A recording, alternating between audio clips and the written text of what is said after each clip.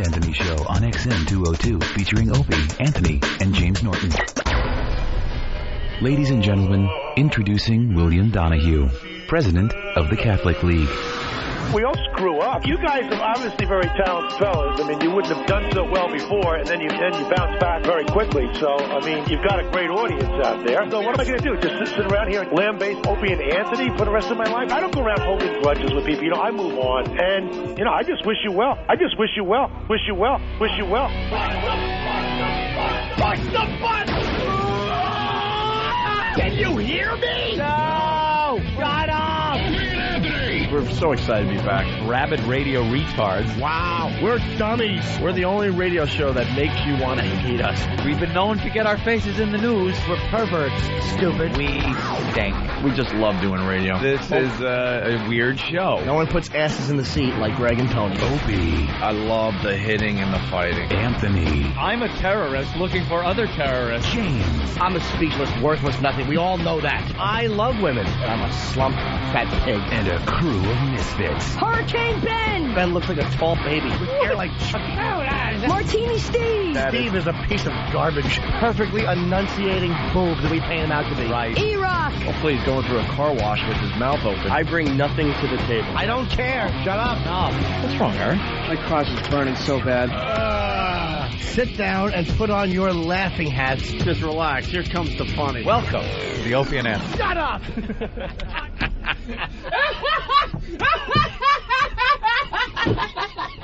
But enough of this palaver. Let's get the show on the road. I love you, Johnny Cakes.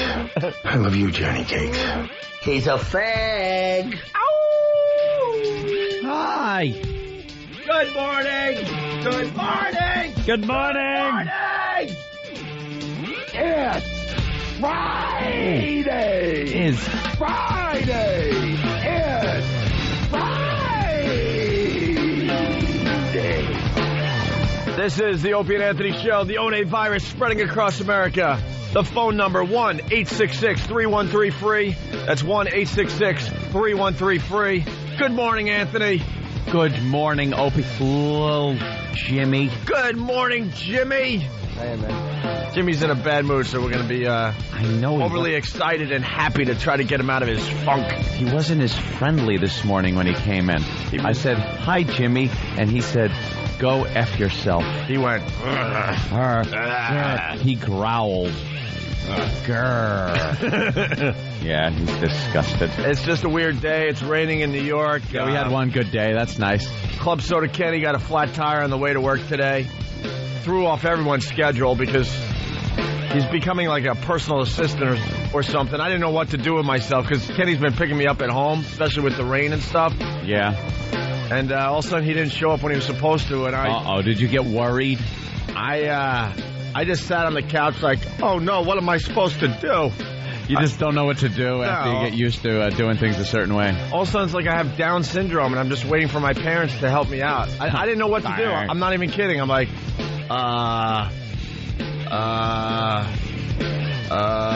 who do you call? Where do you go? Do you just go outside? It's raining.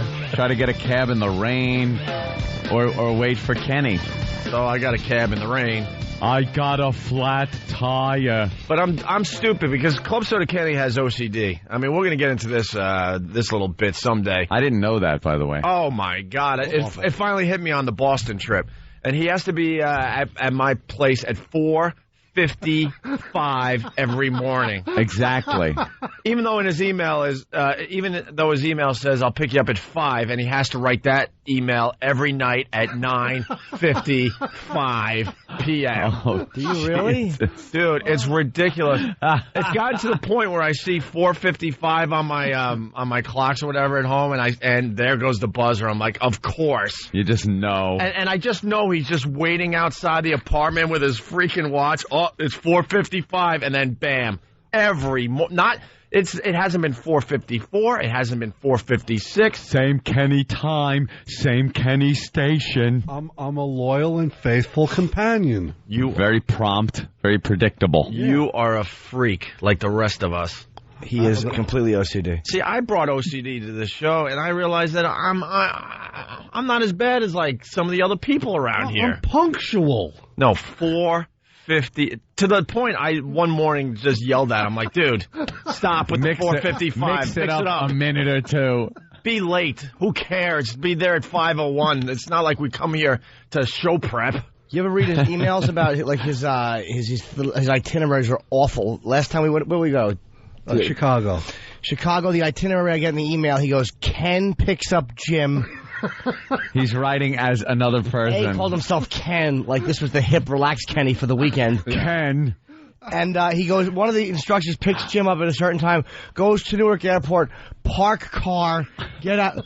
Like, thank God you wrote that down. Otherwise, we would have left it running in the front of the... I don't know how he kept this from us for so long. Because I finally noticed in Boston when Lindsay and I went to his room because we were all going out to dinner, and it looked like he wasn't even sleeping in the room. I'm like, did you change rooms or something? And he doesn't even allow them to clean the room. Wait, what do you do? No, I'm neat. Oh, so do you unpack and everything? Anthony, let me I walked into his room. This was after the third day in Boston. We had to be up there for a while just to do one show, which was whatever. So I walk in, right? The bed, perfectly made. He makes it himself. But the covers pulled back on a triangle. Not a hint that there's a piece of clothing in the room because it's all in drawers and in the closets. And then just a laptop on the desk. That is it. That's it. That is it. I like to live large.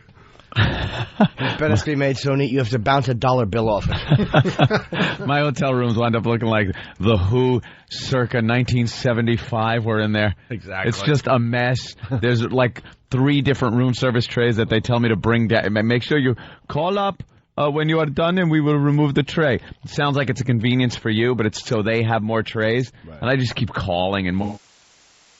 Panicking, I had to get a hold of you. I listened to 4 messages Jesus. and 2 text messages, all saying exactly the same thing. That he's not going to be able to pick me up at 4:55 because he got a flat tire.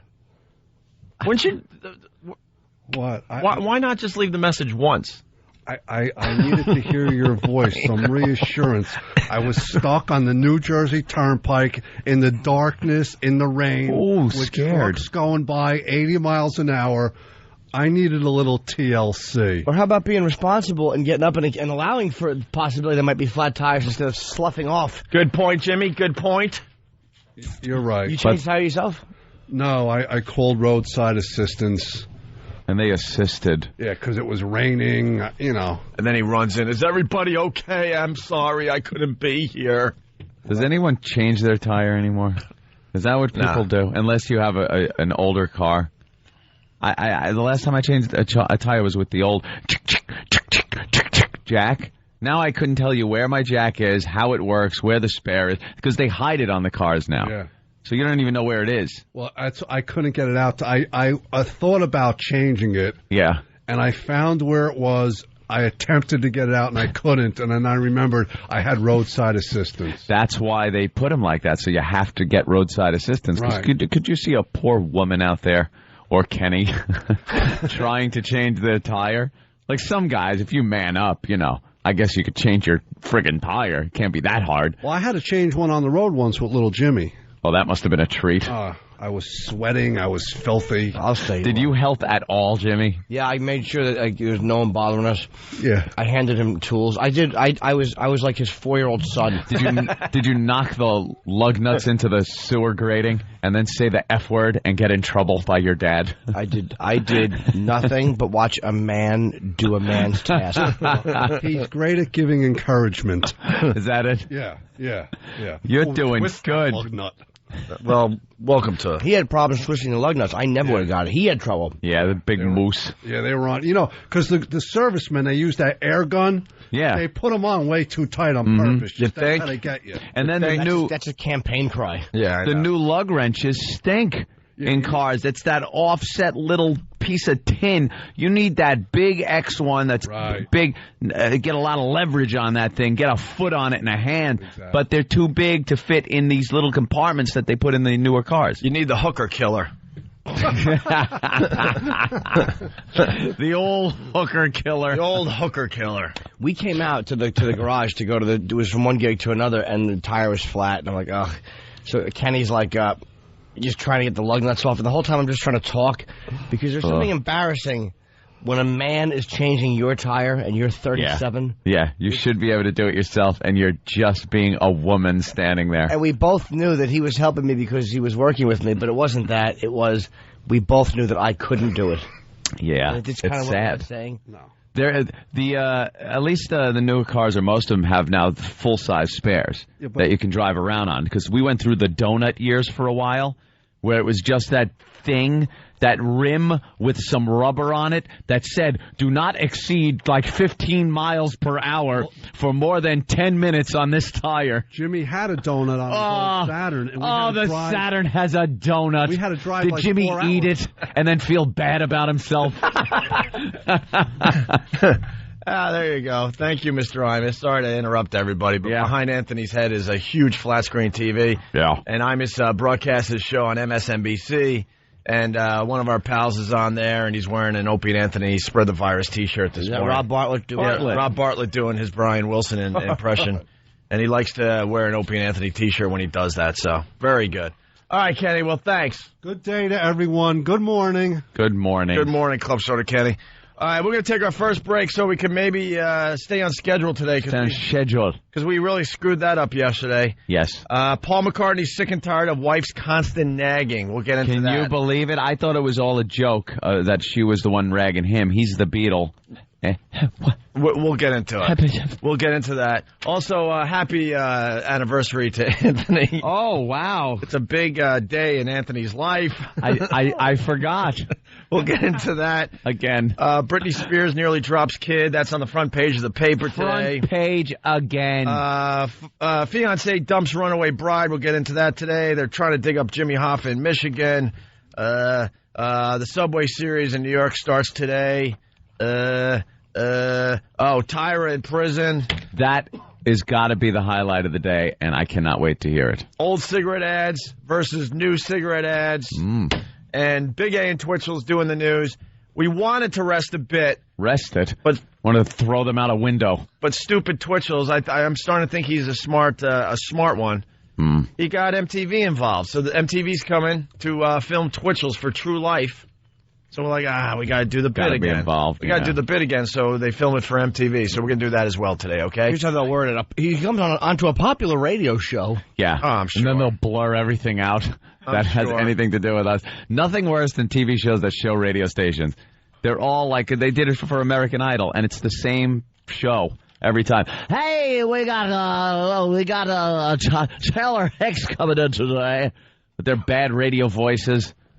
It's the same show. Every time I see that on TV, I roll my eyes. I'm like, oh, my God, these guys are just making us look bad. Here it is. But then again, the American Idol contestants are only going on the wimpy shows. Because we wanted the American Idol throw-offs, and for some reason, they won't give them to us. We got one, didn't we? We got Ace. We got Ace Young? We got Ace. Not in the studio. We got a phone call. So what happened? Maybe we didn't treat him right? No, it went very well. I let my sister interview him. So why didn't we get anyone else? Instead, we have to watch on TV this past, what day was it, Tuesday, Elliot and Taylor Hicks going to these just hacky radio shows. Yeah, let's bring him back. Wow, look at that. There's that big head of gray hair. Watch you sit down. Shut up. All right, well, when we get back, Jimmy is in a bad mood, and he's going to tell us why. Funk. You're in a funk. He's a little tired. I'm cranky. He's cranky. He's going to tell us why right after the break, okay? Mm-hmm. This is the O&A virus spreading across America. Hey, you're listening to the Opie and Anthony Show. Yep. Okay. 92.3 Free FM.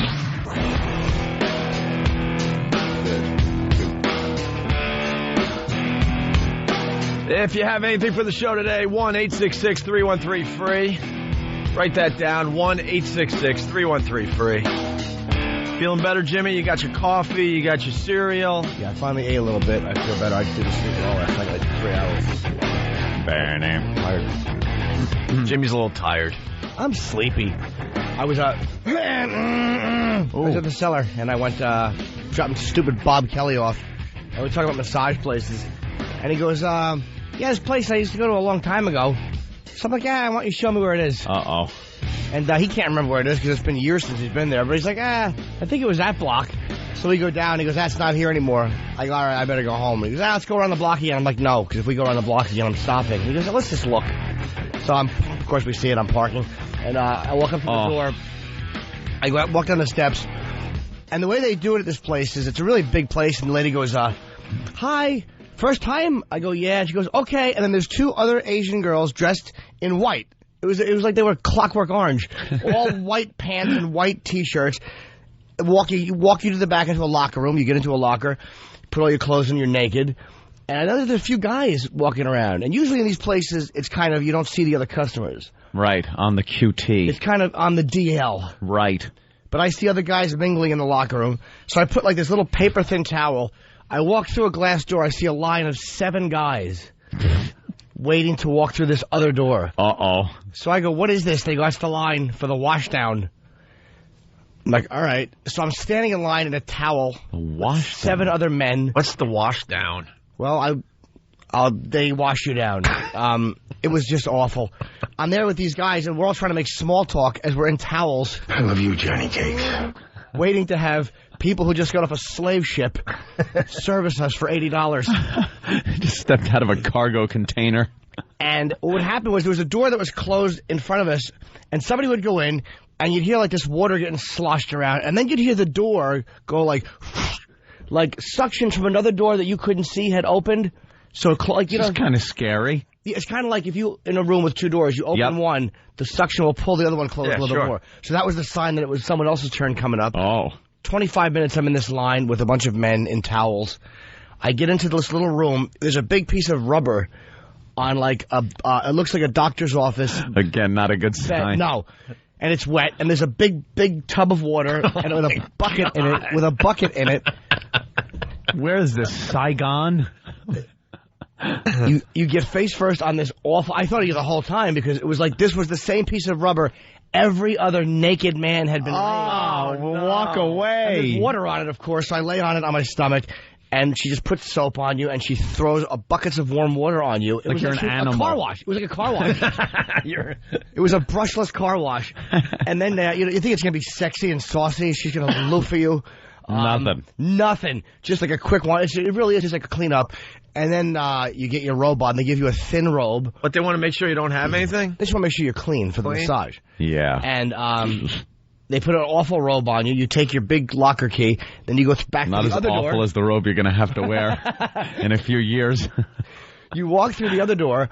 2 more people. It's very bright. It's like an assembly line. They run it well. 2 other girls come and grab you and go, okay, TV lounge. There's so many guys here.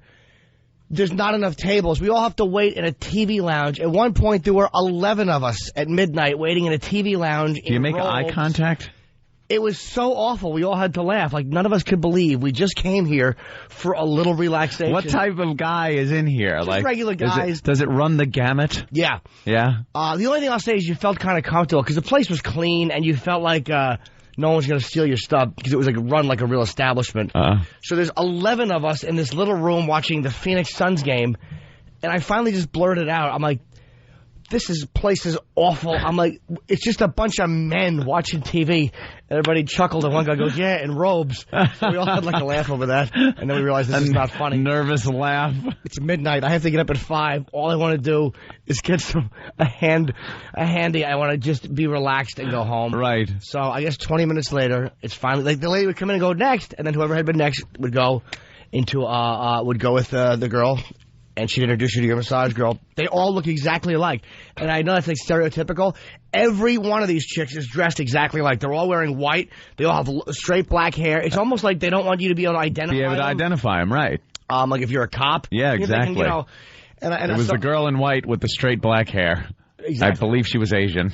So With no expression. No expression. They round up every Asian in the city. I couldn't tell if she was happy or if the building was on fire. So it's finally my turn. And she goes next. So I walk out. And then some guy in a suit is walking down the hall. And she goes, oh, okay. And then she hustles me back into the room with the other guys. Why? I don't know. You're I guess done. He was a regular customer. So they're all laughing at me when I walk back in. I was so embarrassed. They're like, what happened? I'm like, I don't know. And I have to sit back down, and then she's like, next. And then do you ever get recognized in these situations? I don't know if I did or not. No one said anything. I have in the past. It's Lil Jimmy. Well, it's no secret. I mean, you openly talk about this stuff, but it must be a little weird if you get recognized in that situation as you're sitting in a TV lounge with other guys. Hey, aren't you the guy from HBO? Well, I needed a real massage. I mean, I worked out yesterday. I mean, I was really sore. I wanted. And well, this place obviously has a reputation if they have so many people going there at midnight and one on a Thursday night. The one guy's going, I had an appointment. Yeah, did you? Stupid. Do you know what we're doing here? It's not a doctor's office. Yeah. People are not licensed. They've only learned to do it because they've been forced to do it since they were 5. They're miserable. Don't you love it? So it's finally my turn. And they introduced me to my girl, and she's cute. I think, compared to the other girls, I wouldn't know. I think I tinkled. I said, I have to pee. I'm like, wait here, because I wanted her. And I came out, and it was a different girl. And I only noticed because the face was kind of more oval. A little different, but you couldn't really tell. Who cared? Aren't you the... does it matter? She takes my hand, walks me up the steps into like a very clean massage room, and she goes, I'm Angela. Sure you are. Are you? So Angela. I get naked and I lay on the massage table, and I gotta say, it was well worth the wait. A sexy 4-star review? No, but not 1 star like originally. The thing I liked about it is a lot of times massage places, you go for an hour, they rub your back for a while, and then they finally you do the flip after 50 minutes, and then let's be honest, that's what you really came for. Right. This they don't do anything sexy. But do you enjoy the 50 minutes? Not normally, no. It's like a So you're just sitting there waiting and waiting? As they're trying you got to wait almost an hour for the payoff? Here's what it is. It's like they're trying to just convince themselves that they're not hooking. I'm really doing massage therapy. Right, I'm really working out the kinks. Yeah. Where's your diploma on the wall? I don't see any graduate of. There's other stuff on the wall. It ain't a diploma. Exactly. So when you go to a place where the whole thing took 10 minutes, let's say. You want a little bit of vibe. There's a little something to it, too, which can be very sexy. But this one, you knew what you were there for. But this girl is great, because when they lay you on your stomach, she's standing at my head, I'm on my stomach, my face to the table, and she puts a little cream on my back, a really good massage cream, and she's rubbing from my shoulders, leaning over all the way down my spine to your butt cheeks and then down to your thighs. She's keeping it interesting the whole time, right? While giving you a regular massage. Every few minutes, she's back down on the thighs, tickle, tickle, tickle. Ooh, ooh. That's the beautiful thing, right between the butt cheeks, right there. It's like a regular massage, but it's a little sexy. And it was, from your shoulder blades all the way down. Oh, that's legitimate. That's a good massage. Coochie coo. Oh, you like Joe? Joe. Really sexy. I'm very much enjoying this. And then she's climbing up on the table with me, but she stays dressed the whole time. She has legit. I think if they get raided, there's a towel on you, which means nothing. But if a cop was to raid it, that's right. It could be legit. Could be. So she's rubbing me down from being on top of me, and then she starts blowing in my ear. Ooh. And the only other time a girl did that, her breath smelled like homeless feet. And Bob Kelly, I told him about it. He goes, what do you expect? They live in those places. They're all eating fish off a hot plate in the back. I'm like, yeah, you're right.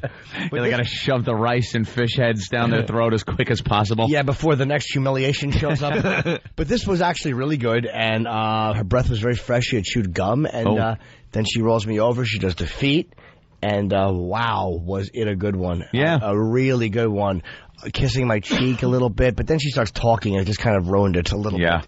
Oh, okay, baby. Okay, baby. Shut your face.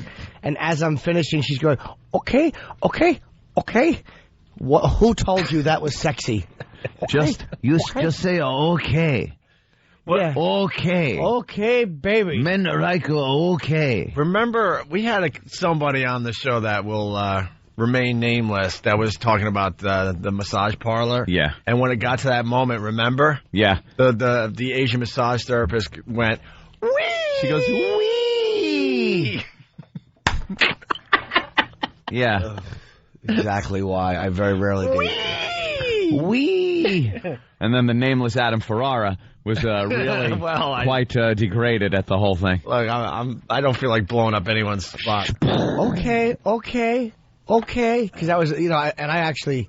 How many okays did you get? A few. Quite a few. Hawaii, and it would have been more, believe me, if it wasn't my second one of the day. The first one, of course, happened to happen in the afternoon when I wanted to drive into Jersey. There was one I had wanted to see. Yeah? Yeah, because she's a massage therapist / dominatrix. Oh, so I had to go in and get that done. No wonder you're so tired. You are an addict. You're just driving all over the tri-state area. I'm a psychopath. As you are an addict. As the one in Jersey is massaging me in the afternoon, the white gloves go on. I go, oh, this is going to be a doozy. She gloved up? Oh, did she? Guess who she taught a lesson to? Oh, my God. Oh, why comes out, for the massage. Of course. Oh, it was fantastic. It makes the gloves slide better over your shoulder blades. Yeah. When they're massaging. And then when she's massaging your legs, you turn over on your back, because then you realize she's a dominatrix, too. So you throw her a few extra bucks, and you go, I would love a salty beverage. Oh, well, there you go. I would love a salty beverage. So margaritas all around. Absolutely. What I don't help me out. What I don't get about this whole thing is you are so sick and twisted. Yeah. So you do the Jersey thing in the afternoon, right? Boy, did I. Wasn't that good enough for the day? You'd think. You would One think. would think, yes. You would think one toot of cocaine would be good enough. You'd think one little booting of heroin. You got all the naughtiness out of you for the day. Yeah, I did, but then there was a little more naughtiness, apparently. Apparently the naughtiness built up in a certain part of him. Some very extreme naughtiness, yes. And the one in Jersey is kneeling between my legs to rub your thighs, like you're on your back, and to get your thighs rubbed, she's kneeling on the table between your legs. Yeah. But, you know how, when you're getting a massage, you want to straighten your legs out because you have to, and your toes, every guy knows, your toes have to point. And when you're trying to really relax. You want to be stretched. And when someone's got a glove on and things are really happening, you have to go, you might want to move the hand. I can't concentrate. Wow, man. And I got to tell you, that one was really sexy. Yeah. Let's just say, thank God I closed my eyes. Oh, my God. Wow. He scored 2, including a headshot. Guess what I did last night, guys? I watched Chicken Little. Yeah, hope he's on watching Chicken Little. I'm asleep by 5:30. And our pal Jimmy is all over the tri-state area. Yes. Chasing addiction. Chasing his addiction. I want love so bad, and I don't... Oh, not under here. A never-ending quest for love. Not over here. Hey, this comes up from time to time. Let's say hi to Jim in Pennsylvania. Jim, what's up? Hey, I can't believe this guy's on the hottest radio show in the country, and he's going to a scrub and tug. Dude, yeah, I can't disagree, but here's the thing with me, you'll understand. I'm a dirty boy, but every time I like a girl for the right reasons, every time that where it could work out, they're not interested. Mm-hmm. So I've learned that that's just not the way to go. You can't. I'm telling you, there's always a problem. They live too far away, or they're psychopaths, or they're attracted to you one way, but they don't want to be. It's just. But I've given up on it. That's a relationship, dude. For the most part, there is something that each party is going to have to kind of deal with. Yeah. And it's not just you can't go to your girlfriend or wife and toss her a few bucks and have her put a glove on and then leave her alone for the rest of the time and then come back when you feel so inclined. There has to be some attention given. No. I'm talking about girls that I've actually liked for the right reasons, like girlfriend reasons, where I'm not, I always know, if I'm not, rolling around in my sheets, sweating like an animal, thinking about them before bed. Yeah. If I don't need to, you know what I mean? And then I'm all right, I kind of like her. And the last, 5 girls I've liked, where I haven't been into that, where all right, well, they're single, nothing's going on. Nothing. And they're all women that know me well. Yeah. It's not like they don't want to let them get to know you. I've let them get to know me. They reject it.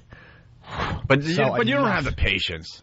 I've been around you. Remember, you don't have the patience. I can't say where she's from, but the last one I talked about, at one point, exactly as I called it, with who I knew. I always know. It's uncanny. Boy. If you found someone you really, really love or like, whatever, are you willing to put in the time? Yeah. Possibly not even get any action for, God forbid, a month. Don't be a goose. Yeah, I would. Are you willing, or would it drive you nuts? I don't think you have the time. No, I could do that. Or even if it was sexual, even if we had sex, or it didn't. That sex thing doesn't matter to me. If I have to wait, or because I've seen some strange things hanging out with Jimmy. Where strange things hanging out with Jimmy. Well, no, I mean we'll be just to keep this broad. We'll be hanging out, and there's a a girl he's interested in that's a very normal girl. Yeah. And he gets very frustrated that they won't go home with him immediately. And then he thinks there's something wrong with him when the girl's just, a cool chick and wants to hang and get to know him a little bit. And maybe question his moves. And maybe at the end of the night, maybe she'll go home to make out with him a little bit. But he wants the whole deal immediately. That's when it's a sexual thing. I do rush that. I've seen that happen with him on a few different occasions. Like, wow, Jimmy, but this girl's just a regular girl that wants to kind of get to know you, but she doesn't want to get laid. Yeah, she's not looking to hook up. I mean, but it's not about sex. But put it this way. I know you. You're not going to hook up, especially for any real relationship, with a dog, with an ugly girl. Right, no. If she's hot, you're going to want to have sex with her immediately. So you really are defeating... Not necessarily. Jimmy really wants a girlfriend. I kind of do. Jimmy really wants a normal girlfriend. To be loved. I want to be hugged. Just like anyone else, he needs real love, not... Okay. Like I kept asking the same question over again. Okay. Hey, let's really fast. Let's go to Dave in Indianapolis. Dave, what's up? Hey, how you doing, boys? Thanks for calling, Jimmy. Dave. Welcome to the program. Hey, man. Jimmy, how would you feel if you knew that these girls were traffic victims and they were actually performing these acts against their will, even though they seem like they're kind of into it? Way to be a killjoy. I don't know. I'm probably better about it. It's their way into the country. I'd feel bad. Yeah. Oh, by the way, when you pay at the end, I forgot to say, you have to give $100 to the house. And I will say this: it really was a good massage. Like, it was a relaxing, a very. I'm not saying she's licensed, but they know how to give you a real spine rub. Yeah, deep tissue massage. I didn't get it that deep, but I mean, it was like I'm a baby. But then she goes, "Who is your masseuse?" And I go, "Angela." And they have a little purse they put up there that says Angela on it, and you peel off your tip and put it in there. Hey, was there a little speakeasy type of a window that you had to knock through? No. That's what I'm saying, dude. It was no. It wasn't one of those places, dude. This reminded me of a Brazilian a place where it's very well run. It's very open, but they have all their precautions covered. And no, it's not seedy like that. You don't feel like you're going to get robbed, or it's not. It's very immaculately clean. Okay, right on. All right, guys, punching out. Have a good day. All right, let's go to Paul in Jersey. Hey, Paul, you're next on the Opie and Anthony Show. What's up? Hey, what's going on, guys? What do you say? I have a girlfriend. She's a pain in the ass. So, every once in a while I'll go to a massage parlor. And the last time I was there... He had to vindicate himself there. He had to, make it okay. I got it. She's a pain in the ass, so sometimes I just have to cheat. So the last time I was there, feeling relaxed, laying down, I have these stretch marks on my stomach because I'm a fat piece of, yeah. And she's straddling over me, and she starts rubbing my stomach, and she's like, "What's this?" And I said, "Oh, my cat scratched me." And she goes, "No, you're too fat." So I was like, I realized I'm getting made fun of by an Asian sex slave who's brought over here by a pot. You're too fat. Too fat. Oh, how awful. Oh, that's great. Punch it out, guys. We always talk about the hierarchy, how that's like right when they get out of the shipping container and get to this country, they have to pay off their debt that gets them from some Asian country to here. And there's a hierarchy. They got to start out at the Yankee Cranky shop. They do a really good job. The massage. If they do a good job, they move up to the nail place. Or the back waxing. Something non-sexual than, doing nails. And then the ultimate, if you're doing well, is you end up a waitress at a sushi place. And usually it's all in the same building, In the same building, right. The basement. That? Like sushi, massage upstairs, nails right next door. But when me and Ope go out to sushi or something like that and the waitress screws up, we go like, oh no. Oh, no, you know where she's going back to? Oh, boy. You can tell who just came out of the Yankee Cranky shop because she grabs 2 California rolls at a time and squeezes it until all the avocado flies out. No, you idiot. Stop, you're spilling it. Okay, Joe. Okay. No, I'm eating that. And I don't have an Asian fetish. A lot of guys love that. I don't have a fetish for or against any type of girls. Hey, let's go to Andrew in Virginia Beach. Andrew. Jimmy, just an observation. But as you get closer to women, don't you figure they know your radio personality? They start to listen to the show, and know that you're getting whacked off by hookers every other day? Dude, I've thought of that. You know what? I'm beyond caring. First of all, their laundry is all dirty, too. I mean, I know what you're saying about aren't you worried a nice girl's going to hear that. Who cares? Look what they do. Accept you for you. And please, you think I don't know I'm an ugly nobody? If I was a rock star, Motley Crue went a month without showering. And I'm not comparing myself to a rock band, but I'm saying don't all of a sudden act like, well, you're a naughty boy and girls aren't going to like that. They don't care about that. If they like you and they know you're not going to mistreat them, they'll deal with your past as long as they know you're disease-free. I don't think those Motley Crue girls they were getting were any keepers either. No, I think they were throwing those off the side of the boat. Oh, yeah, I'm not saying they're all doctors, but you know what I mean. You know, the guy has a point, though. Perhaps like a nice girl that knows your background and what you're into is looking, going, you know, I do like him and stuff, but that's that one thing, the fact that he goes to these places. Well, they don't know what's real and what's not real, and a lot of the times they find out like, oh, he's a much nicer guy than I thought he'd be. He's not the guy I thought he was going to be. But you were indeed sitting in a robe with men watching the game, waiting. So what? It's a bunch of guys watching the game. So what? What's wrong with the game? Men, robes, game. Bunch of men watching TV. Asian girls passing out Viagra. Right. Oh, I didn't need that. No. Cialis. No, I don't take Cialis. No. My heart it messes your chest up. It's bad for you. Just Viagra. No, that's worse. Yeah. Yeah, I was doing that in Brazil. I was doing 100 milligrams a night, and I couldn't finish because that makes it really hard. So I was going to 3 girls. 1, all right, you couldn't get the job done. How about you? All right, no, let's see if you get it done. I was like a fat kid in a chocolate shop. I would take 1 bite of each piece and throw it back. Just want to be loved. Just wants a little love. Just a little loving. Just somebody to hang out. There's a balance between sex and being that attracted to somebody and loving them. And I find that a lot of times, and just something screws it up. Yeah. I can't just have a crush on somebody and no sexual attraction. And I can't just lust them. Well, that's natural. You have a crush on somebody. If you really are into somebody and want to pursue the relationship, there is a sexual thing there. It's natural. It's not just going to be no sex. You're just looking at them like they're going to be great people to hang out with. You know, but it's a balance. There's a balance there. You can't put too much emphasis on any one thing. If there's too much emphasis just on the sex, then it's purely a lustful relationship. If there's too much emphasis on just, you know, the hanging out and they're great people to be with and around and conversationalists, then there's not enough emphasis on the sex and you have a friendship. You know, there is a difficult, Jimmy. Balance. You're right. And the balance does not contain wearing that thin robe in a room full of men waiting for, okay. Wee! Hey, Johnny in Jersey, what do you got? Hey, how you doing, Jimmy? Hey, buddy. Listen, one of my friends that I perform with, you know who she is.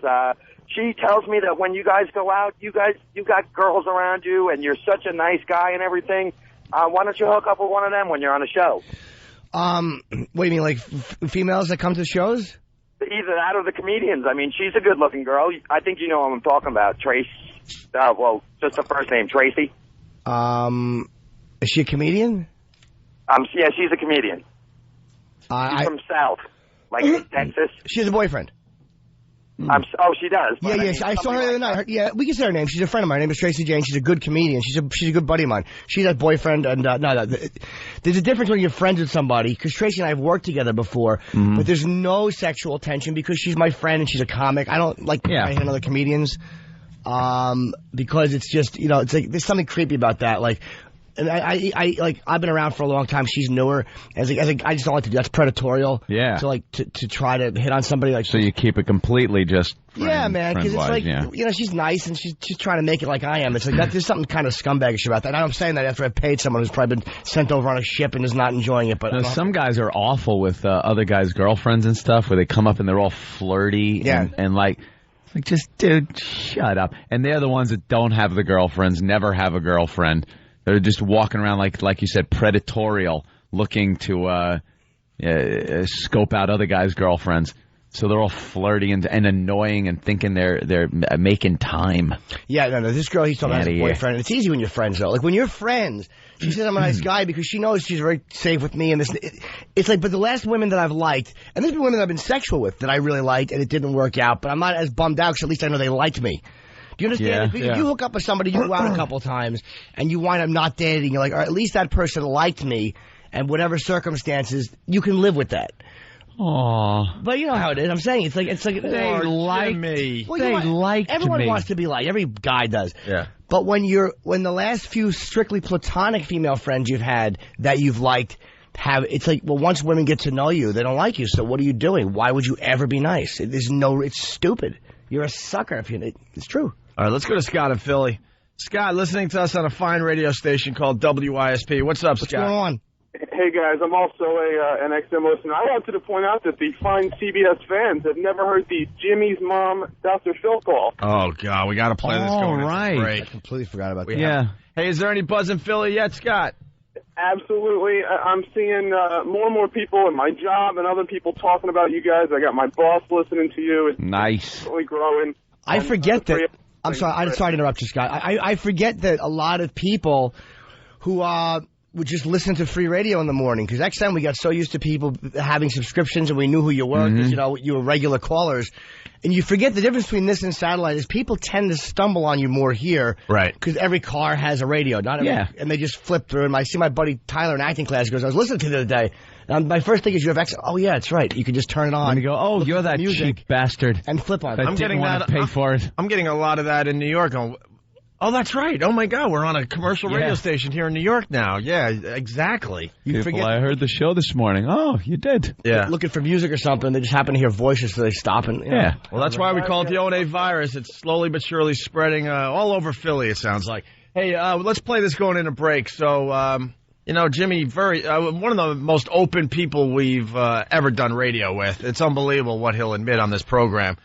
Too much. Yeah. And especially knowing... I keep under my hat. Yeah, that's what I'm wondering about. It's got to be frightening. That's what I'm wondering, because everyone holds back something. I'm sure criminal charges would be filed right. if he spilt that. Actually, probably not what you think. No. All right, so, and the weird part is his mom and dad are hardcore fans of the show, and poor Jimmy's mom listens to the program every day religiously, and she left a little message on Jimmy's machine after he talked about his sexual addiction and hookers on the program. Because she watches Dr. Phil. Right. And he's so enlightening. So this is actually a message left by Jimmy's mom. And I will say to my own credit, good for me for saving it and embarrassing her nationally. There you go. Here it is as we go to break. Hi, sweetheart. It's Mom. How are you? Jimmy, I know this is a little awkward, but everyone's fine here. But we heard the radio show. We love it, by the way. And you were talking about giving up, the ladies of the evening, which is a wonderful thing. But you know what? Dr. Phil always says replace something with something. So I was thinking, you have that nice gym downstairs. And, just for like 20 minutes to half an hour, and you would feel better. Use that. And also there's gyms in New York you could go. You could exercise, and you would feel a whole lot better. You'd lose a little weight, you'd tone up, and you relieve, tension and stuff, and you'd be meeting other people. I don't know, honey. I just thought it might be a good thing. I'm sorry. I'm interfering, I know. I'm thinking of you. Nobody knows I'm calling. So don't get offended or think I'm strange, but I am a mother, and I worry about you. You're doing so well. Everything's falling into place. This might be just one of the, the health thing. It would help you, sweetheart. Well, anyway, that's it. I'm not going to go on and on. I know it's not my business. But anyway, I love you, and I feel I can interfere because I'm your mother. I'm taking special license. But anyway, we're looking forward to seeing you at Christmas, and I really hope you can make it. And anyway, don't be mad at me, okay, sweetie? I love you. Talk to you soon. Bye-bye. It's like punch sound, woman scream, Opie and Anthony. That's right. Opie and Anthony. Opie and Anthony. Mornings, 6 to 9. Hey, we're back with the Opie and Anthony show. Crappy day in New York City. I'm sure it's sunny somewhere. Apparently my power is out. In the neighborhood? Yeah. Uh-oh. I thought there was a big, giant generator. Isn't there a big Jew generator that kicks in when the power goes out? Something? Jewish neighbors, people in my neighborhood, install a generator that kicks in. I don't care if it's just for my house. You should just get your own generator. I could do that. Why not? Why not? Why not? I should do that. Generator for the house. Order that. Well, the Paul McCartney thing's getting pretty interesting. It's got legs. It's got leg. One. It's got leg. Yeah, God, did we go off on that yesterday at the end of the show. Yeah, the second half of the Opie and Anthony show, exclusively on XM, was just terrific. It was just terrific yesterday. A free-for-all of comics just going off for about a half hour on Mrs. McCartney's leg and their breakup of their marriage. Well, the headline of the Post today, Paul sick of Stormy Heather. Stormy Heather, because it sounds like weather. And what it would be was... Oh, boy. They're just terrific with the headlines in the Post, aren't they? Wow. Very clever every single day. Nothing but cleverness from the New York Post. But I was reading this story this morning thinking, man, you would think a Beatle, Paul McCartney in particular, would have the perfect marriage. Mm-hmm. Yeah.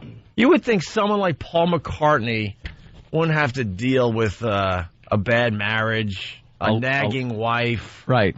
A legend. There's a lot of people out there in horrific marriages, but they don't have a choice, really. Where are they going? No. Exactly. So they're stuck. They didn't write yesterday.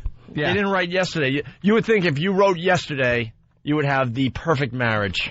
After Let It Be, you should be able to strangle your wife every time she gets mouthy. And apparently she was lipping off to him. Well, let me read this. This is just unbelievable. Paul McCartney's marriage is beyond help. Oh, I get it. Help. Another song. Can they stop with the song title? Well, is it because she has one leg and she's a day tripper? All right. Okay, it could be funny. All right, get all the Beatles songs. Get the catalog in front of us, please. Immediately. Paul McCartney's marriage is beyond help because he's sick and tired of his wife's constant nagging, according to published reports. He's got a nagger. A nagger. He had a nagger. Oh, boy. That used to be illegal. He had a nagger. Oh, I got you. A nagger. Goddamn nagger. You know, the girls... Who the hell likes a nagger? No one. When you sit there and they are just going at you. He's a nagger lover. Bap, bap, bap, bap, bap, bap, bap, bap. A lot of guys crave that because their mothers were like that. Yeah. A lot of guys crave a nagger? Mm-hmm. Wow. Yep. Anyway. Enough is enough, he told pals before making the blockbuster announcement Wednesday that he is going to split up with his ex-model. Sir Paul is said to be upset over a campaign of shrew-like behavior by 38-year-old Heather Mills McCartney. That last name, right there alone, gives him right to do anything he wants with her. Heather Mills McCartney. Not Heather Mills. Just getting on his case. What a dumb broad. You have one leg and you landed a beetle. Shut your mouth. Yeah, she was you know, though, when you're married to a nagger, they can't help it. They really can't. It's in their genes. It's in their genes. It's part of their personality. I was married to a nagger. I was. You, Anthony? I was married to a nagger? To a nagger for 9 years. Just got nagged about a lot of things. I'd come home and it would start, you know, what I didn't do. I didn't do my chores. My chore was doing a goddamn radio show and bringing home what they call the bacon. Attaboy. Bringing home I was the breadwinner. And I'd come home and what did I get? Well, I see the garbage is piling up. Yes, it is. Yes, it is, nagger. But I am half of the Opie and Anthony show. I would turn around and just go F yourself. I'd go, nagger, please. Just get off my back. And, you know, I finally showed her after 9 years. That's right. Here's half of everything. Here's half of everything. That's right. You showed don't her. Get it all. You showed her 9 years later. When you're an ex-Beatle and you're married to a one-legged broad, here's how every discussion should go. Okay. I'm a little tired. Are you, honey?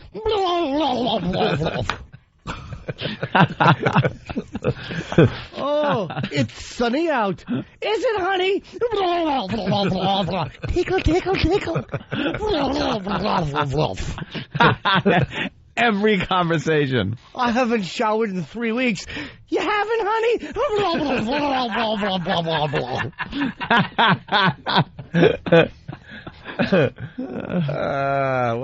blah. Bill from Waterford. Oh, crap. It just updated. Hold on a minute. Where is It did. It did. What happened? Well, You're kidding. You're kidding. The instant feedback's going nuts here. Bill in Waterford. I heard Paul was seeing a mistress named Michelle Hisbell. Oh, yuck. Did you hear that? We're at the water cooler, you dope. All right, moving on here. She allegedly belittled him about his age. Holy. How can she even be alive? She allegedly belittled him about his age, complained about people he worked with, and complained with people he worked with. Wait a minute. Even Paul McCartney's not safe from one of these naggers. It's not like he's just working with at the some office. It's not like he's got a bunch of buddies that have regular jobs and they're hoping to get a little band together for some weekend gigs. Yeah. Guy works with legends. Right. He's been knighted. He's Sir Paul McCartney. Oh, he should be untouchable. He is untouchable. What a dump. So she complained about people he worked with and even had the gall to mock the most famous songwriter in pop music history because his most recent album did not do as well as he had hoped. Wow. He must have just laid there, just going, why? What am I doing? I'm Paul McCartney. Do you think one day he was in the shower humming Get Back and he said, Jesus, I wrote that. I can dump her. I could dump this broad. Why would you tolerate that? What have you contributed, stupid model? What have you done besides have headphones on in 93 and not heard the of the oncoming motorcycle? Paul can go out there. It doesn't matter what his age is, what he looks like, anything, and score some girl in her 20s anytime he wants. Or whatever, just a nice girl. What? Yeah, that means something. He should. Dude, he's 60. I mean, she's the thing is she's ragging about his age. Oh, I like he can go out and get whatever and trump her by getting a two-legged girl that's half her age. All right, 38. 38. That might be 19. Yeah. Okay. There you go. That works. Twice the legs, half the wrinkles. Right. Oh my God! Here we go. So it moves on. For her part, Heather has been telling friends that the former Beatle is equally to blame for not showing much concern when she was forced to deal with complications from her leg, which was amputated in 1993 after a motorcycle accident. He's probably tired of hearing about it. Really? I know, I pretend Enough about the leg! I pretend you have it.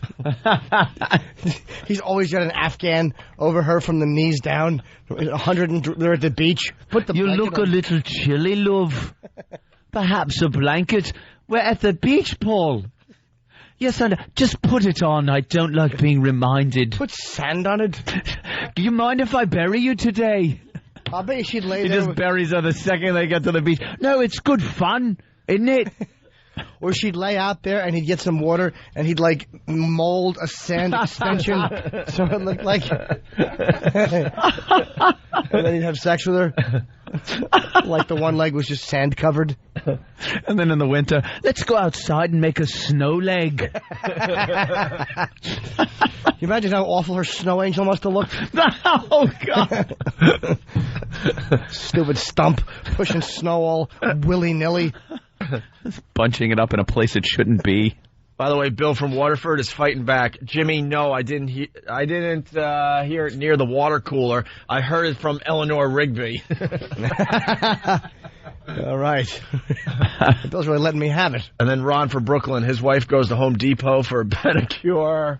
They're just coming in like crazy. He just didn't like the leg that she kept in a jar by the door. Who was it for? Your wife.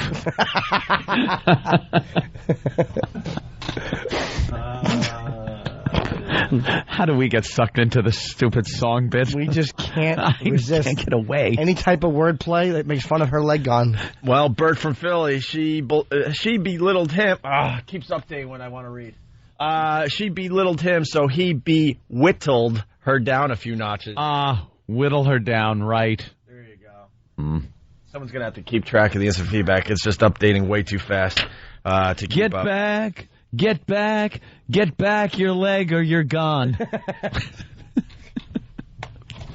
Let's say hi to Sally in Chicago. Sally, what's up? Wait, Hawk just handed me one. Mm-hmm. Steve from Bayside. The long and wooden leg. That's pretty good. Thank you, Steve. Well, Zoltek from Philly, I wonder if her leg is made of Norwegian wood. Maxwell Silver Leg. There's many we can go with here.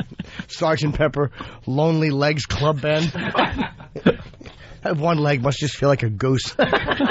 Looking over, seeing nobody. No friend. Silly collapsed pants. It's like Jimmy just wants love. Just wants to be somebody loved. to be another leg to stand next to. He probably doesn't shave it that much.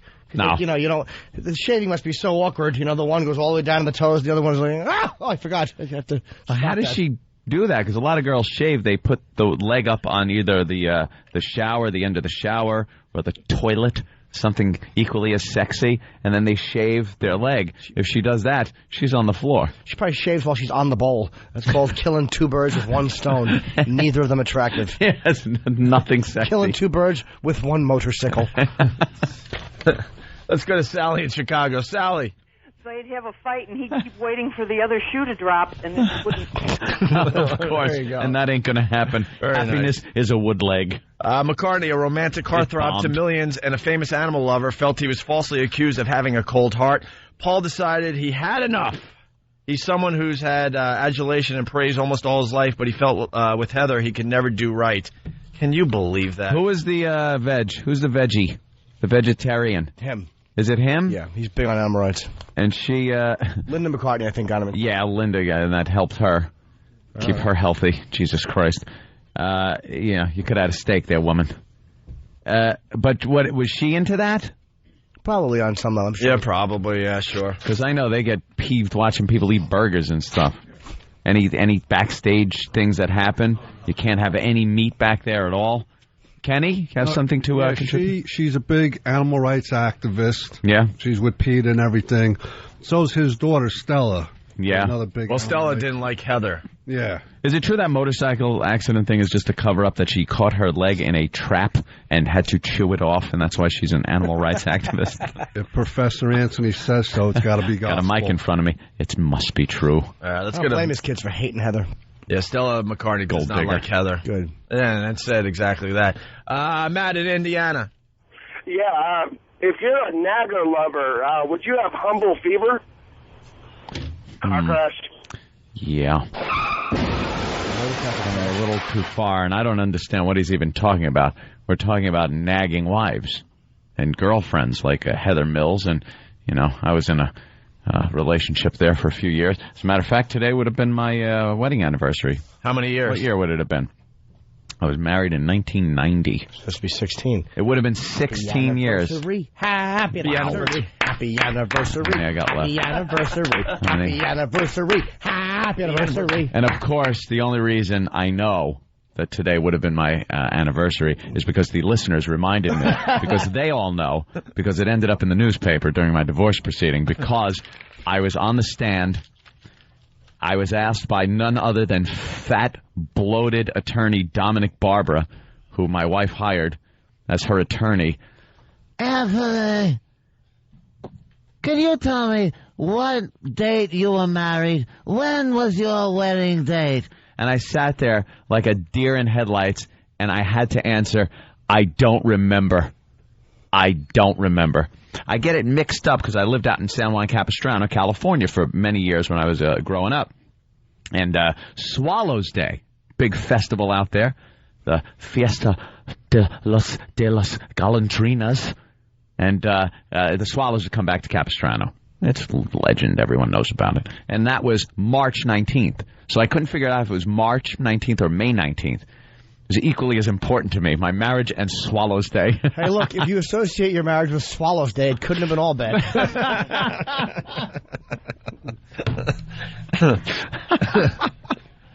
Very good. Oh, Joe's got a good one. I hope he pulls it off. Hey, Joe. Hey, how's it going, guys? What's up?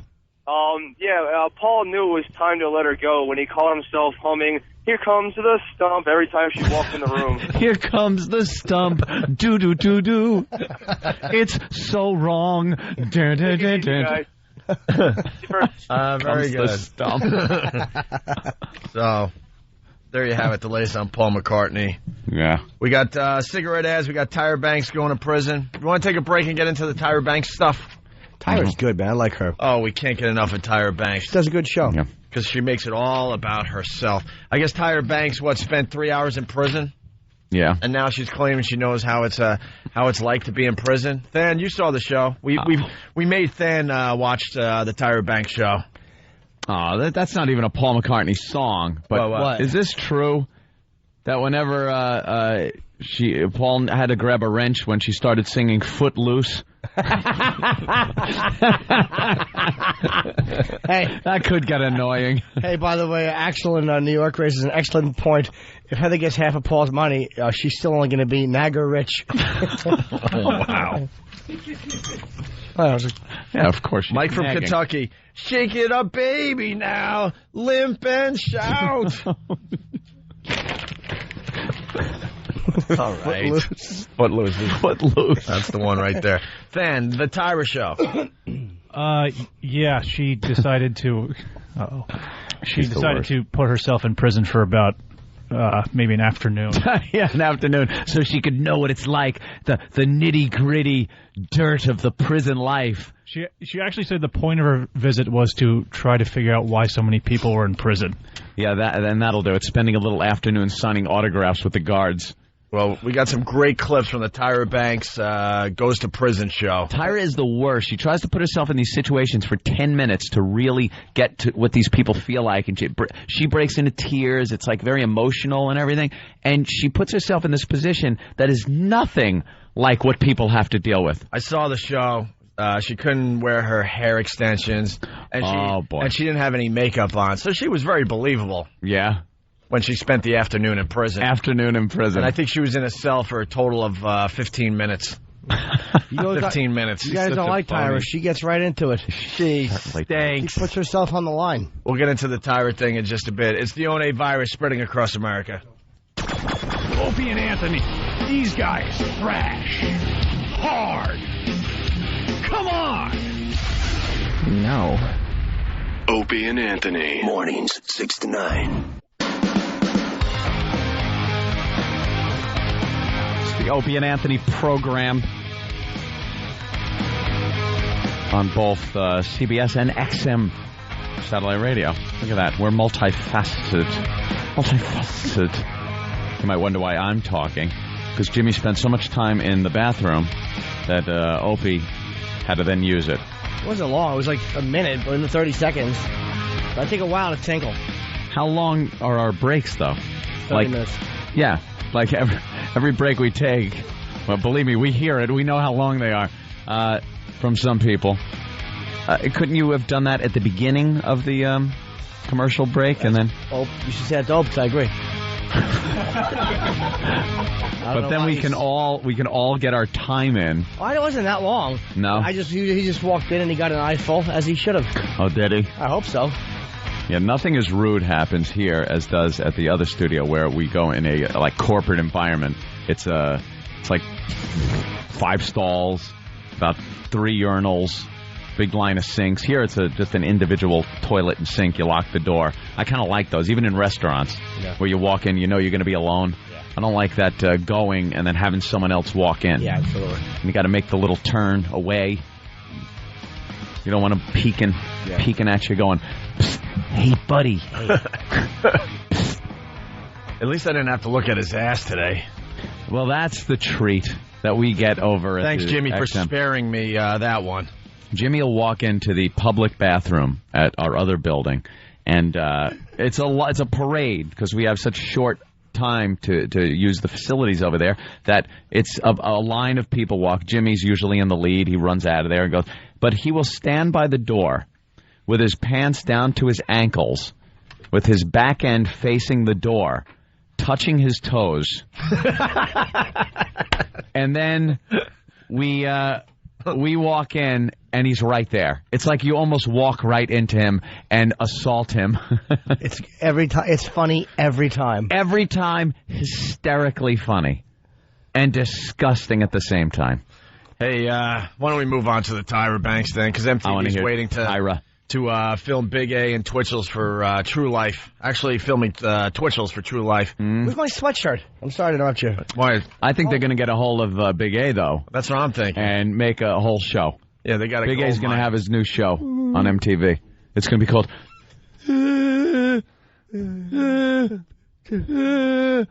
How do you spell that? I want to see the promos for that one. Yo, MTV. Yeah. Could host TRL. All right. And then 50's Posse could just beat him. Could be called Shorties Jerking Shorties. From what we saw on Pal Talk that day.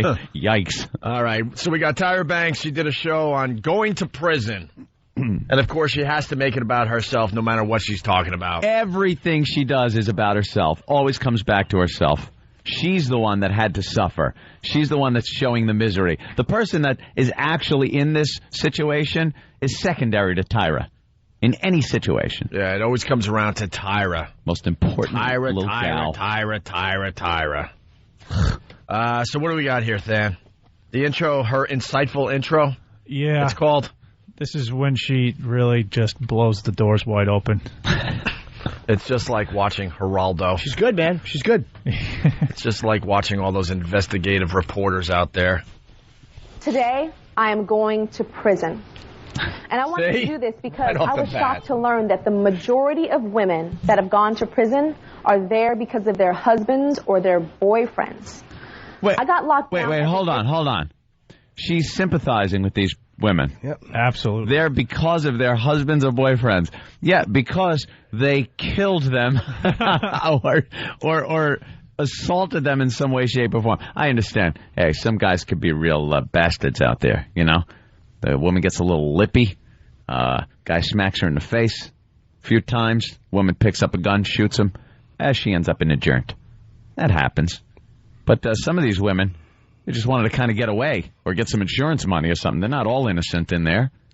But it's not all a Lifetime movie starring Marky Post. She met a man she thought was perfect until it came to murder. But it's also women that joined their husbands in lives of crime. Of crime, right. Yeah, they drug trades. Yeah. Things like that. Prostitution. She just needed a stupid angle. Yeah, of course she did.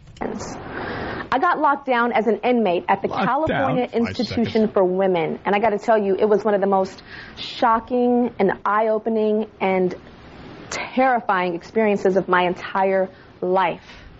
And I met a lot of women there. I'm talking about hardened criminals. Women's prison. And a lot of them were facing life sentences for cold-blooded murder. And they came from all walks of life. They can be your mother, your sister, or even your daughter. No, they can't. And from the moment that those iron doors shut, I discovered that life behind bars is far worse than anything that I could have ever imagined. She is so dramatic, you whiny fake bitch.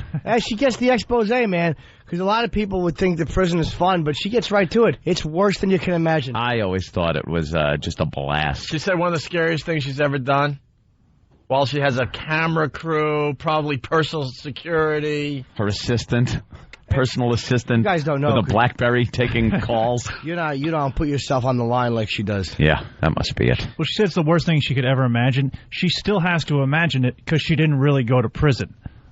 She didn't get any extra experience out of this because all she did was go into a cell for 5 minutes with a camera crew. And wouldn't the worst thing she could imagine be going to prison where all the guards are dolphins? based on a show she did a few months ago where she revealed her biggest fear ever is of dolphins. You idiot. How about something worse than prison is being forced to go to prison and watch this program? If she really wants to do it, go in there with a hidden camera. No security guards, no staff. Yeah. And then take a shower with the inmates. There you go. Send her to the laundry room with nothing but bull dykes, plungers and brooms. And we can't tell you where to hide the camera, but at one point we should see the guard's face looking up at it with 2 rubber gloves on going, that's all clear. Here we go. Tyra to discover why people are in prison. Ryan? The United States has the largest prison population in the world. Number 1. California is second only to Texas in prisons. With more inmates being admitted than released every year. Thank God. What was most disturbing to me was the fact that in the past decade, the number of women in prison has grown twice as fast as the number of men in prison. And I wanted to know why. There's another one of those bone stats. Let me explain statistics to you. Has grown twice as fast as men. So if there's 1 million men in prison and there's 4 women, and now there's 8 women. I love statistics like that. Do you know AIDS is growing most rapidly in the elderly community? Right. Is it? That's a stat I heard. I wanted to ram my head through the television to get to the reporter. That's how angry I was at that stat. It went from 2 to 4. To 4 old people because they all had sex with each other. They had a big foursome one night at the home. They all got the AIDS, and now it's the fastest growing group of people getting AIDS. They all rolled around in needles and laughed. So what the hell? We're 85 years old. What are we going to do? Can't happen to us. At 95? Might as well get into some of that unprotected sex now. Starts kicking in. Yeah, at 95 you start feeling some symptoms. Right. Right. All right, the next track, Tyra Banks goes to prison. Scared. Strip search and cough. Was she really strip searched, Dan? How did they portray this? They shot her from the neck up. With what type of weapon? Oh, sorry. Wishful thinking on my part again. Unfortunately, it wasn't a talent gun. We're supposed to believe that she actually would strip. Yeah, they make this whole thing like, I have to change right here in front of everybody. Ooh. Yes. And I doubt it. Doesn't she change in front of people? No models do that. We know. We've seen enough stupid specials on models. All those runway shows. They got to rip their clothes off in front of everybody and just put something else on, tape things up. They don't care. They're not models are not modest people. Well, they don't all do what Tyra does. She puts herself out there. Shut up, Jimmy. If you don't shut up, I'm going to kill you. But better than going to prison, according to Tyra. So kill away. In prison. Kill away, bully. She's keeping me from killing you because she's making this sound so scary. It is scary. She's good. The common theme tying female inmates together seemed to be the men in their lives. I used to make like $300 every night and stuff, and if I didn't make $300... Is that the man in her life? Sorry, wrong. If this isn't the cough track, I apologize. Oh, this is other profound insight. That's all right, because every clip is gold. Yep. I bet there's something worth making fun of it here. Of course. The men in their life, well, my man was very abusive to me. No, I think this is when I think she kind of tries to encourage because she meets a bunch of the inmates on their way out. Oh. And she's going to tell them not to do it again. So she's going to do what all the programs in prison, parole officers, things like that, I can't do. Yeah. Let's keep that turnover rate from getting any higher. The common theme tying female inmates together seemed to be the men in their lives. I used to make like $300 every night and stuff, and if I didn't make $300, he would beat the out of me and stuff. He made me look ugly and stuff, because he said he didn't want nobody else to have stuff. Where's the problem here? You still are beautiful, you know that? You are beautiful. Beautiful. Oh, stop it. Husbands, fathers. That's an Oprah thing, by the way. These women have made some bad choices with men in their lives. Say it. But it didn't have to be that way. Today is a new day.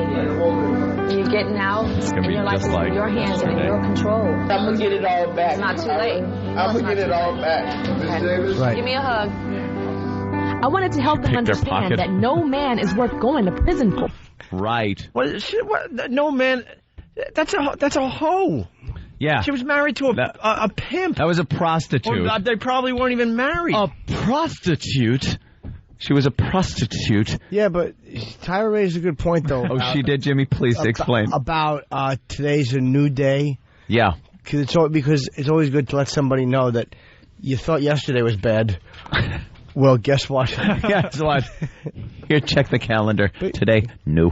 I think she should have said something like, today is the first day of the rest of your life. I like the fact she never uses cliches. I kind of respect that about her, man. She's always coming at you and just giving you some insight. She just wanted her to cry, get the hug, get lost. You're still beautiful. I mean, I like that. She picks up your spirits when you're feeling blue. You know a hoe that's been beaten by her pimp and imprisoned for God knows how many years is still beautiful. You're still beautiful. Tyra, am you looking at me? I didn't see the girl, but she probably looks like Paul Benjamin, who was English in Escape from Alcatraz. He was the black guy. There's 2 reasons you didn't sit on my step. I was picturing more Hedda Nussbaum in a tanning booth. Hedda Nussbaum, after a chimney invasion gone wrong. She's got soot. But I was thinking Hedda Nussbaum after staining her patio. Hedda Nussbaum after shoe polishing accidents. All right, here's the next clip. I really wanted to wear standard issue prison dress, but I was not allowed to because of state rules and regulations.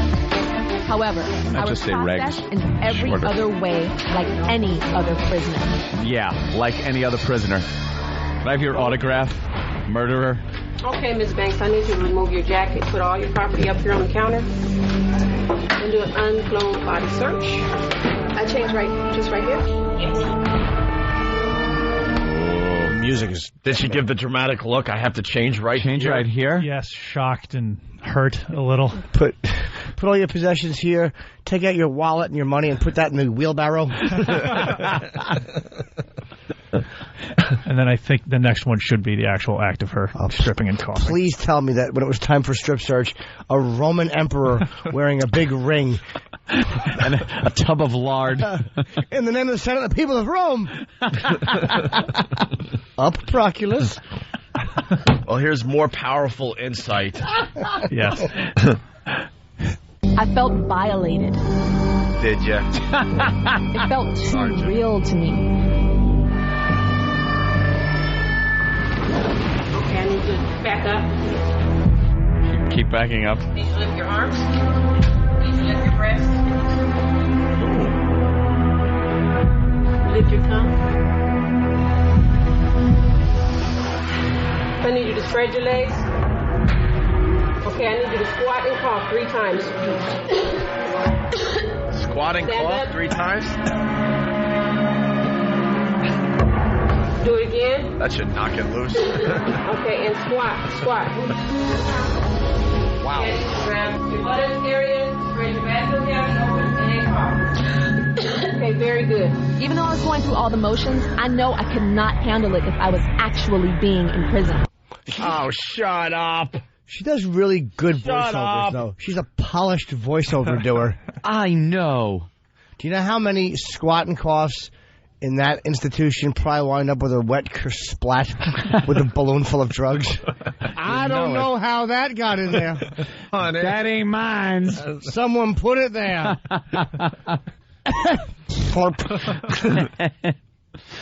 Who knew that's how they get them to shake it loose, though? I know. They probably cough and squat. They figured it all out. Yeah. That's so you ain't got to go. Coming soon to the Opie and Anthony show, the cough and squat contest. Oh, nice. How else do you do it? Pour in some Crisco and then say, play double dutch. Balloon falls out a kid. So she felt violated, I guess? Yeah. Man? Apparently, strip searches are unpleasant. Thanks, Tyra. Thanks, Tyra, because they always sound so much fun. Yeah, who knew, right? Let me tell you, all you got to do is tune in about 2 seconds of those MSNBC exclusive behind-the-bar things that they do, and they show you what goes on in prisons.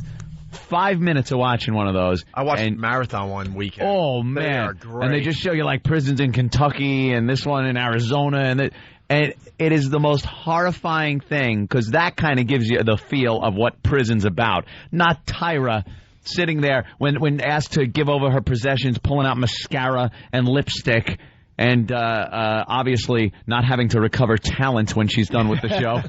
Here's the envelope of your goods. Where's my talent? It was never in here. She's certainly not pulling out receipts from voiceover giving lessons. Wow. Listen to her voiceovers. Yeah. They're just sloppy and terrible. Well, this next clip, Tyra Banks goes to prison, 16 months versus 3 hours. Yeah, this is back in studio with the. Well, I think she says what she gets busted for. Christine, I want to start with you. Why did you go to jail? For petty theft. What did you steal? A petty. Hygiene stuff. What kind of Shampoo, hygiene? conditioner. Shampoo, conditioner. Yes. Oh, she didn't From a have. grocery store, right? Yes. So you sold shampoo and conditioner, probably less than $20 of stuff. And how much time did you serve? 16 months. 16 months. Tell me about your day-to-day life in prison. Yeah, I'm sure. First Yeah, offense. exactly, Tyra. Why don't you get into this? You had a Upstanding record, obviously. citizen, I'm sure. I'm sure this wasn't like the 18th time she's shoplifted. And I'm sure it was just shampoo. Of course. It had nothing to do with maybe over-the-counter drugs that are used to make methamphetamines. Or the 4 pairs of Timberlands that became apparent after the old coffin squat. $20 of stuff. And how much time did you serve? 16 months. 16 months. Tell me about your day-to-day life in prison. What is it like? No Larry and Curly Esquire, her lawyers. Right, you did it for 16 months. What lawyer gets you 16 months for shampoo? Stop it. What my day was like, wake up, get punched, do some things, wipe the tuna salad smell off my face, go to bed. I'll be your lawyer for $19.95. Sold. 16 months. Dopey broad. What was her defense? It could have been Because worse. I did it for a little bit, Right, but you you did it just for 16 months. Oh, this is the best. Yeah, I did it for a little bit. All right, hold on. Here we go. Prison. What is it like?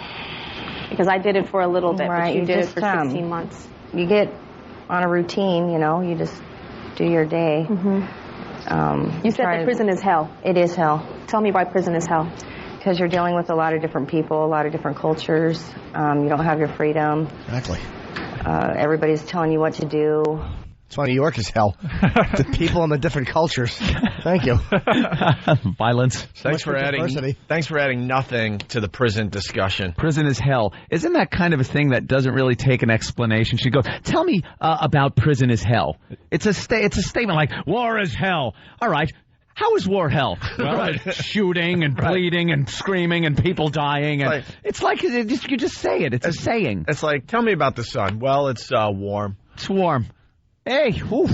Thanks. Sun's hot today. Yeah, thanks Tell for that me insight. about hot sun. Right. Well, hydrogen is burning at the rate and the... what? Tyra's advice, then about her. Yeah, she gives a pep talk to her in-studio guests, and then comes back to the old Tyra. It always, full circle, back to that selfish bitch. Well, I met with you all when you were getting out, and I wish you the best of luck and to stay strong and to understand that your lives are in your hands and you have the power to change it. And you have to look in the mirror and say that to yourself and know that it's here. It's all about you. And I love the fact that you said that you have to get yourself out of the situation where you are right now because it's a negative thing and it can pull you under. Yeah. So thank you guys for sharing your stories and good luck. Thank you. I want to go back to my day in prison. And as these ladies were getting out, I was going. I want to get back to my day. The only way this episode could have ended well was on a beam in a house. Tyra was here, carved in it, and her hanging from a noose. Or a good riot, like mattresses on fire and a good throat cutting. So she's a snitch. Snitches get stitches. She's only been in. But I've only been here for 3 40 hours. minutes. But I didn't tattle on it. She's a rat. It's so obvious she studies the Oprah tapes. This is all stuff Oprah says on a daily basis. I want Tyra to do a special called Why People Punch Me in the Face When They See Me. All right. In the cell for 5 minutes, huh? She did 5 minutes in a cell? 5 minutes. Hey, those cells are small, Opie. I wanted to sit in a cell by myself and see how it felt. And it was something that I will never forget. It was quiet. It was cramped. I can almost touch both of these walls with my arms. That's how small this room is. It's called a dorm room. And there are 2 people that have to live here, 2 people that aren't a married couple.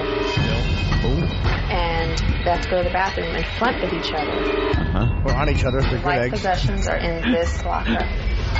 It was the loneliest feeling I had ever experienced. The loneliest feeling she ever experienced. 5 minutes. And it was in a 5 cell. minutes? I mean, it's edited, but all she did was go in, stand with her arms wide, and then point to the toilet and leave. That's her loneliest experience. This dope has no idea. This privileged since she was a kid dope has no idea. She just described what every guy has to go through at some point in his life, renting a room somewhere, living with a roommate. Obviously, it's not prison, but it isn't for her either. Yeah. She's just describing the cell. You're with a roommate. You're sharing things. Yeah, it's freshman year. Yeah, there you go. She just described college freshman year. In a dorm somewhere. Let's go to Nathan in Massachusetts. Nathan, what's up?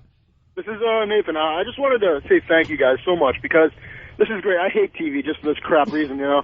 All this stuff is horrible, but I miss out on a ton of good comedy, and I'm just driving to work right now and just laughing my ass off the whole way, dude.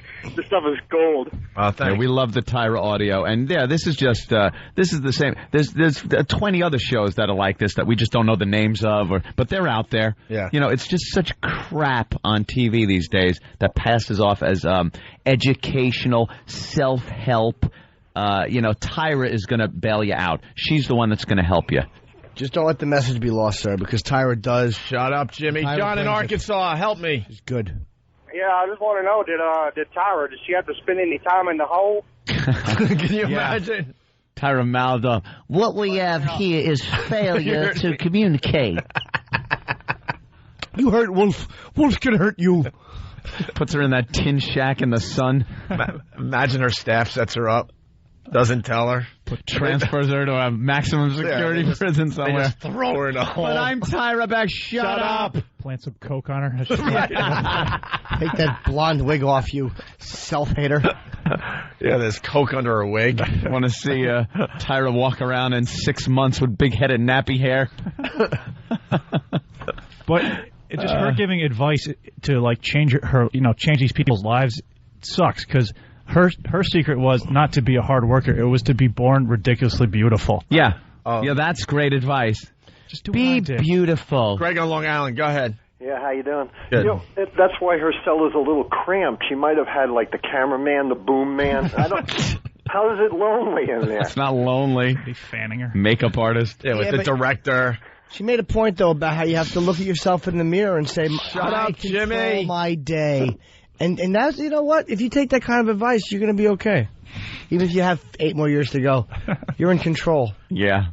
Jerry from Long Island. I could touch both walls with my arms out. Has this dumb broad ever been in a car? It's lonely. You're in there for a few hours if you're doing a long trip. Someone else might be in there. Yeah, someone else could be in there. That's how every guy she sleeps with feels. What's the next clip? Inmates sing? Oh, it's just she's trying to find a positive angle. And then she mentions her show. Of course she does. They were locked up behind bars, but they could still sing. To see how far and how vast the audience that I'm reaching, that there are these women and that they look at the show and they're telling me it's an inspiration for them and inspiration for them to straighten out their lives, just makes me go, wow. Baby, we belong together. My time behind bars will stay with me for the rest of my life. These women truly touched my heart, and what I learned definitely changed my life. Wish they touched it with a shank. Changed your life forever, though.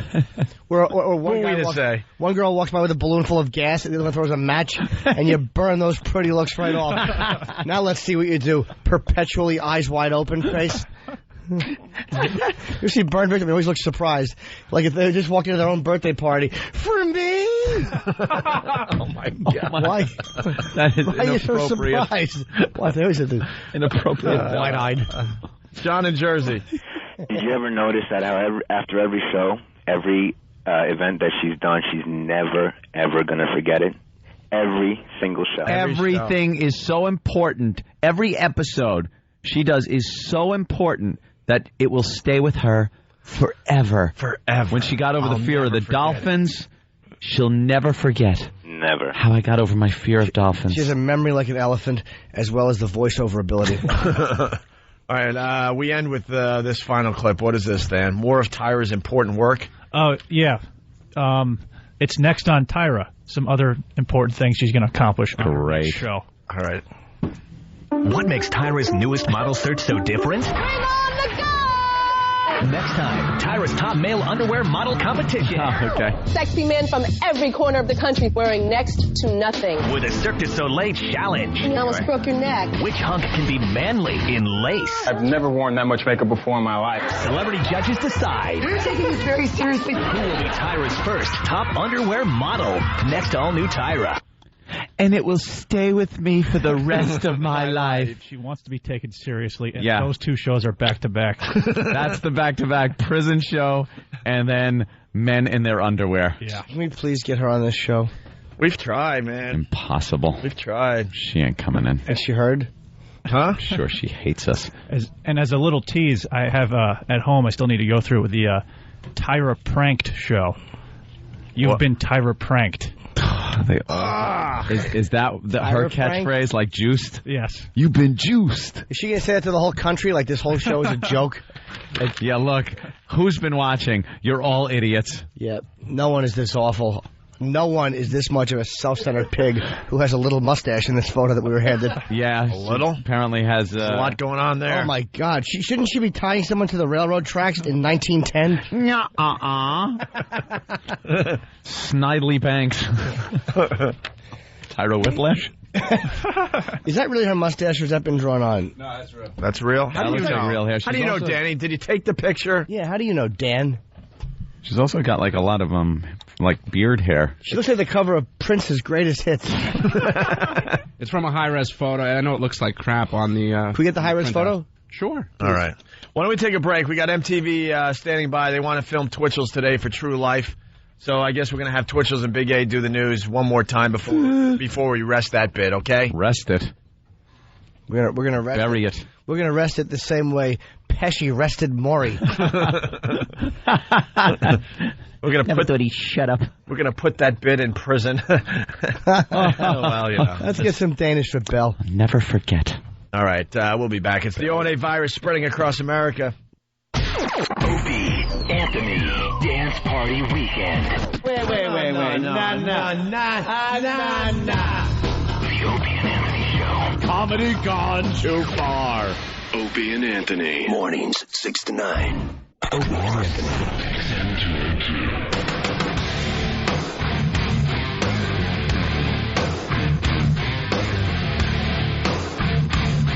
We're back with the Opie and Anthony Show. Making their way into the studio, Twitchell's and Big A and the MTV cameras. I don't think that mic was on, but it's all right. What's up, Twitchell's? Yo, what's up? How you doing? Whoa. How are you doing today? Yeah, you think they're bad normally. I'm so nervous, man. A little nervous of being on TV, I guess, huh? Bring! Someone answer the phone. Whenever the focus is on him, it really gets bad. How did this come about with MTV? Well, because this is the only reason you're on our show today, by the way. Let's be honest. Oh, thank you very much. We were ready to rest this bit for a while, and all of a sudden we get a phone call. Hey, they want to film me for True Life, so... Well, MTV gave me a call a couple weeks ago and said that they're doing an upcoming episode of True Life called I Have Tourette's.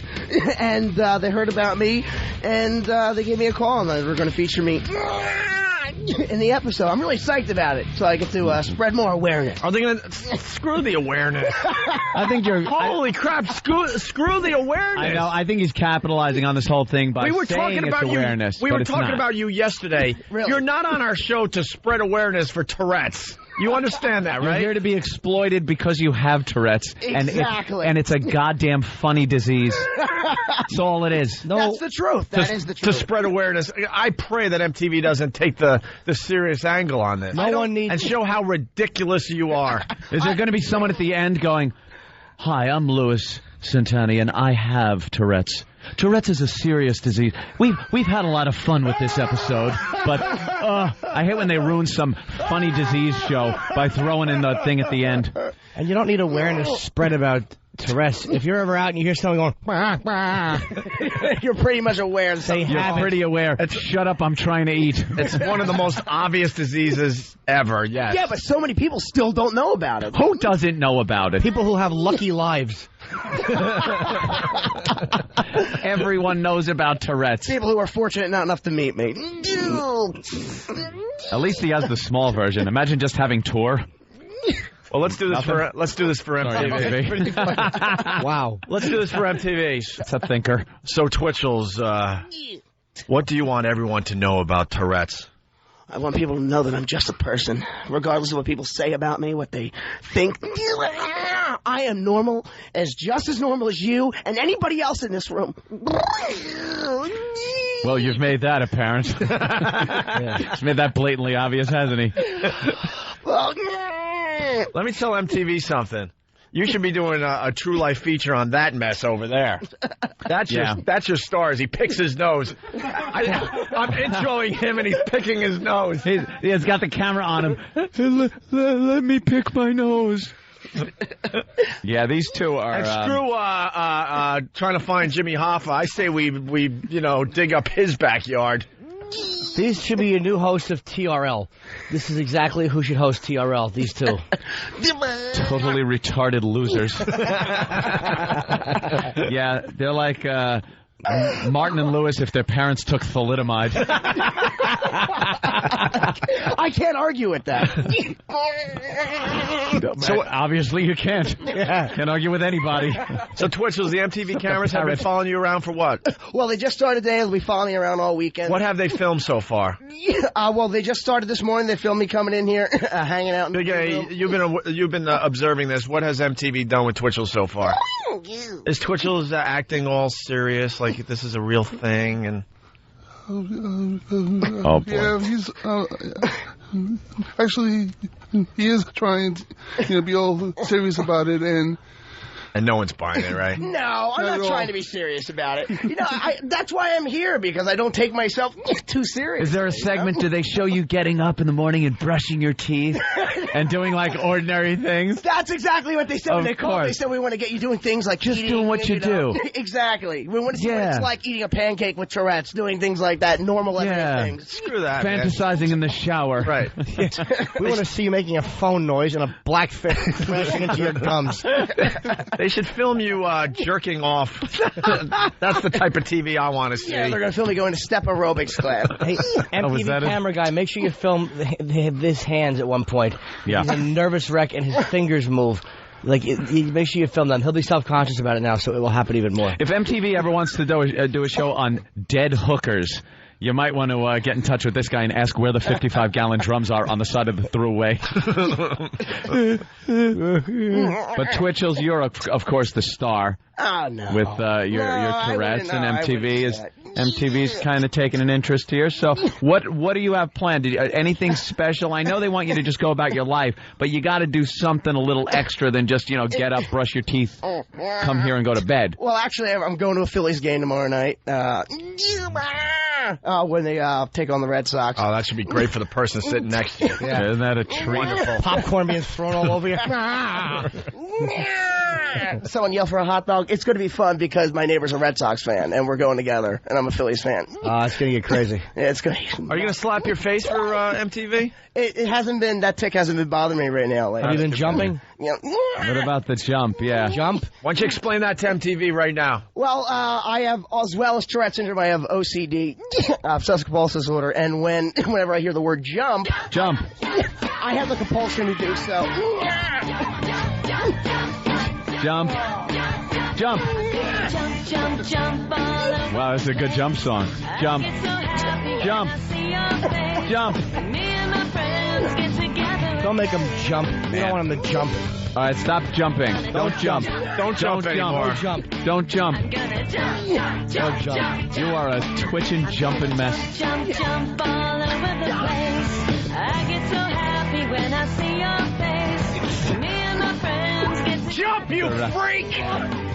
So now after the Phillies game, After the Phillies game, what do you have planned? I'm gonna brush my teeth. More teeth brushing. Is that good? Do you just like plunge the toothbrush into your eye? Because I would love to see that.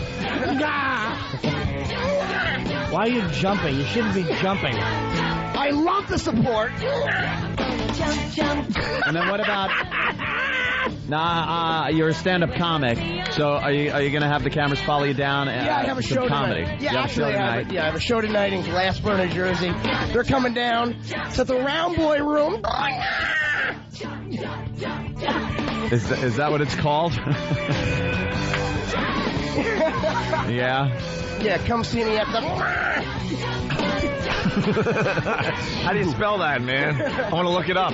I'm going to Google it. Never heard of that comedy club? Dude, that life is just gotta be a bitch. It looks, not only mentally, it looks physically exhausting. You look like a Jane Fonda video. To have to just, like, your muscles are constantly moving. You're doing aerobics all the time. Isn't that frustrating or tiring? Do your muscles ache at night? Oh, it definitely gets to you. I mean, my one tick right twitch my neck. I've had times where I'll have to use like an icy hot patch to help soothe the pain because it's a pain in the ass. You look like Michael J. Fox in a mosh pit. But you jump around so much. How come you still got a gut? I don't understand. That's so funny. You guys know you should have washboard abs by now. Really? Too bad you don't have a crunch twitch. Sit up 1, 2. Yeah, wouldn't that be great? Workout Tourette's, where all you do are push-ups and sit-ups.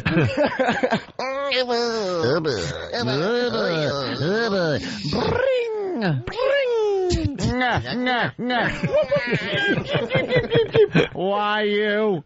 See, you got to be around a support group like this. People who love and care for who you are. That's stop with the serious crap. Jump. Let MTV film that somewhere else. Yeah, exactly. You know, he's a good boy. Oh, shut up. O&A exploding Tourette's one tick at a time. Certainly. Yeah, we're making people aware that when they see people with Tourette's, they should smack them. That's right. They should point at... Point and laugh. Jimmy. It's just a natural thought. How do the kids handle it? How do little kids who can be so cruel through their honesty? Today, too. How do they handle that? Maybe you're out shopping or something. That would have been a good one. What do they do? Wait, say that again? What do the kids do? Like you're out in a supermarket maybe, or you're out in public, and kids through their honesty can be so cruel. How do you handle that? What do they do? Oh, I have Do they laugh? Oh, well, more kids or just people in general? More so kids? No, they're not. No, they're annoyances. Everyone always stares and looks at me, and you know it's just a part of my life right now. I don't give a crap anymore. That's what I'm not trying to be serious. That's why I say it's okay to point and laugh because I see other people with Tourette's. Jump. Twitchels, you do great radio for us. Thank you, man. We don't care about the serious People stuff. like you. No, I want to get serious for a minute here. Just for a second. People like you are walking around this earth to make people like us go whew, and feel better about ourselves that we're not walking around going That's what I say about the It short. does. That's what I said about the Short Bus Comedy Tour. You're going to get one thing from it. You're going to leave feeling so much better about yourself. Because that ain't me. By the way, the first we do 2 shows every day. The first half of the Opie and Anthony show doesn't know that Twitchels likes Almond Joys. He can't. You want to explain that to MTV? Oh, God. The Almond Joy thing is another thing, a part of associated with my OCD. I have a fixation for Almond Joys, and if you get a bunch in front of me, I'll keep going until I burst. I love it. Yeah, feel compelled to eat every single one of them. I had one. I haven't eaten an Almond Joy in years, and I had one when we had them in the studio for him that day. Mm-hmm. And that coconut and that chocolate, it's amazing how good they are. I forgot how good Almond Joys are. Is this a commercial? Yeah. Why don't we get them on board?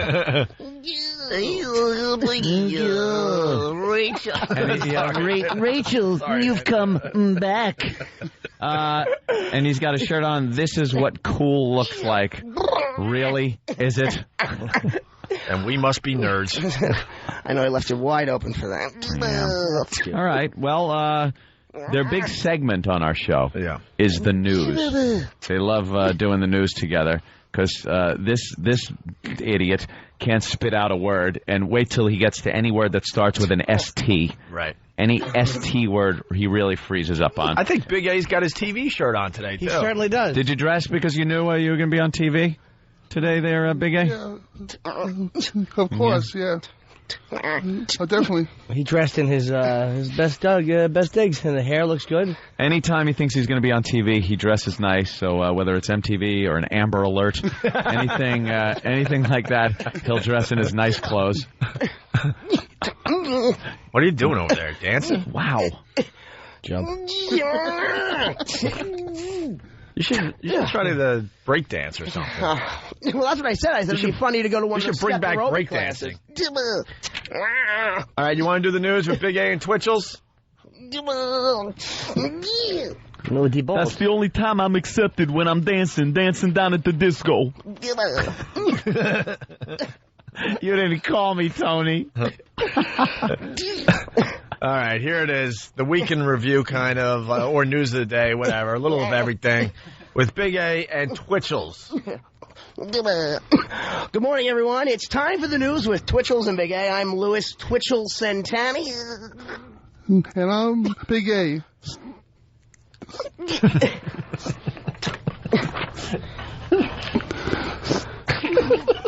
Jesus.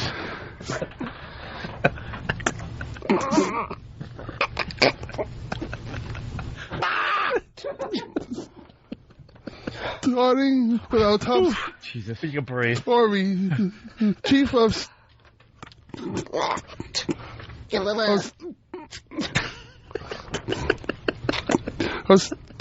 State, President Bush is... Can you tell the writers really write this for him? Hills. He looks around the room like, could someone please help me? Help me. Dumping for his plan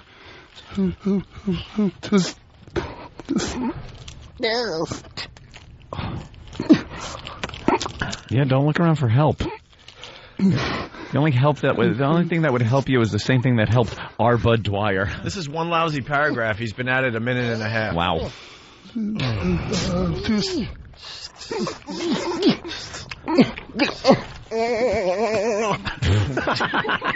That was a good one. Well, he just saw the Almond Joys. Oh, he freaked out. Yeah, he just saw the Almond Joys and gestured to Jimmy like, give me the bag. But he made some weird noise. He can't resist. And by the way, Big A is still trying to get another ST word out. So yeah, I believe stopped. The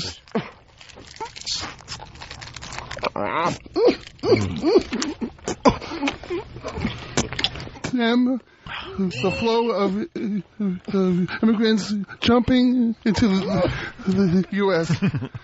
President Bush... Let him go. He said U.S. instead of United States, and the boys are calling him on it. Oh, my God, we're only to there? President Bush stopped by the border yesterday where he wants 8 National Guard troops to... Are you surfing? Start jumping to attention. Launch opponents of the plans. He'll want to stymie the president. Stymie? You guys are bastards, man. Aiding that Bush is using this hickey issue as a stunt.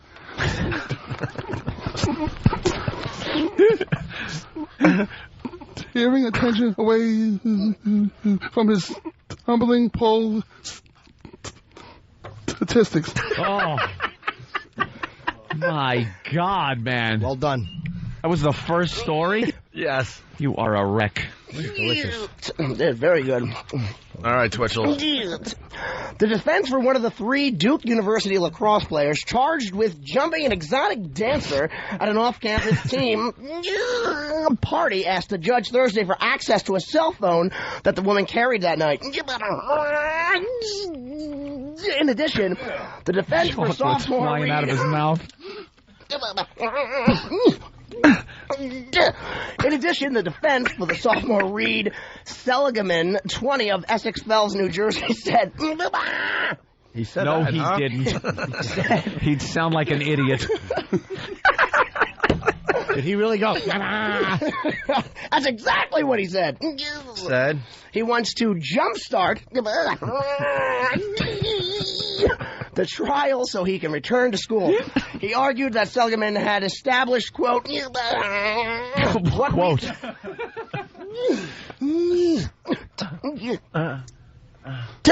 What we think is a pretty clear alibi.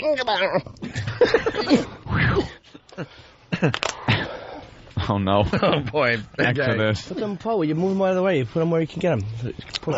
Don't you want an almond joy there, Twitchels? They're all over. Sure, why not? All right. These are delicious. God, they're good. They really are. No wonder you can't stop. I can't stop either. And he shoves the whole thing in his mouth. Yeah, of course. He just like, rah, rah. Just very needy. Yeah, you are very needy. You're a needy person. Do you need... Are you in need of like love and stuff? Is that part of this whole thing? The OCD, the Tourette's. Are your parents supportful and supportive of your career? My parents are the most lovable, very supportive parents that a child could have. As they're being interviewed right now with those Woody Allen glasses and the fake mustaches. All right, let's go. Let's go, Big A. Trekkies.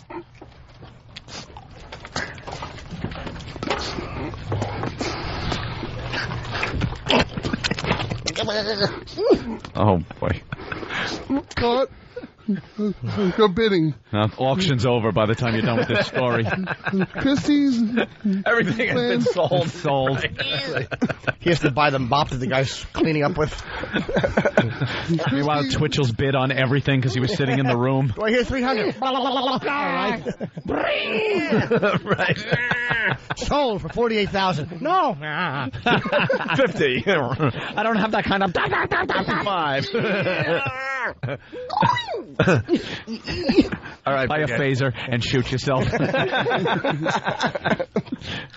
Big A, where are you? Christie's? Yeah, Christie's plans to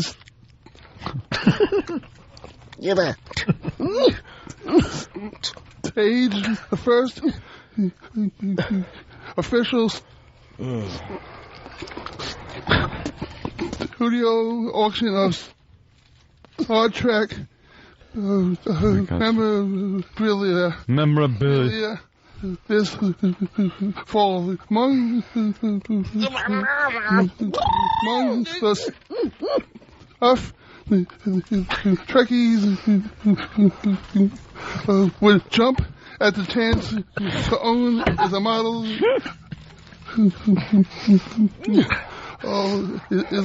of the Starship Enterprise, expected to fetch a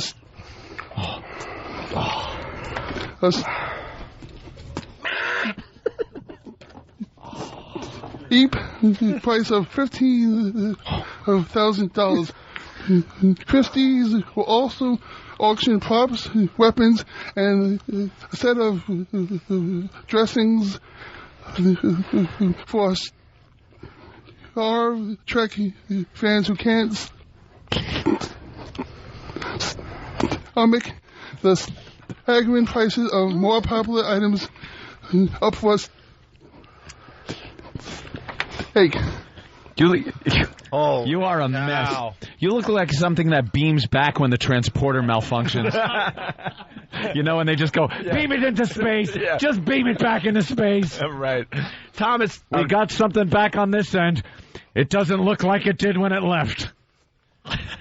Thomas in Philly, real fast. Tom. Didn't live very long. What's going on, guys? Hey, man. Yo, I'm sitting on 95 on my way to work, and there must be like 3 or 4 people around me that have the shell on. And it's raining down here. I got the windows up. Every time he stutters, you just see the people around me just laughing their asses off. It's hilarious. It's amazing. Yes.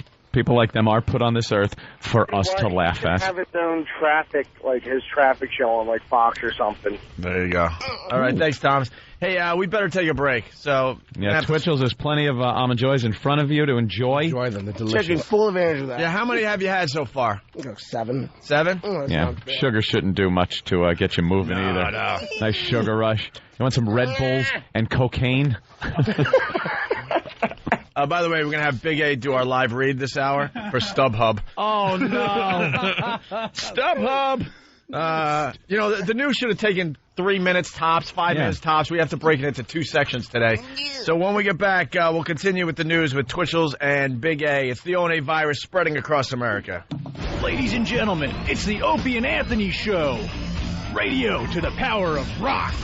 Sounds exciting. Opie and Anthony. Mornings, 6 to 9. We're back with the Opie and Anthony Show. We're halfway through the news with Twitchell's and Big A. Twitchell's just freaking out over there. On the instant feedback, we got Matt from wherever. He wants to do a true life pitch, Anthony. Oh. It says, how about pitching to MTV True Life? I'm a closet Nazi radio host. Hey, he's insinuating that my collecting ties me into a certain ideology. I'm fascinated with the 40s, Opie. Doesn't make me a Nazi. Just because I like war memorabilia. I own a British Enfield rifle. That was a Nazi killer. They could do a whole season of True Life with the people that are associated with this show. Him right there. There. Jimmy Norton could get a whole season out of it. All right, let's get back to the news. Just for the first 5 minutes of this program today. Oh, that was terrific. Let's get back to the news with Big A and Twitchell's because we got to get out of here. The first half of the Opie and Anthony Show is almost over. Well, that chocolate's going to get wasted, too, by the way. Yeah, he doesn't want to eat any more Almond Joys. He threw up last time. He threw up last time. You're not into it today, Twitchell's? You're trying to be good? I really have no choice. We'll just throw them out. Keep putting it everywhere. Yeah. All right. All right, where were we with the news? I believe we were up to Twitchell's. He's got a story about Heather and Paul. The Heather Mills, Paul McCartney thing. All right. Go ahead, Twitchell. Delicious. Heather Mills has told being branded a gold digger after marrying Sir Paul McCartney was worse than losing her leg. Was it? Their separation has come just days. What, her and her legs? Oh, no, her and Paul. Okay, sorry. I misunderstand a lot. God, he's really nervous today. The separation has come just days before the publication of a book by the former model entitled Life Balance. And how tough it is? Originally called I Have No. In which she makes the startling statement, I've been in the public eye for some years, ever since I lost my leg. What's startling about that? But I had no problem with my relationship with the media until I got married, she says. The couple announced today that they were separating after weeks of insisting all was well with their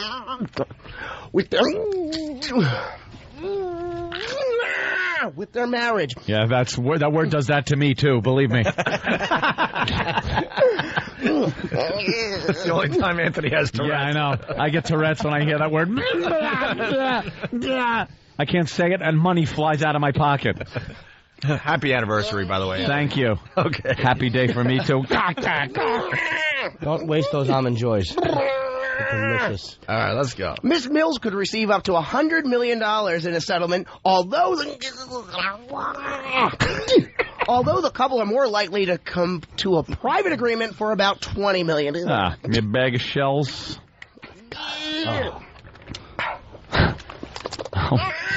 Just finish them before we leave, so you don't. Yeah. You don't want to waste. You don't want to waste them. You can't throw them out. You got to wrap the entire rest of the bag. Well, Big A, why don't you just jump right into it? Just jump in. Just jump in. All right, Big A, let's go. Your final story. This should take a mere 5 minutes. It's a short paragraph. It's a short paragraph. I think it's 3 sentences. Let's go. Let her rip. Yeah. On the last...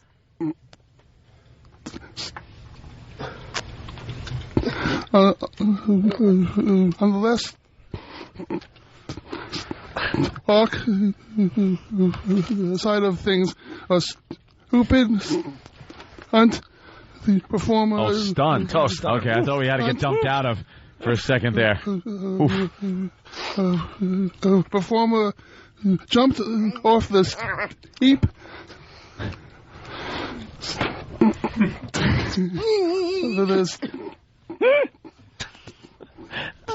People of the Eiffel Tower today are stunt steeped startling danger. A stunt steeped in startling danger. I didn't read that when I read the AP version. Belgium. Oh boy. Johan route. Eiffel increased security and staged his staggering fifth Eiffel Tower jump early this morning, and now stands as the sole stuntman to have stolen aboard the tower and jumped to the ground below a stunning 5 times. Wow. Not bad. That was a record time for a paragraph. And Twitchell's right to you. Yeah, and entertainment news. Although most initial reviews have been negative, box office experts say that they still expect the Da Vinci Code to do well when it jumps to screens this weekend.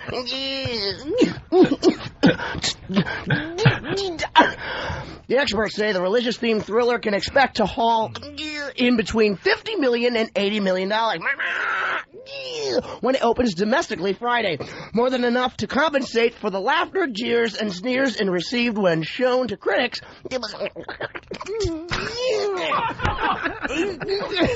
at the prestigious Cannes Film Festival Tuesday.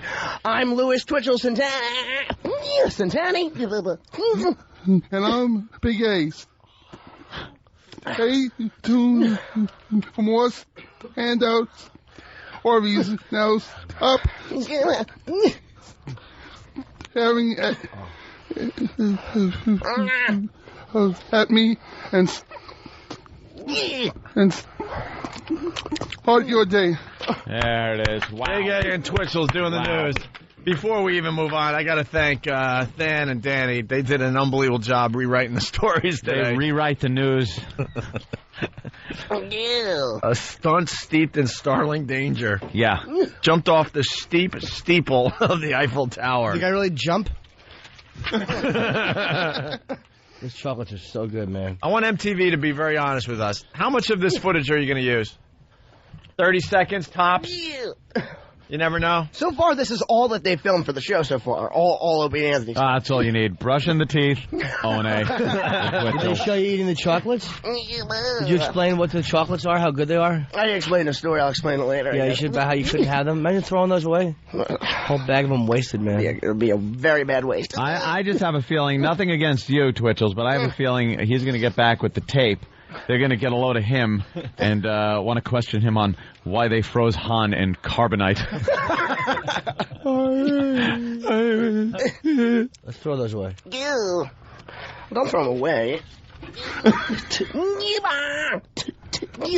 Someone is suggesting that we have Big A do the Lou Gehrig speech. We have it?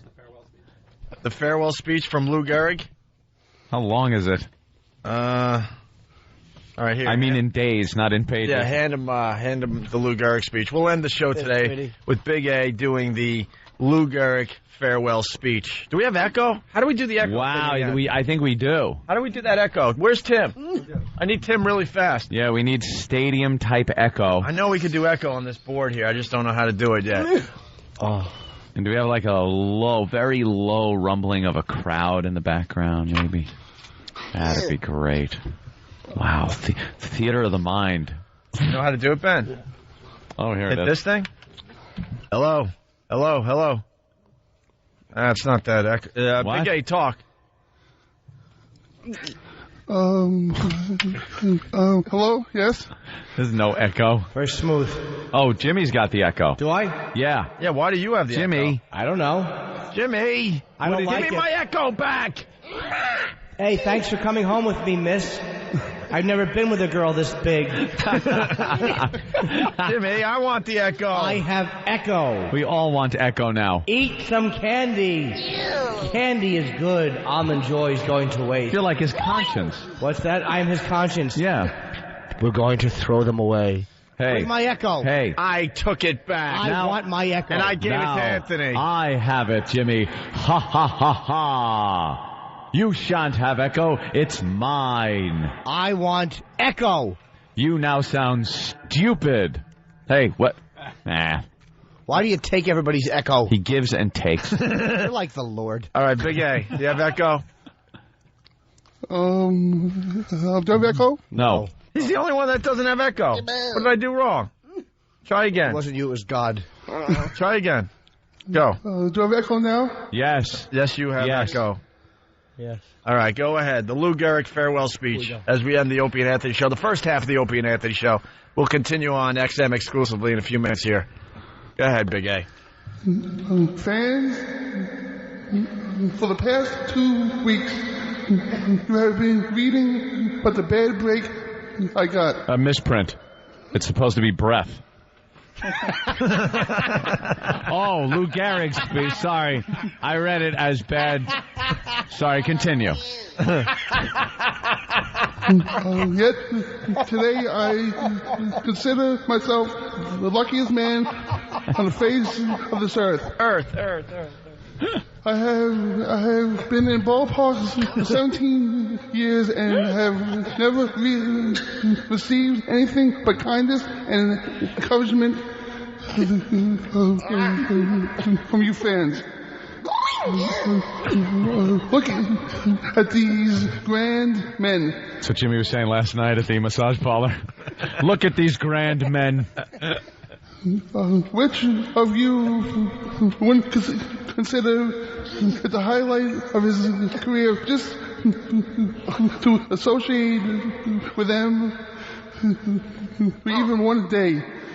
Sure, I'm lucky. Who wouldn't consider it an honor to have known Jacob Rupert, also the builder of baseball's greatest empire? Ed Sparrow. Ump just called a strike. To have spent 6 years with that wonderful little fella. Jimmy Norton. Miller Huggins. Oh. Then to have spent the next 9 years that outstanding leader, that smart student of psychology, the best manager in baseball today, Joe McCarthy. Sure, I'm lucky. When the New York Giants, a team you would give your right arm to beat, and vice versa, sends you a gift, that's something. When everybody down to the groundskeepers and those boys in white coats remember you with trophies, that's something. You have a wonderful mother-in-law who takes sides with you and squabbles with your own daughter. That's something. She knows which side of bread is buttered on. Exactly. That mother-in-law. She ain't a bad old crow at that. You have a father and mother who work all their lives. They can have an education and build your body. It's a blessing. When you have a wife who has been a tower of strength and shown more courage than you dreamed existed, that's the finest I know. So I close in saying that I may have had a tough break, but I have an awful lot to live for. Do you? Bravo, Lou. Yeah. Of course, MTV once again for stopping by. First half of the Opie and Anthony show is over. If you're not joining us on XM, have a great weekend. We'll see you guys Monday. That's right, the weeker. But we will continue exclusively on XM in just moments from the lobby of this building as we do the walkover to XM live on the radio. Yep. It's been a lot of fun. Thanks, guys.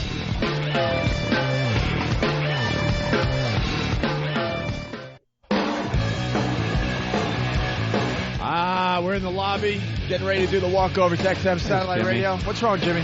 One of the producers for JV and Elvis, who didn't do it on purpose, threw out the chocolates because nobody grabbed them, so now we have to get more chocolates. We need more. Well, why we're not doing that? I think we can do that. Yeah, we're trying to get Twitchell's to puke for MTV. Even though I don't think MTV would ever show somebody puking, but you never know. Stalker Patty, come here. 1 or 2 autographs would be okay. Hi. Yeah, that's How all right. are you? Hi, Patty. Hello. What are you doing? I came to pick up WOW stickers. Yeah, and why? Tell everybody why you're picking up WOW stickers. I'm going to Happy Typing Girls Sleepover, and all the girls wanted WOW stickers, so I said I'd see what I could do. Wait, Happy Typing Girls having a Happy sleepover Typing Girls tonight? having a Pal Talk sleepover party. Night. It's going to be 4 cameras. All the hot girls from Pal Talk are going to be there And having a me. pajama party, and Patty is going. What a freaking buzzkill. Awful. I don't think so. I think I'm going to have a nice time. All the girls in their tiny panties, and then Stalker Patty comes out of the bathroom in her bloomers. Her bloomers. That's right, Opie. They're having a pillow fight, and she's complaining That's that my right. glasses are getting knocked off my head. I heard you've been uninvited, actually. What? She uninvited you. Happy No. Typing Girls. Yeah. You know what they should do? They should have her stand on the bed and then dump pig's blood all over her. No, that's right. And then watch the blood get revolted. They're not going to do that. They're going to do each other's toes until they see Stalker Patty's toes. Imagine that, all their, like, cute girl feet and getting their little toenails polished. And then Patty, I want my toenails polished. And she takes her shoes off, and the girls faint away. This is all you hear. Stalker Channing is going to sing, "Look at me, I'm HIV." He fixes Patty's hair. Hopelessly devoted to you. Oh, you're really mean. I don't think I'm that bad for my age. Oh, stop. I'm not. You're going through menopause. No, You're going through doesn't goddamn mean menopause, and you had never been laid. You've never been laid. It's nothing to be ashamed of. Look at me. I'm Patty, a virgin at 50. Gonna sing little songs like Grease. Having sex, I am not. They've sewed up my twat. I love you too. Menno never began. Nothing? That wasn't bad. All right, hit the car crash. Let's go. No, it wasn't bad. A hickey from Patty's like a prayer card. Do you even know what movie that's from, Patty? No, Of course not. You never saw Grease? I don't get out much. Yeah, the movie came out in 1977. All right, we have begun the walk. Here we go. To XM It's Satellite Radio. It's raining. By the way, we're not allowed to hang out in front of the XM building because some ass over there complained, and then the building manager was looking at us with his arms folded, all pissed off yesterday. Bitch. We have truly become a weird society of, like, we're like the fucking Borg. It's like everybody is hooked up with something in their ear, the Bluetooth, the iPods, our great XM portables. Like, everyone's just isolated. Right. It's weird. We've become this weird, isolated society of just, you don't even hear anything anymore. Coming from the isolation leader. I know, I love it. Hey, I'm not bitching about it. But everybody's got something hanging out of their ear, and they're all yapping. At least they leave their homes.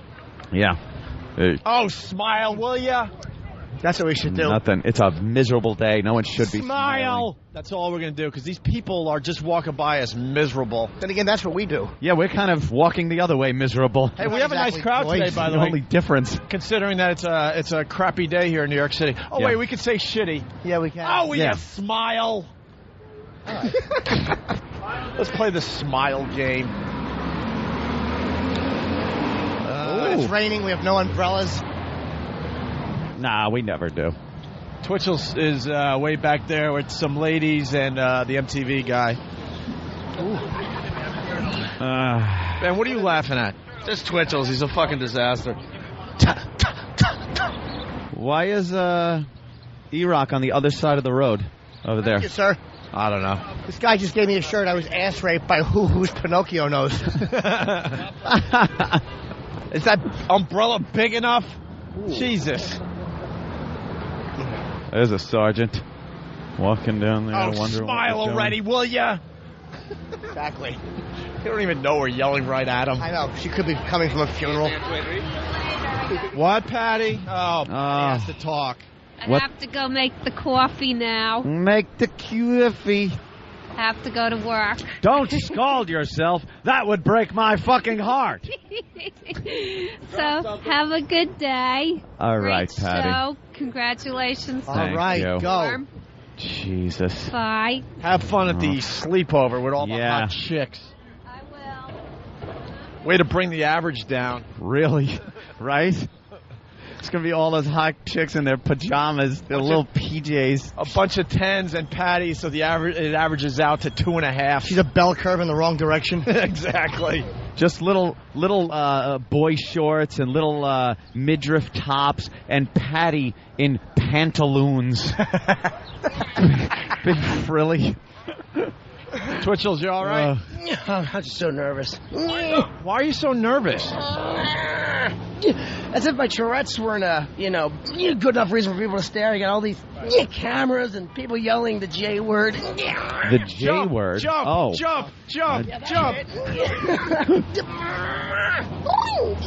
Here, scare these people waiting for a bus.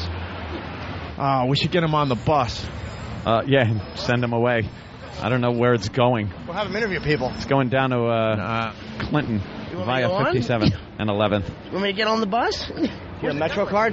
What is wrong with you? But we don't have a mic or anything. That old guy's all bothered. People get really mad if they can't walk through us on the sidewalk. The sidewalk's pretty wide. They shouldn't have a problem.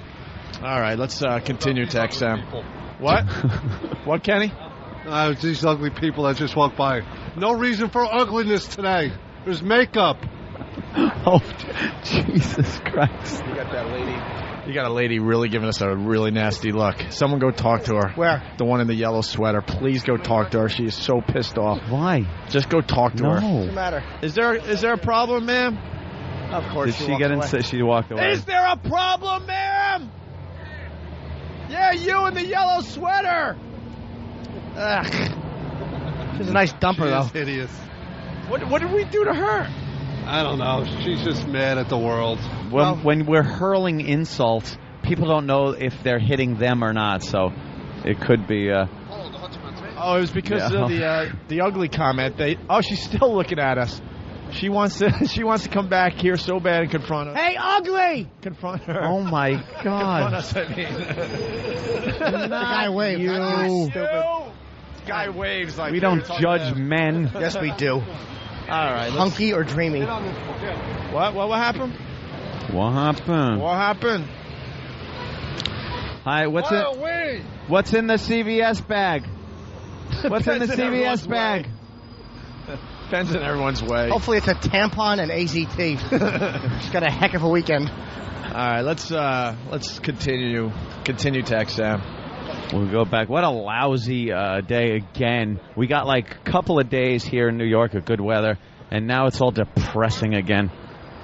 Oh, just smile.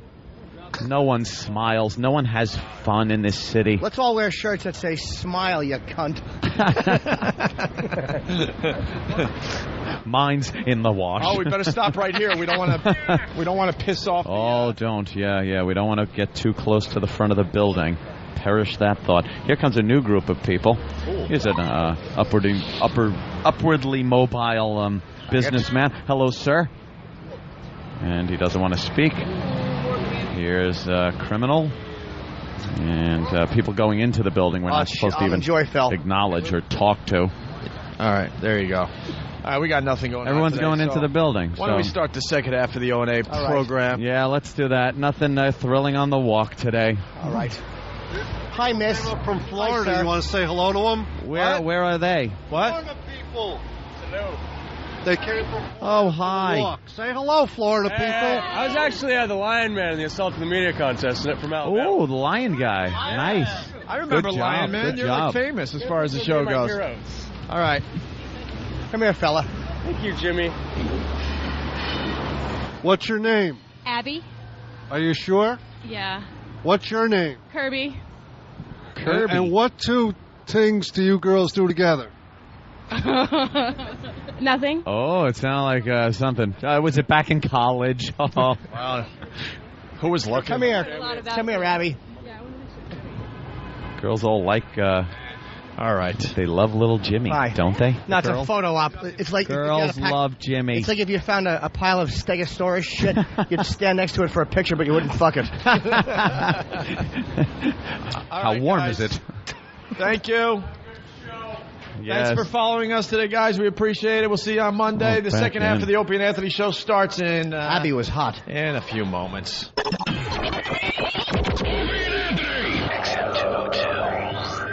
Where the fuck am I? The fuck is this Disgusting. Sexual.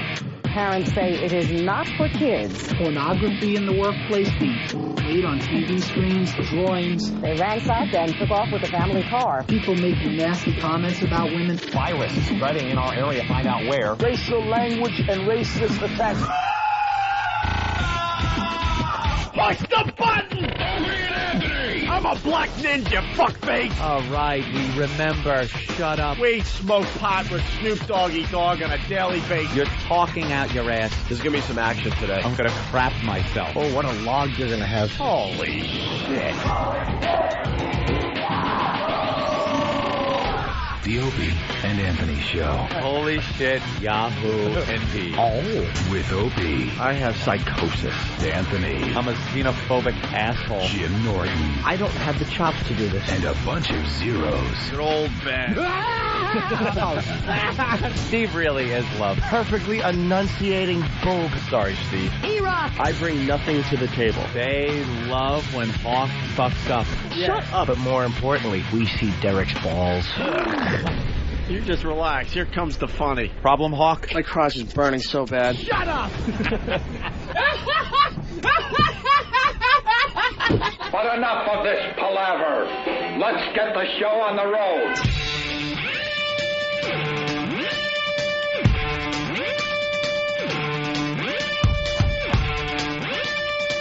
Look who it is sitting down.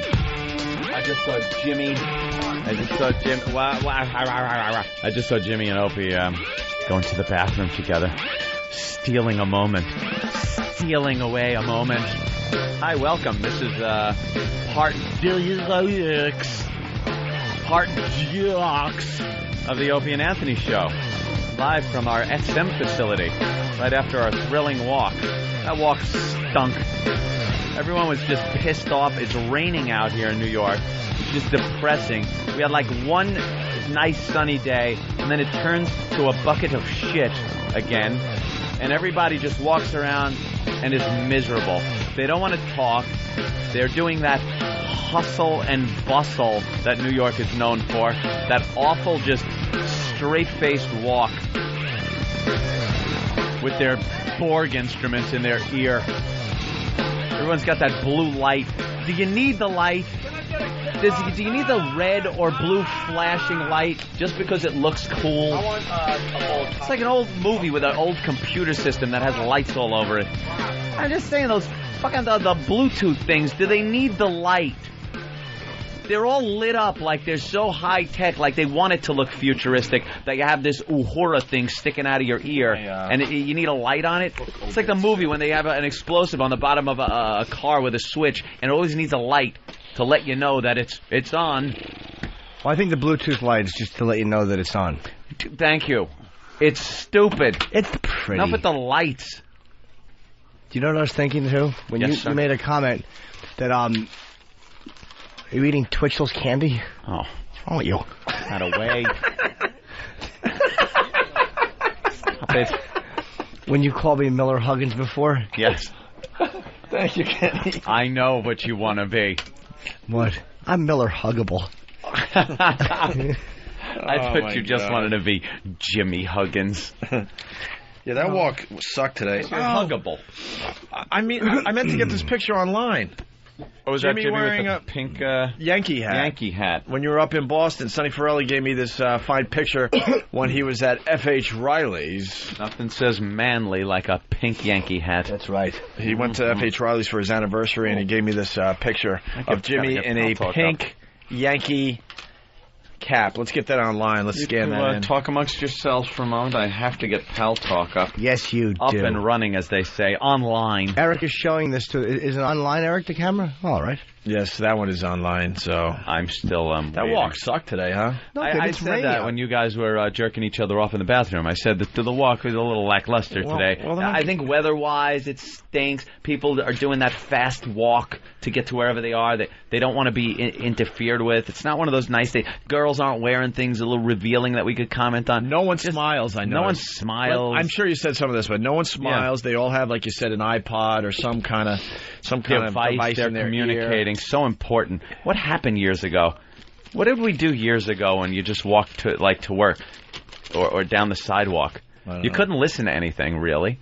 You had transistor radio. I was going to say, you had your transistor radio. And the Yankees on handbrake. He run. So we what? Oh, but we had a lot of people follow us today. That was pretty cool, considering the weather sucked. A couple of pretty girls. Thank you, Kenny. Is there a spoon around? Get the boss's spoon. Ooh. Getting lippy over there, Jimmy. By the way, we're done with Twitchell's. We did that for MTV today. We're done with Twitch. Are you throwing him to the wayside, as they say? You. Big A's the real star. Yeah, they ought to do that segment on Big A, because I think there's a lot more horrible things going on there. I noticed by the end of that segment that the guy from MTV was just filming Big A. Most of the time. Like he's bringing that tape back to MTV going, I found a gold mine. Oh, yeah. Going to go back with this. Where'd Twitchell's go? Smoking. Hopefully jumped off the building. I thought, aren't they doing the roof? Aren't they doing stuff, though? Aren't they, gone from the show now? Aren't they going and doing MTV stuff? I would hope so. Probably. There really isn't... All right. That tank is dry. Sometimes we got to just kind of throw people off the O&A train. That's right. No matter where we are, no matter how fast it's rolling. And no matter how much it hurts them. Off you go. He'll come up with a new tick, though, just to get back on the show. You watch. You think? Oh, yeah. Mm-hmm. You say tomato, he goes, tomato. Boy, that is a weird twitch. Come on in. Tomato, tomato. And I want my new name to stick, by the way. Jimmy Miller Huggable. Oh. But it's cute. But it needs a Jimmy. All right. It's faggoty and stupid. Forget it. Let's see. Yes, Red Rum 6 is showering. Oh, my. She's so fucking sexy. She does this the same time every day, I guess, on Pal Talk. And she's got a camera in her shower. And she just showers for everybody. But she does it the right way. She shows you the whole shower. She's just naked. No teasing. Teasing might sound good on paper. Yeah. But in live, it stinks. I hate when they take off panties and go, tee and wander off where you can't see them. We want to see. All these girls, by the way, are having their little slumber party. Ooh. Yeah, what is that about? Tomorrow. They hooked it up. Happy Typing Girl hooked this up where all these girls are going to get together. There's going to be 4 Pal Talk cameras, and they're going to have a little slumber party, and you'll just be able to drop in and watch. I'm going to take a Cialis and put on a cock ring and go to that slumber party with a hammer and take care of business. I know. I hope it ends up like a certain Florida college dorm room. Whose head should be in the window when the cops pass by? Happy Typing Head. Wait. Who was the guy that did all that? Yeah. Richard Speck. Richard Speck. I'm going to run through you happy typing nurses. I can straighten you all right out. A-Block might have a good idea today. A-Block. What's up? Hey. Hey, after you guys do the dump report today, I was hoping you guys would get out your big, fat, black wallets. Not you, Jimmy. We all know yours is small and hairless. Yeah. And bet on who had the most dumps this week. Well, I don't think we kept track. No, I'm sure we got all the dump reports, but looking at this, Jimmy wins for the week. Jimmy wins for the week, yeah. There's a couple. There's two of them here I have a big problem with. One I can certainly understand. Let's wait. Because we need the opening intro. We need to sound like a well-polished radio show. Like a machine, Ope. Hit it, Derek. Live from the Opie and Anthony Show studios, the Daily Dump Report. Here it is, O&A Dumps from our FM radio program for this Friday, May 19th, right? Yeah. You should know that date. Yeah, May 19th, 06. First one at 6:27 a.m. It's a day of love. The line, they were forced to do it since they were 5. That is Norton during discussion of his sexual Asian massage, child reference during a sexual discussion. Completely wrong. That reference was when I was talking about how they actually give a good massage too, and I was talking about how they're forced to give massages since they were 5. It wasn't even in a sexual context. I know. I was actually saying that's why. I said they're not trained masseuses. I don't think they went to school, but they're forced to do it since they're 5. Meaning give massage. It was nothing sexual. But I will tell you why. The entire conversation did include the girl giving you a massage and then giving you some type of sexual release. It did, but... So now when you bring in the child, even though what you meant was just the massage part, because of the previous discussion... See, it's gotten to the point with the FCC where it's not just what is said. It used to be what's said. Now you got to look at what you said based on what you said 10 minutes ago. And if it can be tied together, you're in trouble. I know, but I still disagree. I understand why he dumped it, but he was wrong on that one to dump that one. I think you should have said 3. Yes, I agree. Instead of 5. Hold on, man. Yes. Chris in New York, what's up? Opie, yeah. Didn't the great sainted Mrs. Hughes teach you not to talk with food in your mouth? Yeah. I can never tell when Aunt's eating. I can never tell when little Jimmy's eating. Anthony don't eat. Anthony doesn't eat. He weighs 50 pounds at this point. I eat a bagel in the morning, and then when I get home, I eat. Jimmy and I have to eat the entire morning. Anthony nibbles on a little bagel and drinks a little club soda, and he's good for the day. Opie's metabolism spins fucking plates and juggles at the same time. It's like this delicate ecosystem. Opie's got a rainforest inside of him. You fuck up one little kinkajou, and the whole fucking forest dies. I'm measuring my protein, my carbs all morning long. Anthony just nibbles on a bagel. He's good. I need a bagel when I get to work in the morning. That's it. Once I get home, then I eat. I have a yogurt and a banana, and then I have a bowl of Raisin Bran. And then I might have a thing of Progresso soup, and then I'll eat with the chef made. Some type of chicken with vegetables, either in a wrap or some kind of thing. And then I go to sleep. And then I dreamy dream. Not yet. Dream. Alarm's off. Shit! Time to fucking get up. My God, it's still last night. Oh, we have food coming today. Why didn't you remind me? You ate. Like I wanted You ate that shitty Kashi cereal, and we have luscious food coming. Why didn't you remind me? Yeah, why didn't you remind the boss, Hawk? You're a Hawk. E-Rock. You're a non-reminder. Non-reminder. At 6:41 a.m., we have... Sorry, Chris, for the loud chewing, by the way.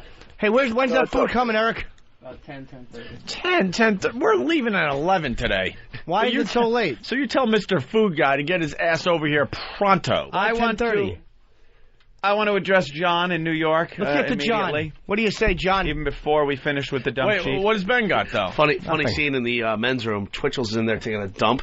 And there's some black guy from down the hall. He's going, bling, bling. So Derek and I are in there jump. He's hitting his head on the stall on the back of the door. Sorry. It's funny. It's funny to me, Derek. Funny, I had it. What's wrong, Jimmy? I want to defend the fact that Ben moves like Rodney Dangerfield when he talks. You're okay. No respect. Hey, you're okay. Hey, I got to tell you, Twitchell's was taking a dump, you know? Hey, Boston. Hey, Parental. Hey, blah, dude, blah. John. My doctor. Yes. Good morning, fellas. What's up, Happy birthday, Jimmy. Thanks a lot, man. I felt a lot of people were concentrating on Anthony selfishly mentioning his anniversary during my birthday. A day of love for Anthony. Horrific anniversary. Stop it. It's a day of love. Day that will live in infamy. Sorry, Aunt. I was just wondering, those of us who've been listening a long time know about Al Dukes. and it seems like his dump finger is getting a little heavy. At what point are we going to be calling him in the studio, telling him to watch his ass? Now, it may seem like that, John. I'll be honest with you. We, on the other hand, are pushing further. Yeah. See, when we first got there, we were very sweet and innocent, and a lot of people bitched about it, but we know the process of broadcast radio. So now we're actually getting into discussions and pushing a little more and seeing where these boundaries are. It's a process, a learning process, and that is what you're seeing. So okay. Yeah, and some of these dumps getting heavier and heavier. I got to be honest. I'm surprised with what we're getting away with. A lot of stuff we're completely getting away with. There's stuff I'm saying on a daily basis that I'm sure is going to get dumped out of, and it doesn't. Right. Sorry. Yeah, that's okay. Continue, sir. I had an ulterior motive for asking. I just want to see Al Dukes get shit on. I kind of missed that. All right. We're avoiding him, to be honest with you. I've nodded to him so far. Because he's now a bigwig over there. When we knew him, he was nothing. Now I guess he's got a title and everything. He's got some kind of title. All right. Almost an All right, take executive. care, guys. Have a good day. All right, John. Thank you. 6:41 a.m. It was getting whacked off by hookers every day. That was a caller referencing Norton's Asian massage. Oh, so that wasn't Norton. No. Oh, it was getting whacked off by a hooker every day. Mm-hmm. I would do it. Now, this a little odd. This is too bad because this was really funny. It's not odd. It's 7:42. Let me read the explanation. A wet kersplat was dumped out. Now, Norton, during discussion of strip search in prison, after playing tape of Tyra Banks undressing, squatting, and coughing, he commented, "What would fall out as a result of getting naked, squatting, and coughing?" A wet. I would like to hear the exact context, what you said before that. Did you say what would fall out? Yeah, I was saying drug balloons. Uh-huh. How is that not allowed to say drug balloons would fall out? That's what the purpose of them is. I think you said drug balloons after the wet kersplat. Well, yeah, but it doesn't matter. See, but it does because he doesn't know you're going to say drug balloons. But then if you don't know what that is, yeah. If it's so thing you have no idea what it is till I say it, a wet kersplat, I know all about the context of the discussions, but on these two, I disagree. The next one I can agree with. I want to know what the context was on that. Oh, Than? We're gonna. Danny's gonna pull it. Oh, Danny's gonna pull what? The audio for the context. Oh, I thought he was gonna pull his pud. Yes. Right. That would have been dumped out of, by the way. Yeah. Yeah, because I'm just trying to figure out why. 7:49. Or on each other. That got dumped out of Norton after playing a tape of Tyra Banks saying that prisoners have to go to the bathroom in front of each other, and then Norton followed up with or on each other. It's amazing how I can understand why they dumped it, but it's like, Jesus Christ. I know. They're so gun-shy is what it is. Shit. The FCC has really gotten radio companies so scared. I really want a Democrat to win.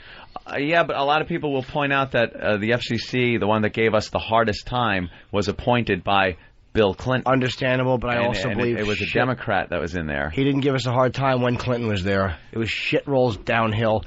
Yeah. We all know when the boss's mood is what affects everything, and I think the fact that the boss is a religious conservative is what's pushing people. Mm-hmm. So on this one, I really want to see a Democrat win. Fair enough, sir. Fair enough, sir. Fair enough. Fucking conservative religious ideology. And at 8:10 a.m., they should film you jerking off. Now, I knew this was getting dumped out of, and I knew Opie knew it was going to get dumped out of when he said it. That was purely for the MTV camera and for the XM radio audience. I'm trying to give a little extra text out. Fine, it was fine. I'm trying to give a little text out. They should film you jerking off. Opie about MTV filming a guy with Tourette's syndrome. When did Tom those are your dumps for today. I've decided to be the guy that it's not a gray area. I've decided every day I'm just going to have the obvious dump. The black and white dumps. Right. That's what Opie has. When did Tom Hanks become a fat meathead? It's for the role, I think. Well, the haircut was. What happened? Yeah, why is he a big fat meathead? He's a big dude, man. Look at him compared to Regis. How big is he? Well, Regis is tiny, though. Regis walks around the hood, and he can't be more than 5'5", 5'6". We were, me and my girlfriend were talking about how actors turn into completely different people after years go by, and she pointed out that women get old and men get fat. That seems to be why you change into something different. You watch an old Star Trek episode, James T. Kirk coming onto the bridge. Psh, bridge. He comes out, and it's young Shatner. Svelte. He's dead. That Shatner is dead. He no longer exists. I don't know where his tombstone is. I'd like to visit it, but he's gone. Because the new guy that you see on the Priceline commercials, Boston, whatever that is, Boston Legal, that's not him. It's a totally different guy. Doesn't look anything like him. Different entity. Because he's all bloated, and I don't know what happens to him. They turn into different people. And women just get, like, you know, I feel bad for them. They get old, they try to fix things up. Like Terry Hatcher, just saw her the other day in a great movie called Tango and Cash. By the way, we should play some clips from that movie because it's fantastic. And she was in that. Some good laughs. And she still looks good on that Desperate Housewives thing, but they kind of slap the makeup on her and stuff because you see her in the tabloids when she's coming out taking her garbage out. And that time's a bitch. Yeah. They become different people. Yeah. Yeah. I'm tired. Hey, you're not. Wake up. Hold on. All right. Is Twitchell's here? I can't believe we might have to get him into the studio. No. There's been something sitting in front of us for a long time, and maybe we should clean up this some of this junk. Jimmy Norton? Teenage Tourette. Oh, no. He was God don't make no junk. Teenage Tourette's Camp. Oh. It's perfect, unfortunately. Sounds fun. And Twitchell's is here, so how about we listen to some audio from Teenage Tourette's Camp? Did you watch this show? I've heard a lot about it. Are they British or something? Actually, I think Australian. Okay, same difference. I think a couple of people are suggesting we throw a towel over Twitchell's head so he thinks it's nighttime and shuts up. Yeah.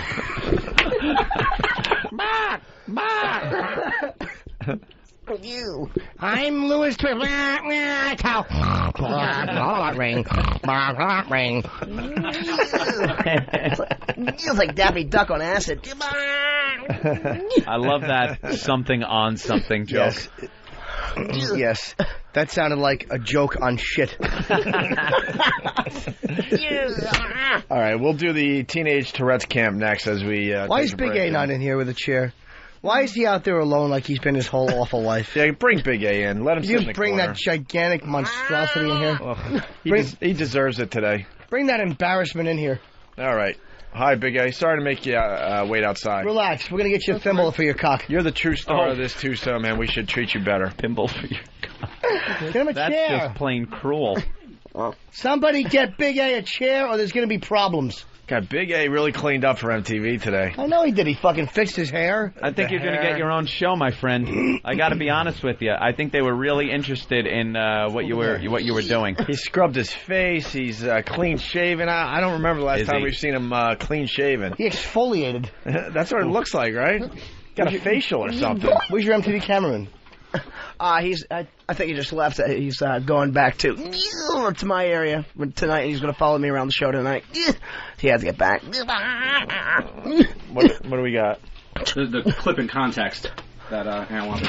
Do you want that amp? Yeah, quick. We could give it a quick listen. I want to hear the context that Jimmy said that in. All right. Here it is. She does really good voiceovers, though. She's a polished voiceover doer. I know. Do you know how many squat and coughs in that institution probably wind up with a wet splat with a balloon full of drugs? I don't know how that got in there. All right. See? How many squat and coughs end up with a wet splat? With a balloon full of drugs. Yeah, but that comes after. That's like when someone gives you directions and goes, take the turn before Maple. You don't know till you're past it. Like he hit it, and then hearing the other thing might not have hit it if you said it before. But a wet splat, I didn't say anything coming out until the drug line was there. Squat and thrust result in a wet splat is... Come on. Yeah, but he's got to think like Ant's saying, like this. He doesn't know your drug reference is coming. He can't dump out. Wet splat could mean anything wet and gooey coming out of her pussy. He doesn't have time to wait to see if there's anything else. Which is too graphic for them, I guess. I agree with you. But we're going to lose some of those, I'm just seeing... It's a great line, by the way. I'm really trying to see why they're doing this. I'm not agreeing with all of them. I'm just seeing what the reasoning is. If there's one that I cannot find a fucking reason for, then I'll go over there and they will find him dead. I will stab him in the neck. All right. Just for you, Jimmy. All right. Why don't we take a break? Twitchell's and Big A. We'll do Teenage Tourette's Camp next. Stay there. Hey, how you doing? This is Freddie Rodriguez. Hey, this is Dane Cook. Hey, folks. My name is Henry Rollins. Hey, this is Anna Ferris. Hey, this is Frank Vincent. I play Phil Leotardo. Hey, this is Kevin Smith. Hey, this is Richard Dreyfuss, and you're listening to Opie and Anthony.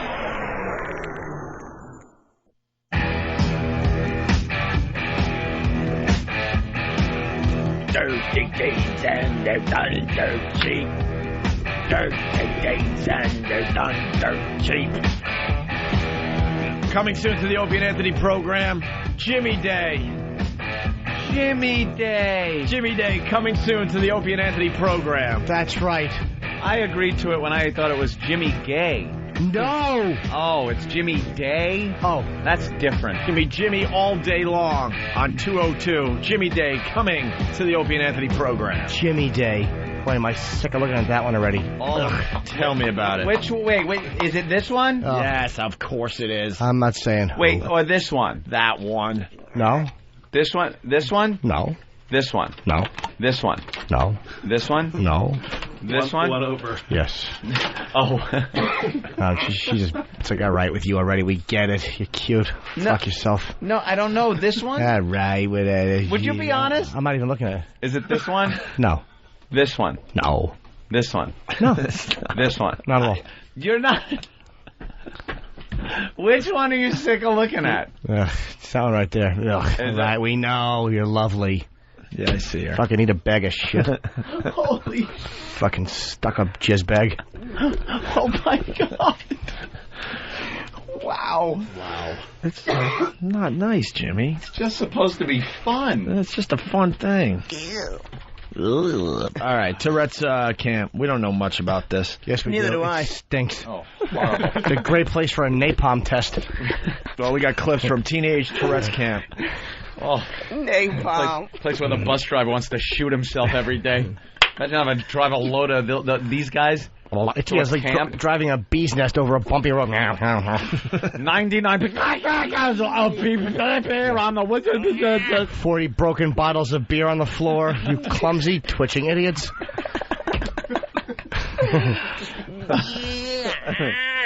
All right, ready? I'm ready. The intro to Teenage Tourette's Camp. Ordinary, everyday teenagers. Doing ordinary, everyday things. Oh, bunch of wankers. Just normal British kids. Well, not quite. If Jenny sees a pretty woman, she'll call her a whore. If Sam goes for a curry, he's compelled to yell packy. And when Jessica goes through an airport, she can't stop shouting bomb. Bomb. All these teenagers have Tourette's syndrome. It's in their genes, and there's nothing they can do about it. Hold on. She's fucked at American airports. She's yelling, bum, bum, bum, bum. Everybody's running around looking for Rich Voss.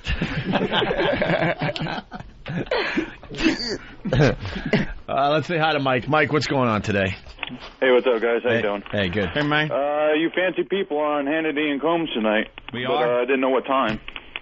Did they promo it or something? I think it's on 9 o'clock tonight. I believe it'll be on 9 o'clock tonight, Hannity and Combs. On Hannity and Combs. Fox News Channel. All right. All right, cool. All right. See you later. Let's go to Joe in Chicago. Joe, what's up? What's going on, boys? Hey, Joey! I felt it my duty to inform you guys that Rover is doing the mousetrap bit. Why is everyone doing the mousetrap bit? Because it was fun and entertaining. What is he doing with the mousetraps?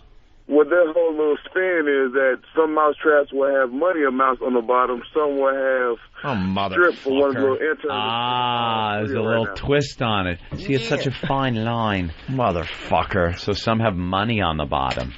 What would you have me do, sir? Just wait for us to take over his slots everywhere. Jesus. Guy writes me an email. Congratulations on the gig. Hey, you want to hang out and do dinner when I'm in New York? No, I don't. Why, so we can give you more ideas? Hold on, fellas. The pencil is just dented. It could definitely break a toe if they hit you in the right way. Peter, look, all right, so here's the deal. Jen, the Virgin intern. And I still think someone tipped her off here. Let me ask you, how much money per trap would it cost for you to do this? $100. $100? What's the broad doing? It's like you're going to make She's an intern. $2,000. Larry, she was like $100 and she was willing to play. All right. Now, it's got to be... Reasonable? Reasonable. Well, you're talking to me here. You know I get paid. I don't know. $20. $20? That's respectable. That's my clothing. I have a reputation. It's my foot here. Virgin. $20. How about a buck or $5? Not a buck. I thought you did that last buck. $20 per trap. How many articles of clothing do you have total? Let me see. Stand up for a second. She has on a jacket. Joe. He has on a sweat. Yeah, boys. Thanks for letting us know. Thanks for the info, my friend. No problem. Why with the mouse traps? You have a good day. Bye, Joe. Thank you.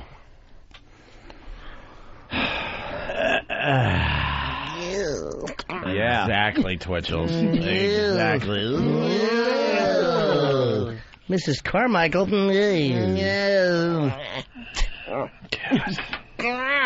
String of Peloponnese.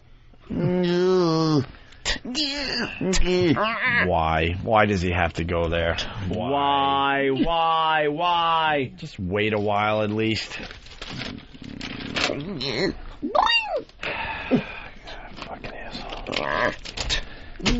Anyway, Teenage Tourette's Camp, we move on to the second clip here. Well, it is difficult because we find it difficult to go out for a meal because everybody is feeling a bit tense. Going to a restaurant can be difficult because Jessica will be tense because the family will be tense, and so we tend not to go out for meals or en masse anymore. You can't do things. You can't do everything that you want to do. Trevor's a fat bitch. Nice. That's kind of hot. It's even better with the accent. Does the accent's cute. Here's something we got to think about. Does the whole family go to hell because they can't go to church because of Jessica? Yes. Those are the rules. Well, that's BS. That's BS. It never stopped my family from going to church. I would just sit in the back pew. Oh. How about they just leave her home and then go out and have fun, and come back and go, you missed a great night, and throw confetti in her cursing face. Here you go, potty mouth. Throw the doggy bag at her. Yeah, doggy bag full of what could have been. Isn't that ironic that Here you actually... go, can't be quiet. Isn't it ironic that Twitchell's actually goes to, went to church or goes to church with the family, and they put that, but meanwhile, just a few hundred years ago, you'd have been burnt at the stake, and rightly so. Yes. Yeah, well, I'm glad I was fucked at the right time. Not to be... Witch! Now you're not a witch. Now they would just go, irritant. Can I say camera? Burn him. Uh-oh. Why? Jimmy, what are you doing? What are you doing with the Palto? Why do you have why? On his why are you plumping up? What are you looking at Why that are you're you filling up? plumping You're up? in a room with a bunch of guys. Nothing to do with what's going on here. What are you just thinking? Of course. Is it Big A next to you? Wait. Why? Oh, Jimmy. There you go. Why do you have that in your pants? Wait, where's it? You're loving that one up, pal. What are you thinking of that's got you like that? Wait. Not that. Jesus Christ. What? That's not my pal. I don't want to see it on here. It is your pal. There's nothing pally about that. I'm going to have to bounce you. No, don't bounce me. I'm your pal. Let's talk. Oh, my God. Can we go home? This is really uncomfortable now. Whoa. Could you at least say no homo? No, it's nothing to do with it. What are you thinking of? Something that happened. What happened? Something that happened. Yeah. Years ago. What happened? I was a young boy. I received an answering machine message at a certain period of time that I saved. Yeah. And let's just say I listened to it occasionally. Can you bring it in? You can't play it now. How long ago did you get it? I don't remember. Hot, though. Years or months? No. Matter of hours. Years, months, weeks, days? Weeks. Within weeks. Within weeks. Okay. What was this? answer. And I would gather it's a sexually explicit. What was this message about? Message. No, it was my father. Of course, it was a sexually explicit message from a girl. I'm just trying to ramp into this, and I just was because you're not messing up. When I was thinking of the wording of it, if you want to know, and it just hit me. Yeah, it was very dirty. Yeah. Was it phone sex on your answering machine, or was no, it just nothing that cheesy. And okay. and the event didn't happen. It was just the wording of the message. Yeah. It just drove me crazy and still does. That's all you could give us? Something along the lines of... Interesting. It was a place I was doing a show. I'm not even going to say what city it was in. And the message was, because somebody I know, a girl, talking about coming to the show. And, I'd love to see you. It'd be great. And then she goes, maybe we could sneak off and go to the dressing room, and you could take out your cock and I could suck it a little. Oh, okay. And it fucking ruined me. And here's the beauty of how awful my life is. Yeah.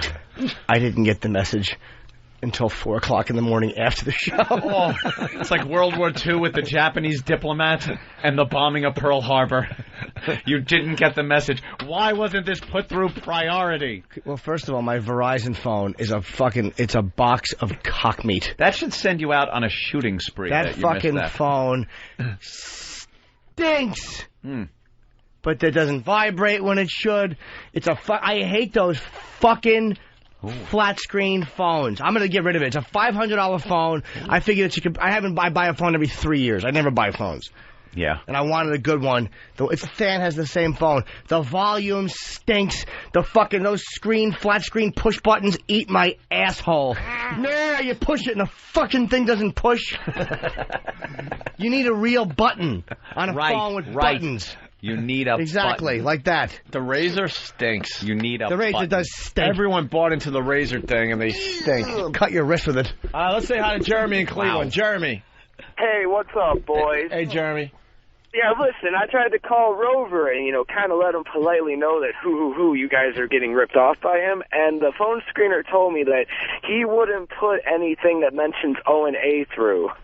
Why? Because he's a fucking asshole. That's probably why. Rover's fucking scared of you guys. He's got to rip off you because he has no fucking material. Well, the mousetrap thing's a little weird. I got to be honest with you. No one was doing the mousetraps, and we start sounding like telling Fred who.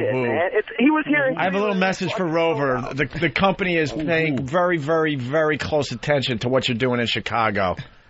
Very, very close attention. What the fuck him. Later, guys. Punching out. So enjoy doing some of the things that were very successful on our show. Let's see how the ratings do for you in Chicago. Because we're in the bullpen, buddy. I like Chicago. We want to be on in Chicago. My kind of town. We want to be in Chicago to get the job done. Jimmy. Trying to do my show. All right, enough. Jimmy, stop. Jimmy, put that away. I can't believe I have to do a radio show where we have to say, Jimmy, put that away. Put it away. He's pulled his shirt up and he's just This is not what I envisioned for myself when I started back in college. No. And we'd finally be a success and we'd have to say stuff like, Jimmy, put that away. We're broadcasting. Put it away. I just wanted the Pal Talk girls to get a thrill. He got so worked up over I'm not worked up anymore. That he didn't even hear.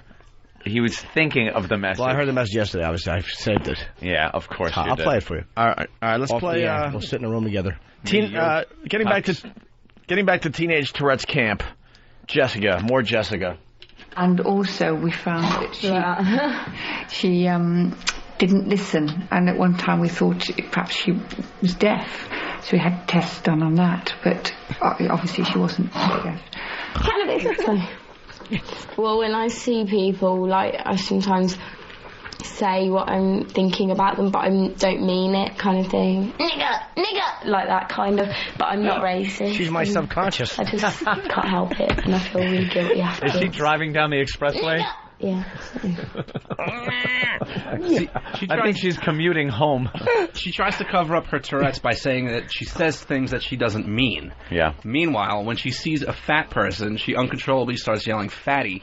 And when she does she? Do you have clips of that? I believe so. Yeah. Oh, and when she please and when God. she sees a black person, that's inevitably She what just has truthettes. Exactly. That's exactly what it is. Well, I mean, there is some truth to that. Same thing with me and Jump. When you think about it, you do it. Just but it's not. Now the same difference thing. is this: that's an OCD. Jump is not a natural. When I hear a word like jump, I don't want to jump. That's an OCD jump. I mean, it feels good to jump. Of course it does. Yeah. But when you see a fat person and you yell fatty, There is a pleasure in that. oh, it does the feel joy. good. That's got to feel like you just won the marathon. Fatty! Oh, they heard it.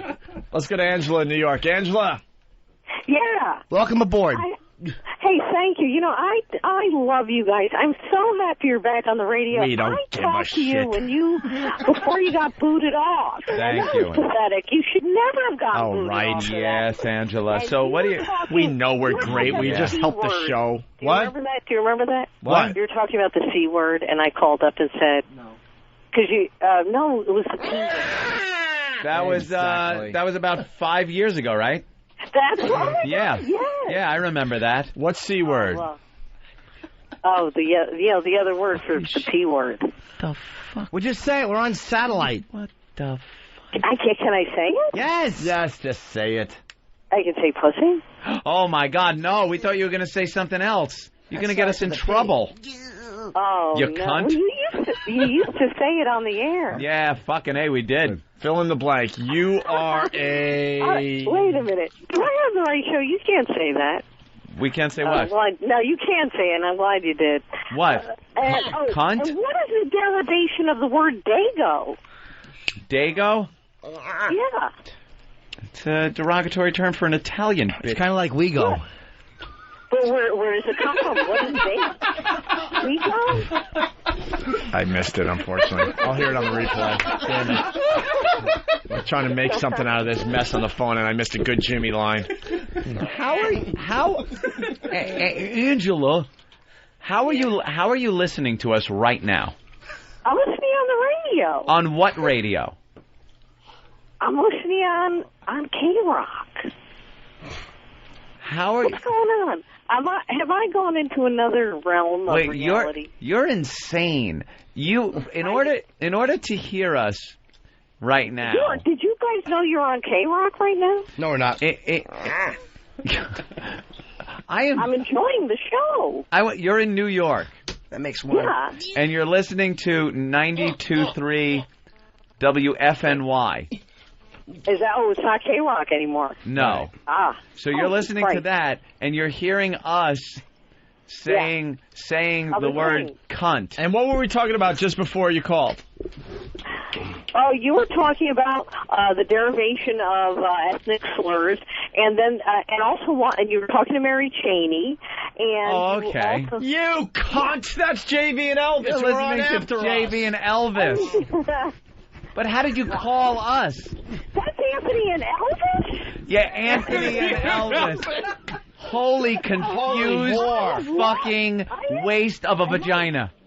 Okay, I'm truly mentally, the whole time I thought they were saying Opie and Anthony. Are you lying to me? Yeah, JV and Elvis sounds like Opie and Anthony. Well, they're very funny, and I thought I thought, oh great, it's Opie and Anthony, they're back. And But we're on in the morning from 6 to 9 on that station.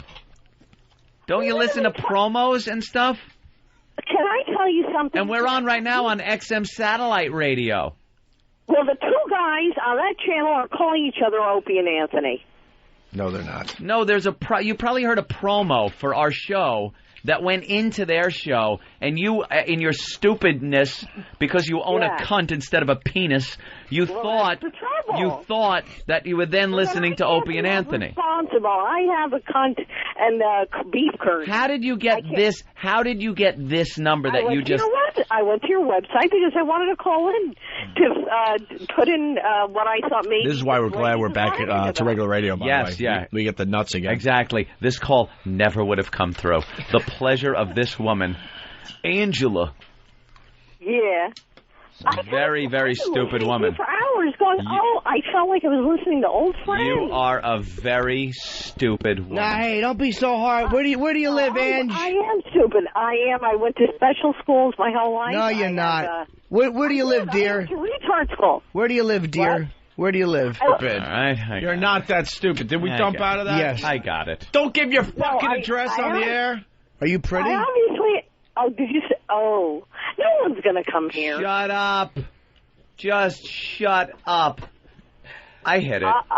You know something? I can't believe this. This is bizarre. I feel like I've gone into a strange netherworld. Are you pretty? You are crazy. How old are you, Angela? I'm not pretty. Angela, it's speed round time. Will you hear a question just to answer it, okay? Can you do that? Ahead. How old are you? Yeah. 48. 48? How much you weigh? I'm very old. How old are you? 48. How much do you weigh? 120. And are you married?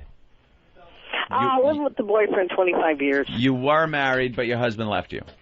Never was married. I've been living with the boyfriend 25 years, since he was 20 and I was 24. I got one. Does your pussy stink? Yes. And right before a woman gets her period, it smells like old, rotten, I don't know. When was the last time that happened to you? Do you know I am still menstruating even though I'm 48? That's sexy. People are pushing for menopause.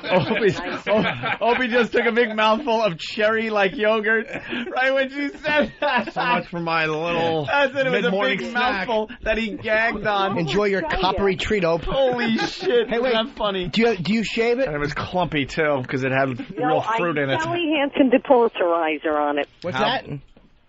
I depilitarize it. What's that mean? Depilitarizes it with a Sally Hansen.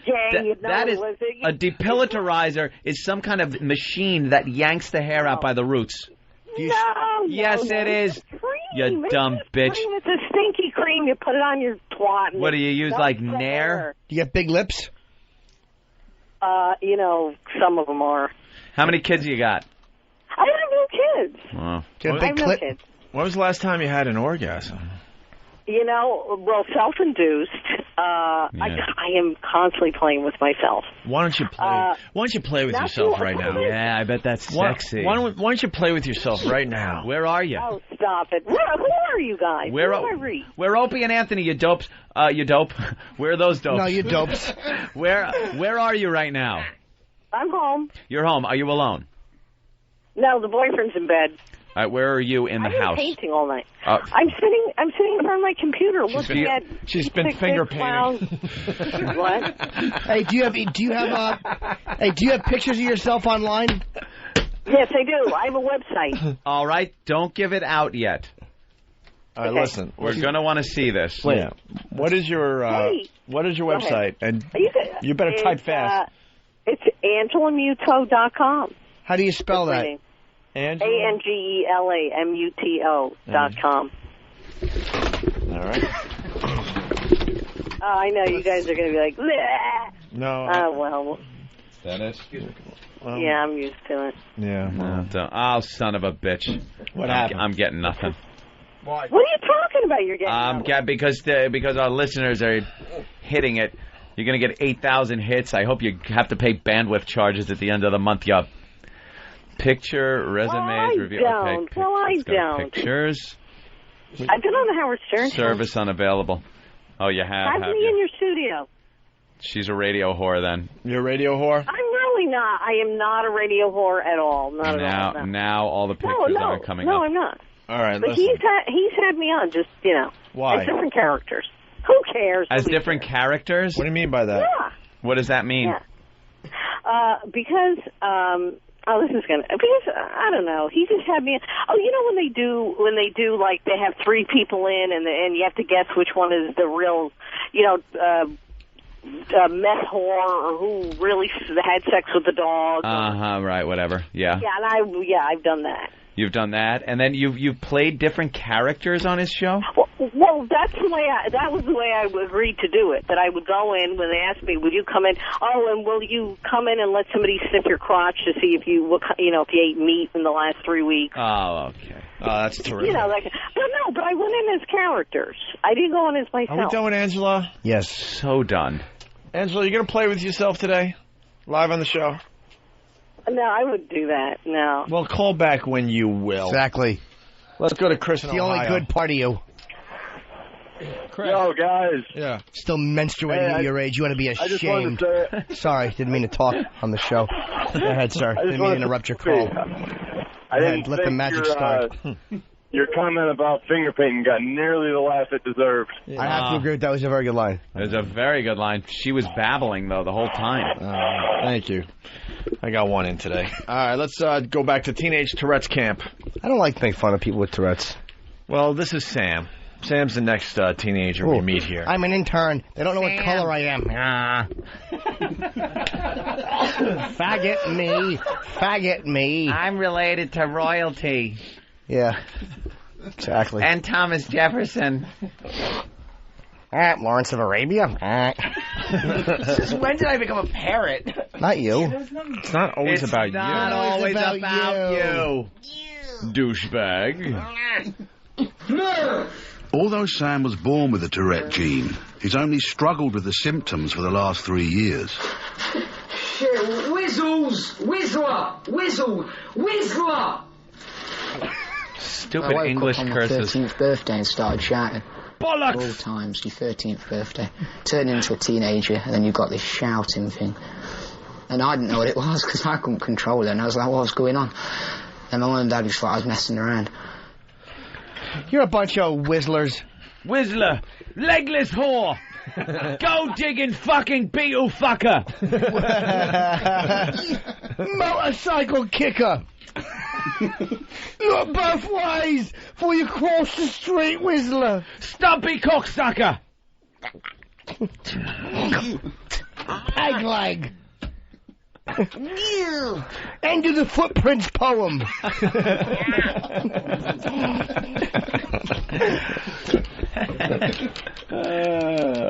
Let's go to the next Sam clip. Sam told waitress to fuck off. We were on a ferry to France, and I was shouting, I've got a bomb. This was the same holiday. We went to a restaurant, and it was really bad chicken. And this young girl brought his meal to him, and he said, "Thank you." I fuck off. And she looked at him, and I nearly died. And when she came back, when Sam had gone, I said, "I'm ever so sorry, he's got brain damage." I didn't know just how it came out. So my husband stopped talking to me then, because what I'd said. And it just... I've got brain damage now, have I? No, just calm down. However... This is just what I said. But it's just the things that you say. Thanks. Yeah. You do have brain damage. What do you think, that's functioning well? Yeah, that's when you're yelling pussy and fuck off? Some type of problem there. Did we chase away a female listener? I don't know. Let's say hi to Bo. Maybe we could get her back. Bo in Arizona. Bo? Hey, how you guys doing, man? My wife was listening earlier. You told Angela, you said your stupidity because you have a cunt instead of a penis. She looked at me. She says, "I'm done with your boys. They're a bunch of women-hating faggots." Oh, no. Hey, dude, we're just joking around. Look, how about this? We say a lot of dumb stuff. We did that to annoy her. Can we put your wife on? Because we will absolutely straighten out. Yeah, we'll get her back. I just dropped her off at work, man. But you know what? I told her the same exact thing. I said, you know what? He was just trying to get her shit, man. Get her all can you call her on a three-way? We will definitely straighten it out because we get this flack a lot. Yeah, it's not to annoy all women. We understand. We love women. We have relationships with them. We say something to one person to annoy them, and the other listeners man. Dude, get her on three-way. Love you again. Don't worry about it. No, can you please have her call the show so we can smooth this over? Call her on three-way. All right, man. I'll see if I can get a hold of her. No, Bo, I'm not kidding, please. Because we like settling. We don't want to lose our XM listeners. When we're on right now at work, I'm going to tell her to call you right now. All right, okay. When we're on regular radio, we don't care if we lose a few, but XM, we know you're paying for. We don't want to lose a customer. What's her name? What's her name? He said he was going to call and have her call back. Okay. Because that's not good. Yeah, it's like you say one thing to one person, and so we're not talking about everybody. It's just to annoy the one person. All right, listen, we go to Jessica. Back to Jessica. This is the one that says bomb in airport. I said that last year, didn't I? I did say bombing in the airplane last year. Would I get arrested for saying that? No. Since you packed your bags, did anyone have interfered with them at all? No, they've been at my house all the time. Bomb! All right. Oh, that's not good. Yeah, that was her actually at the airport because this Tourette's camp is in the United States and they're in England. So they're actually at the airport checking their luggage and she starts going bomb, bomb. She just wants attention. Anyone else seeing that? Like the anorexic girl. She's just looking for the attention. Yeah. That's right. Like that. Yeah. That's hell on earth. Well, I've never really shouted out anything, like what Twitchell's has, that's hell on earth. But when someone just conveniently has to yell bomb in an airport, stop. No, I don't know. I gotta say, why else would you yell niggers or fatty? It really is it's almost like your mind says the worst thing you can think of at any given moment. It's like a weird, bizarre... You ever think things like that? All the time. What's the worst thing I can do in this situation? It usually happens in church. If you're sitting there during a wedding, or worse yet, a funeral, and you think, what if I just got up and started, like, doing a little tap dance in front of the casket? And you start, like, laughing to yourself, and it's horrible? Yeah, absolutely. Or you're like, what if I just fucked it? Then you realize you're jerking off. You take it to a whole new level. No, but I would be at the table at my grandmother's house, and I would just think of saying cunt salt, pass the fucking salt, like the worst thing you can think of. Right, yeah. They just don't have that impulse control. So I don't think it's attention, because so many times you say things that are like can truly put you in danger. Like, that are just like going to get your teeth knocked out. You ever see someone standing at the edge of the subway platform and think you could just push them off? Oh, yeah. Man, I could just, like, walk up and push them right off. I've done it. Grab those stroller handles and shove away. There you go. 18 years of problems solved. Uh-oh, man finds alligator lurking in pond. Kill it! Kill it! It's a little guy. Please rape it. They should get this Jessica girl to just go to a Rich Voss show, though, and just sit in the audience. Bob! All right, I heard you. Bob! Can I buy you a camp? All right, more Jessica. I got a tick. Is this true? Jessica likes to tug at steering wheels? This is part of her Tourette's? Oh, boy. Yep. I think it goes I think it fits into exactly what Ant's talking about, where you just think of the one thing that you just shouldn't do. That's awful. And then you end up doing it. Yeah, because you're driving like 80 miles an hour, you think of just turning head on into a car. You ever think of when you're driving, what would happen if I just turned my ignition off? I think of that all the time. As I'm driving, what would happen if I just turned it to the left and stopped it? Would I lose control of the power steering? I don't know if you could... Can you do that? We could try that on Mythbusters with lawsuits. There you go. Yeah. Whenever I'm in restaurants, I usually have the urge to, in a buffet, spit in the food. To spit in the food at a buffet. That used to be a thing with mine. I've always wanted to do it. I would think about spitting in food. Do you think there are Tourette's people that have that idea and do it? The difference between me and the other people is I can control it to a degree. Never eat a fucking buffets. You don't like buffets? Never. Why? Because they are disgusting food and bacteria tubs. Would you eat in a buffet in like a deli? A deli buffet where filthy people are roaming around with their feet uncovered. They keep it picking vegetables out with their toes. They keep it clean. Animals. Sometimes you have to lick off the spoon before you put it back, but besides that... people are slobs by nature. Selfish, think they're the only person on earth slobs. And they sneeze on their hands. What was that? There was something we were watching on the news the other day about bacteria. And there's more bacteria on the food you eat than toilet bowls or some shit like that. I remember my friend Dean and I think, and Jimmy all spit on a public payphone. And I mean, hocked goobers all over the ear part. Oh, God. And the mouth part. And we were all standing there, and this black guy picked up the phone and put it to his ear and got fucking goblin spit in his ear. And we were laughing. We were 10 feet away. We had no subtlety. And the guy's like, who the fuck did that? So me and Jimmy just pointed at Dean and went, he did. And fucking the guy chased him. We were young. Did you say, leave him alone? Leave him. No, Sohail said that about me. Leave him alone. You're an awful person. Let's go to Sad in Tennessee. Sad. What's happening, fellas? Hey, Sad. Hey, man, I want to just say, man, Twitchell is a damn fucking genius, man. Why is he a genius? I love that guy. I don't know where you find these people, if it's made up or what, man, but keep rolling with that, man. Well, we want to find new freaks. We definitely want to do that. Are you still doing American Mess? We tried. It didn't work too well. Maybe we could bring American Mess to the terrestrial radio side. Yeah. Because we have a greater concentration of listeners in New York when we do the first half of the show. Any picks yet? Gary in Cleveland. Looking, but...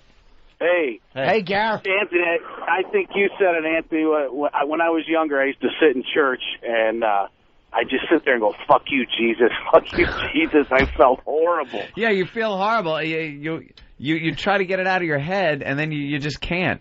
They're just horrible thoughts you'd get.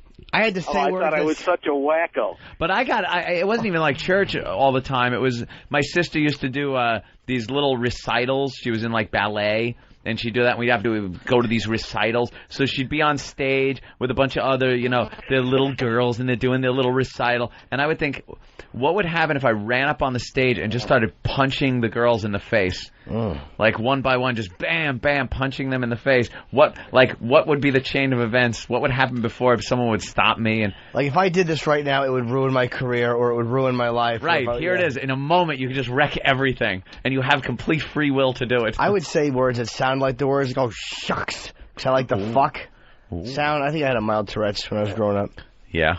I had twitches and stuff, not like you do. I see you twitching every now and then. I told you that. He doesn't twitch as much as he used to. John in Ohio. Yeah, I used to spin in a circle once to the right. John? That's stupid. It's true. It is just plain I was silly. a dizzy goose. Wah, wah, penis.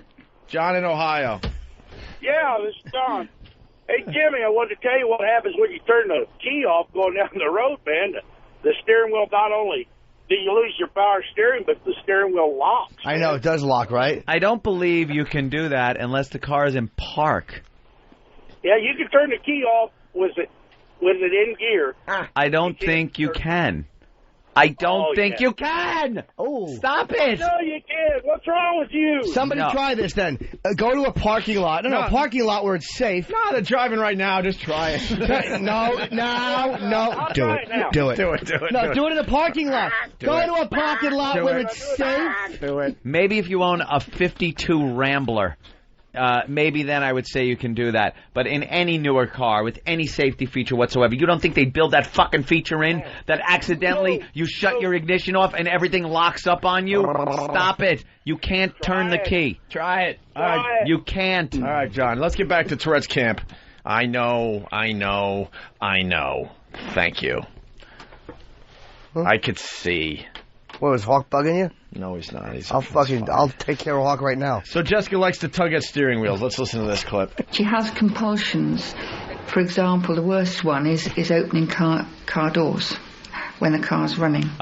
So it's running. That's a problem. If she sits in the front of the car, she will tend to pull at the steering wheel. Be a blessing, which can be a problem, as you can imagine. Can be a problem. If we go to a restaurant, she prefers that the candles aren't anywhere near us. Because I'll touch them. But I'm all right with candles. I put the flame out. Just go. And she used to be worried about having steak knives. Now, that's only in a restaurant, not at home or any other place. But for some reason, being in the restaurant with a sharp knife, she didn't like it because she kept on wanting to prod the end. So those sort of things happen. Those are sort of the ones I can think of straight away. Was she yelling there at the end? She's yelling bored. I thought so, bored. Bored. we need her in this studio sometime. Rules. She was just saying what the whole audience is saying right now. Bored. If I was the parent of a kid like that, my right arm would be muscular from backhands, grabbing the wheel. You crack. You crack. Can we please get somebody with Tourette's, like who has the yelling? Not that we want to replace you, but I mean someone that yells shit. Yeah. I want a Tourette yeller. Well, I told you the one kid. Shut up. The one kid I met at the Shut up. All right, so what do you have to say? I'm sorry. What kid? What kid? I want to yell. One kid. Shut up. Oh, my God. We ran right into that one. All right already. Do you know a yeller, though? You got to know a yeller. There's gonna be, I know a couple. Shut up.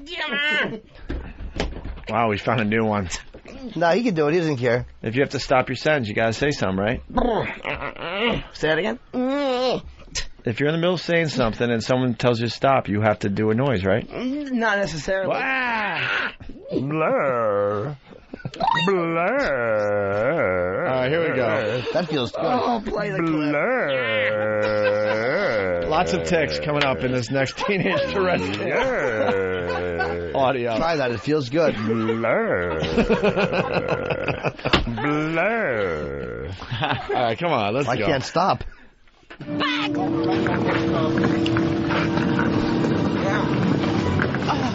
Shit! Fork! What? I want to Hey, fuck. That's what scared me then. Someone shouts out very loud.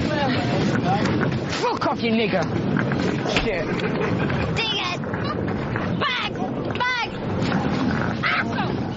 Are they all together there? Yeah, there's like 5 kids. They're walking up a hill, and she's screaming bags because they all have their bags behind them. Oh, man. Going to the camp. I smell a new bit. Fly her to New York, and we bet how many blocks she can walk before she gets killed. Gets killed. Yelling the N-word. And I liked her. Oh, my God. Yeah. Wow. What a great bet that would be. Just let her loose in New York. Oh, the Tourette's Olympics. 9-year-old with Tourette's. Oh, this must be really sad, huh? Heart-wrenching. I feel it right here. I feel it right here coming right now. Michael, is he at Michael I feel it in my Jackson's throat. Neverland? There's like a tickle in my throat that tells me, do your tick, come on, you can do it, do your tick. Yeah, and then I'm saying swears like nigger and stuff. Big words, you know. Even over there. And I say like fucking camp, like that, and I don't really mean what I say. Well, you I'm should. sorry. They got to get the N-word from somewhere, man. I mean, where are they getting it from? To start this thing. You got to learn it. Learn it from somewhere. Why don't you yell, dude? Why, like, you twitch, but why don't you curse? Everybody thinks Tourette's is cursing. I know, that's the he's misconception. But why don't you? Only 50%. Shut up. We found a new one. I know we found a new one. Shut up. I wasn't even talking. Shut up. Twitch, let's get you plugged in. You're doing a comedy show, by the way? Doing a show tonight. At the. Shut up. I knew it. You did? You really knew it that time, huh? Yes. No surprise, right? Tonight at 9:30. I didn't even say this one, Chow. At LaughterRiley.com. Details are there. Shut up. And what's your website? LaughterRiley.com. You know what it is? On. When you yell "shut up," he tries to put the brake on. Shut up. Laughter. Bailu.com. Come on. Now that gets annoying fast. Why? Max in Oklahoma City. Yeah, that does. Hey, what's up, man? Hey. I just wanted to tell you, first of all, Opie, you're my favorite out of the 3 because you are so fucking wonderfully evil. Way to hurt everyone's feelings. Well, at least I got one. At least I got The one out there. Second thing is, don't feel bad. I was biting into a fucking BLT when that chick said something about her having her period in the clots, right into a fucking tomato, and I yacked all mine all over the fucking street. Did you like the show today, Max? Wonderful. That's what I said. Everyone's yelling at me. Oh, my God. What happened? I'm not saying you can't turn the fucking thing off, but it doesn't lock everything up. Like when you put it in park and turn the key off. Everyone's, you're an asshole. You can shut the car off. Of course you can. If it's bursting into fucking flames, you might want to shut it off before it comes to a full stop. But you're going to lose power steering, but it's not going to lock up like it does, locks your steering wheel. The next clip. That's good. Enough about the car. The next clip could be one of the greatest clips ever. Oh. It has potential. Is it us as good going as it home? Honestly, this was cut so long ago, I don't even remember. Love that clip. The 10th clip, teenage Tourette's camp. Kyle ticks. Jen gives head over and over. That's right. Come on. How good is this clip? Please. Nice. Please be a winner. Does she do that? No. Jen does not. Jen does not, but Kyle's tick is that. One time at Tourette camp. I know, something in the joke. float. Are you shook up? Are you nervous? What, he didn't tell a joke? Hey, then. What did he say? I honest to God, I missed it. Wait, you really were doing a joke? I was the only one that heard it? Yes. Tell Jimmy and Opie. No, I heard it because I added the flute thing, but I thought he was really telling a story. Were you really telling a story? No. And we saved your I ass? was making a play on words. Shut I up. knew it. Shut up.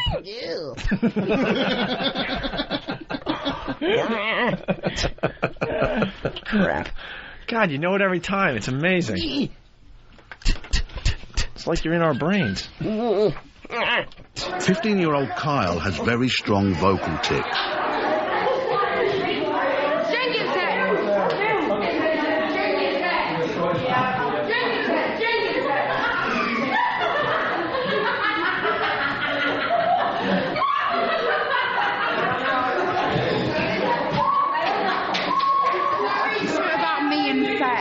Although Kyle's tic is typically random, Jenny seems to have taken it to heart. This is the last place on earth she thought she'd be singled out.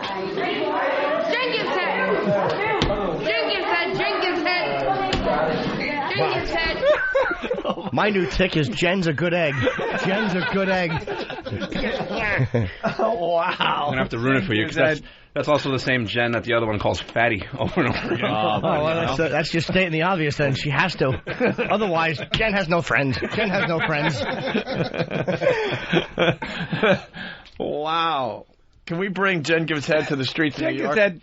Next time we do the walk on Monday, can we have make-believe someone has a really bad Tourette's tick? Good. That is good.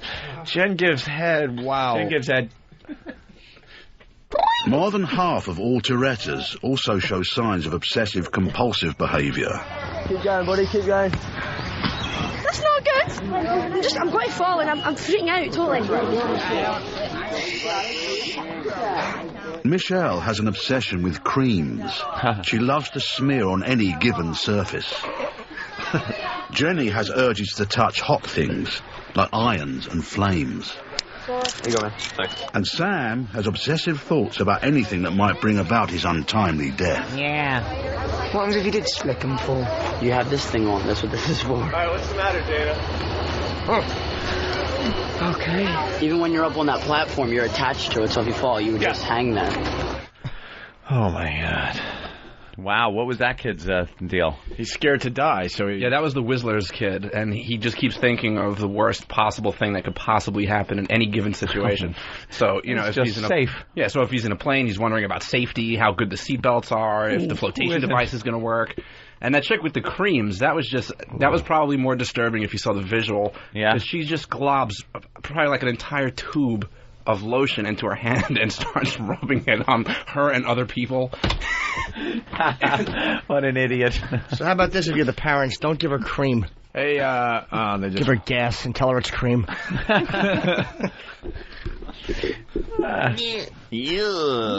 All right, here's kids set each other's ticks off. We're just about done with Teenage Tourette's Camp. At the base? Twin Town. Yeah. Twin Town. Fucking kick it in there. Twin Tower. Oh. Oh, no.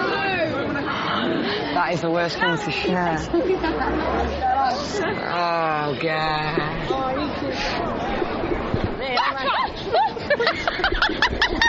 Sorry.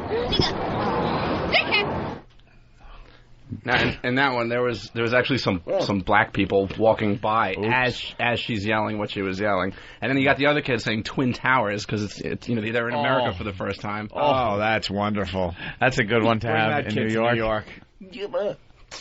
Yikes. And finally, Sam explains how he thought he was going to have his ass kicked by blacks. I thought I was going to have my... I thought some black guy was about to come over and bang the heck out of us because of what everyone was shouting, if you know what I mean. So, and he just sat there and everyone was like, nigger, nigger. Oh, shit, I was actually a tick. But, yeah, everyone was shouting. That's because I'm on the subject. Nigger! That's like... Everyone was shouting, and I just thought somebody was going to come over and bang. So I turned around and saw a couple of black people come and look at us in a horrible way, and I thought, oh God. Yeah, they don't really understand that it's Tourette's. Not quickly anyway. Not quick enough for you to explain. Yeah, we're misunderstood. Very good. And, I got a whiz. Do we need that in the studio anymore? Both of them. People say it looked like Big A was jerking off on Pal Talk. You had your hand down where it looked like it was on your ample By ample I mean minuscule penis. Do you ever get the urge to take that pinky ring and put it on your cock? Old planking cock. All right, we're going to take a break. We got Lee Evans here. Yes. Great comic from England. Yes. Very cool. We'll talk to him next. And Twitchels, thank you so much. Good luck with MTV True Life. Thank you, guys. Why don't you give the plugs out one more time before we get out of here for a little bit? Well, tonight I have... Shut up! LaughterByLou.com. LaughterByLou.com. All the details on there. Shut up. Now, where are you performing tonight? The Round Boy Room. Shut up! Hush. That's tonight. Wait, where? At the Round Boy Room. Yeah.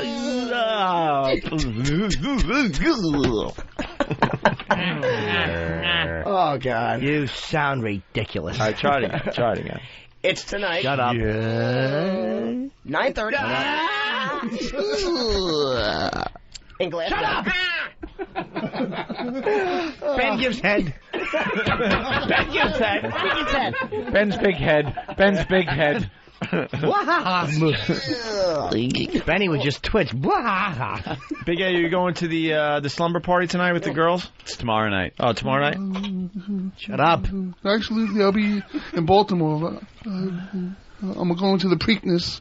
I'm going to the Preakness? I am going to the Preakness. I'm going to the Preakness. The Preakness, huh? Yeah. What are you going to do in Baltimore? Look up Hester Moffat?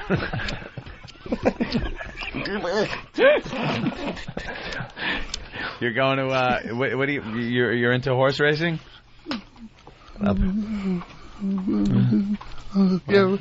Yeah, a little bit. Go with friends of mine. I'll be in the infield handing out wows. I didn't think you were a jockey. Yeah, she's a horse with a broken back. All right, this is really funny. Cody in Indiana. Cody. Hey, buddy. Hey. How you doing today? All right. So Stanley is spelled wrong, and Rocky gets spelled wrong, but Tourette's is spelled correctly. Derek actually spelled Tourette's correctly. Know. Did he? Bunching out, guys. No way did he spell Tourette's. Than helped him out. Yeah, okay. That figures. Than's got to be the smartest one in the room. All right, Twitchell. Yes. He goes to do this thing. Yeah. Yeah. You did a lot for the show, so you really should get the plug out for the comedy show. Well, thank you. We won't interrupt. You sure? Tonight. Go ahead, man. At the Round Boy Room. Go to LaughterByLou.com.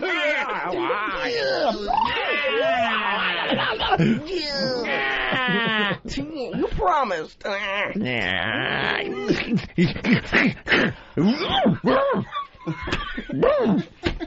Wow. Can I talk? Goodbye. Goodbye. All right. Go ahead. We got to go to break. I got to pee. I got to piss. We got a guest. All right, let's go to break. Did you do your plug? I don't even know. You got out it? It's tonight at 9:30. Oh, no. Go away.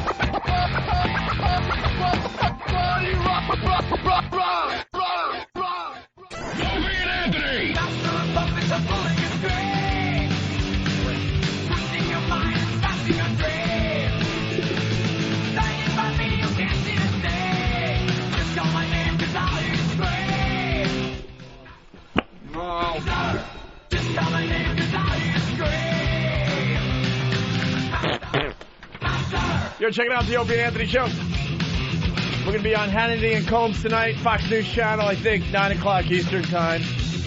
And coming soon to the Opie and Anthony Show, Jimmy Day. Yay. We'll have details on Jimmy Day, hopefully in the very near future. Hopefully,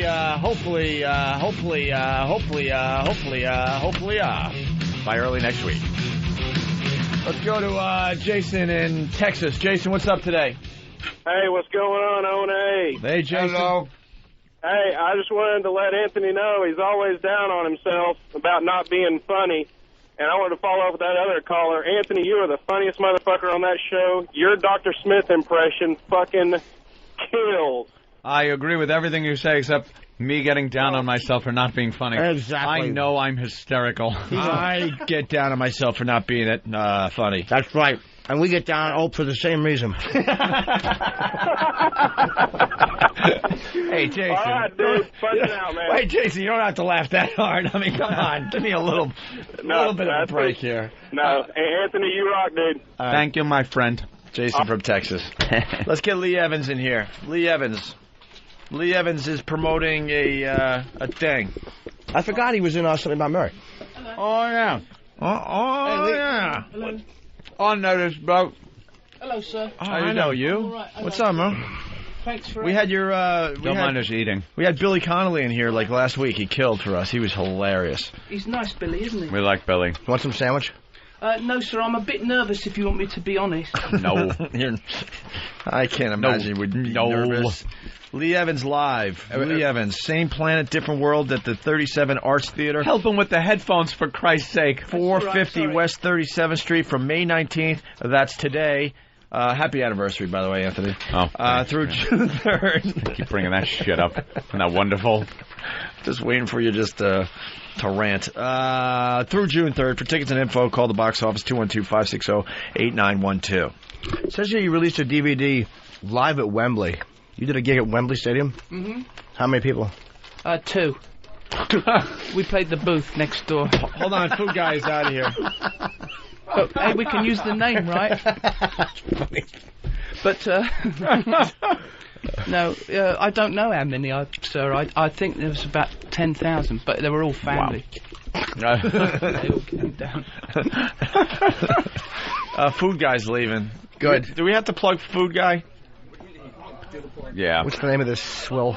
I don't know. We're this is like our eating interview. No, everybody enjoy your food? Yes. Everything's great? Excellent. Yes. If you guys need anything, call me over at Boca. We're on 50th. Boca? 135 50th. You guys take care of Ron and Fez, right? Yeah. Cool. Yeah, I've heard Ronnie sit back there and go, I like the Boca. Good thing you didn't bring any soda. I like the Boca de Fez. All right. Good yeah, stuff, and if good you need food. anything, ask for Brian. That's me. I'll take care of you guys. Brian at Boca. I need a soda. You need a soda? Well, send someone out to get it. That's not his responsibility. All right. Thanks a lot, guys. Get me a Thank Diet you, Coke. sir. You want a beverage, Lee? Bye, Brian. You want a beverage? No, I've got to be honest, I ate there once. Yeah? And I was like... You didn't like it? No, I shit my pants for like a week. But I didn't want to say because he was in the room, but now he's out. Now it's cool. Now that we're all eating this. Oh, man. You know, me in the toilet, we were friends.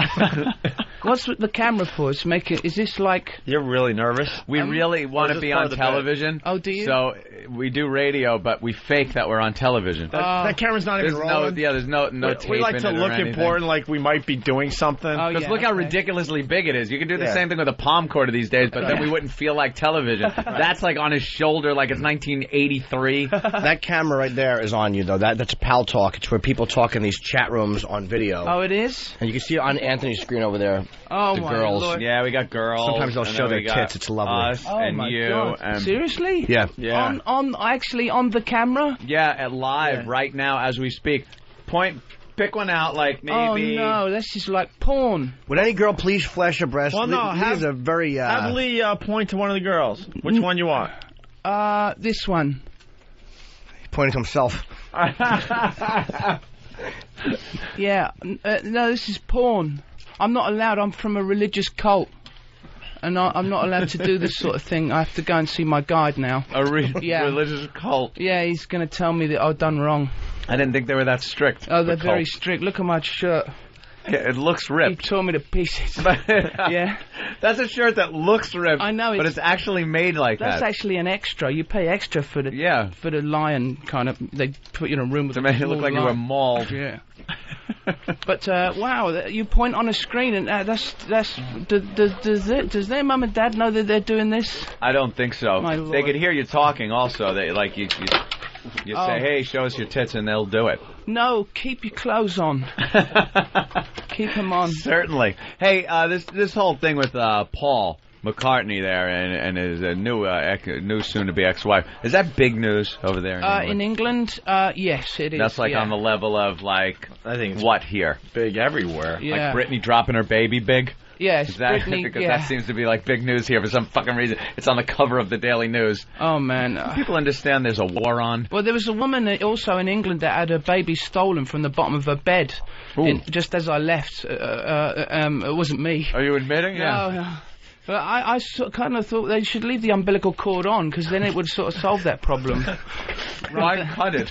Why cut You got a great plan there. You can't run down the road with a woman dragging behind you. It's just a thought, really. And then when they get a little older, then you cut it. Well, you could. Well, no, leave it on. How long? Until you die and just drag a corpse. I don't know. Gotta be with your mum.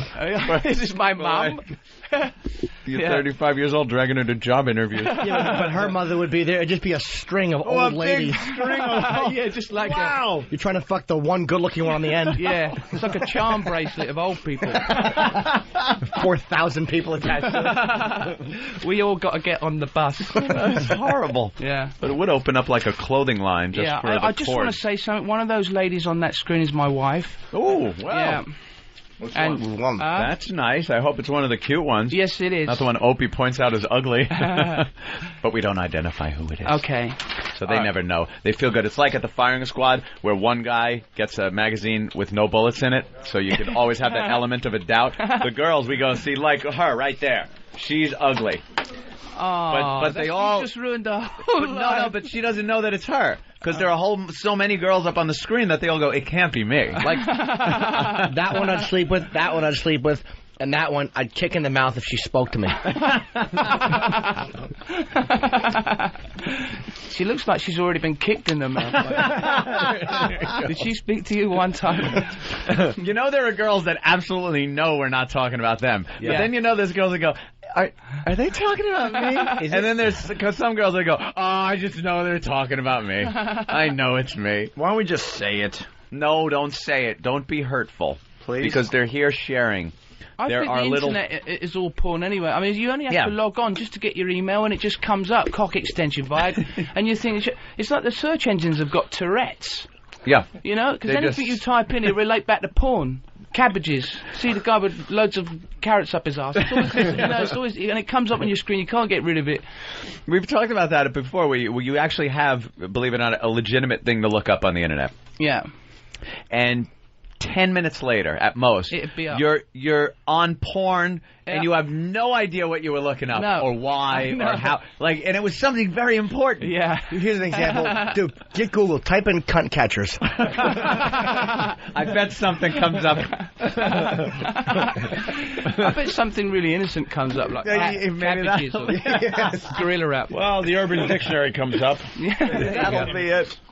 Yeah, but it's usually when you're trying to do something serious. Yeah, that's once right. in a blue moon. But and that you get lost in it, right? You just kind of wait a minute, let me see. You're kind of following this roadway, and you're taking turns, and all of a sudden, how did I end up here? I know, and it's like Dante's Inferno. It just drags you down, and Pulls it you gets down right worse into and it. worse. And then there's like people kind of.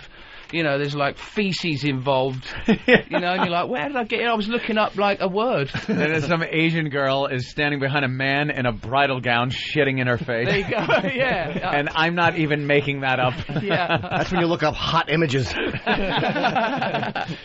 And then when you're trying to do something, this also pisses me off. When you're just fucking around, you're bored shitless. You're on the internet. You're just watching videos of kids shooting people with paintball guns from their cars. Nothing to do. Your computer works perfectly. The second you have to order something that has to be there tomorrow, it freezes up on you, doesn't work, locks, computer just goes down. Anything else that you're wasting time on works fine. Perfect. Let's say hi to Jeff in Connecticut. Jeff? Hey there, Hey Jeff. guys, how's it going? Good. We're on with Lee Evans. Yeah, I just want to say he was on BBC America, his hour-and-a-half stand-up. That is a funny son of a bitch, and I've never seen anybody sweat so much in my life. Oh, well, thank you very much indeed. I do sweat a lot. I think it's nerves. I get very nervous. Yeah? Yeah, I do. Yeah, great show, though. Really good, funny guy. Oh, You still get nervous live? Of you, sir. Yeah, I do. Getting out on stage? I don't know what it is. I think I'm sort of slightly deficient. In some way. In some way? Yeah, I suffer nerves very badly. Yeah. I do. It's a great profession, then. But don't you like fun of everybody? That's gotta be I crazy. should be in bomb disposal or something. Yeah, well, you're always nervous and you have a reason for it. Don't you feel like really nervous before you got to go on stage? But then once you're out there doing it, you loosen up? Well, no, because I've got all this stuff roaming about in my head and I can't quite remember it. And I have no way of going through it. You know, like some people go, I remember eyes. I think eyes, and then I think gets eyes, you know, and I've got none of that. There's no reference point. No, none of that kind of. I used to sing in bands, and sometimes the music would start, and I would go, holy shit, I have no idea what the first line of the song is. Yeah. And the music's going the intro music, and it's time to kick in. And the second I'm supposed to sing, boom, it clicks in my head. Yeah. But the anxiety you get before that going, oh my God, I'm going to look like a fucking idiot. Yeah. Here it comes. And you know exactly when you're going to look like an idiot because you know the song. Yeah. I've actually started jokes and I start a joke, and I know right now I cannot say the pun. I cannot go to the end. Oh. But it's like your mouth is so accustomed to saying it, it just goes into that, and you're like, I told the joke, and I didn't remember a fucking word of it. And you didn't know where it was going to end. What about when it's over? Do you, enjoy that you did it? I'm so relieved, yeah. I know I'm in the wrong job. I don't know how I got here. I started off in bands when I was at art college and stuff. Yeah. And it was all sort of punk and all that then, you know. And we the basic gig was you'd walk on stage, someone spits at you, you'd dive at them and sort of smash the guitar over there, and everyone went, yeah, I like it. And you went home, you know, that was the gig. And no one gave a shit about the music at all. Right. It's all about what the people are saying and just being around. Yeah, we had a lead singer, this guy called David, and he was like an animal. He had no head. He just like this. He just had a neck with eyes on it, and he would just lunge at the crowd. That was the opening number. We like these lot. You know, it's mad. What are you doing with Richard Dreyfuss, man? You doing the producers? Is that here or in a? No, we do. We had that was in England, in London. So nice. You guys are playing the two. Oh, you sing? Well, no. In bands, but I asked if I could mime, but they, you know, it's not we like don't mime but in musical. The producers, it's not like Les Mis, where you gotta be a really good singer. Yeah, and also it's all that emotional stuff. At least you can have some fun, you know. If you're doing some comedy, you know what it's like. But you know, if these sort of serious musicals, I don't know how to go through the motions every night. It's so kind of you know, it's constantly, and it's not like every word is sung. Like some of these things. What was some that? of them they sing some of every the entire word. thing, and I think Les Mis is one of those where it's like, I am here to say to you today that I have walked a whole street length to knock on your door and say, all right. Can you just talk about it and then get to a song later? We'll understand it's a musical. Everything they do. I saw somebody die in a musical once. They stabbed them and they went, and I'm thinking, fuck, you wouldn't do that. No way. Stab me. Son of a bitch. I'm dying. Please call 911. In London, it's 999. It takes fucking ages. Is it? Wow.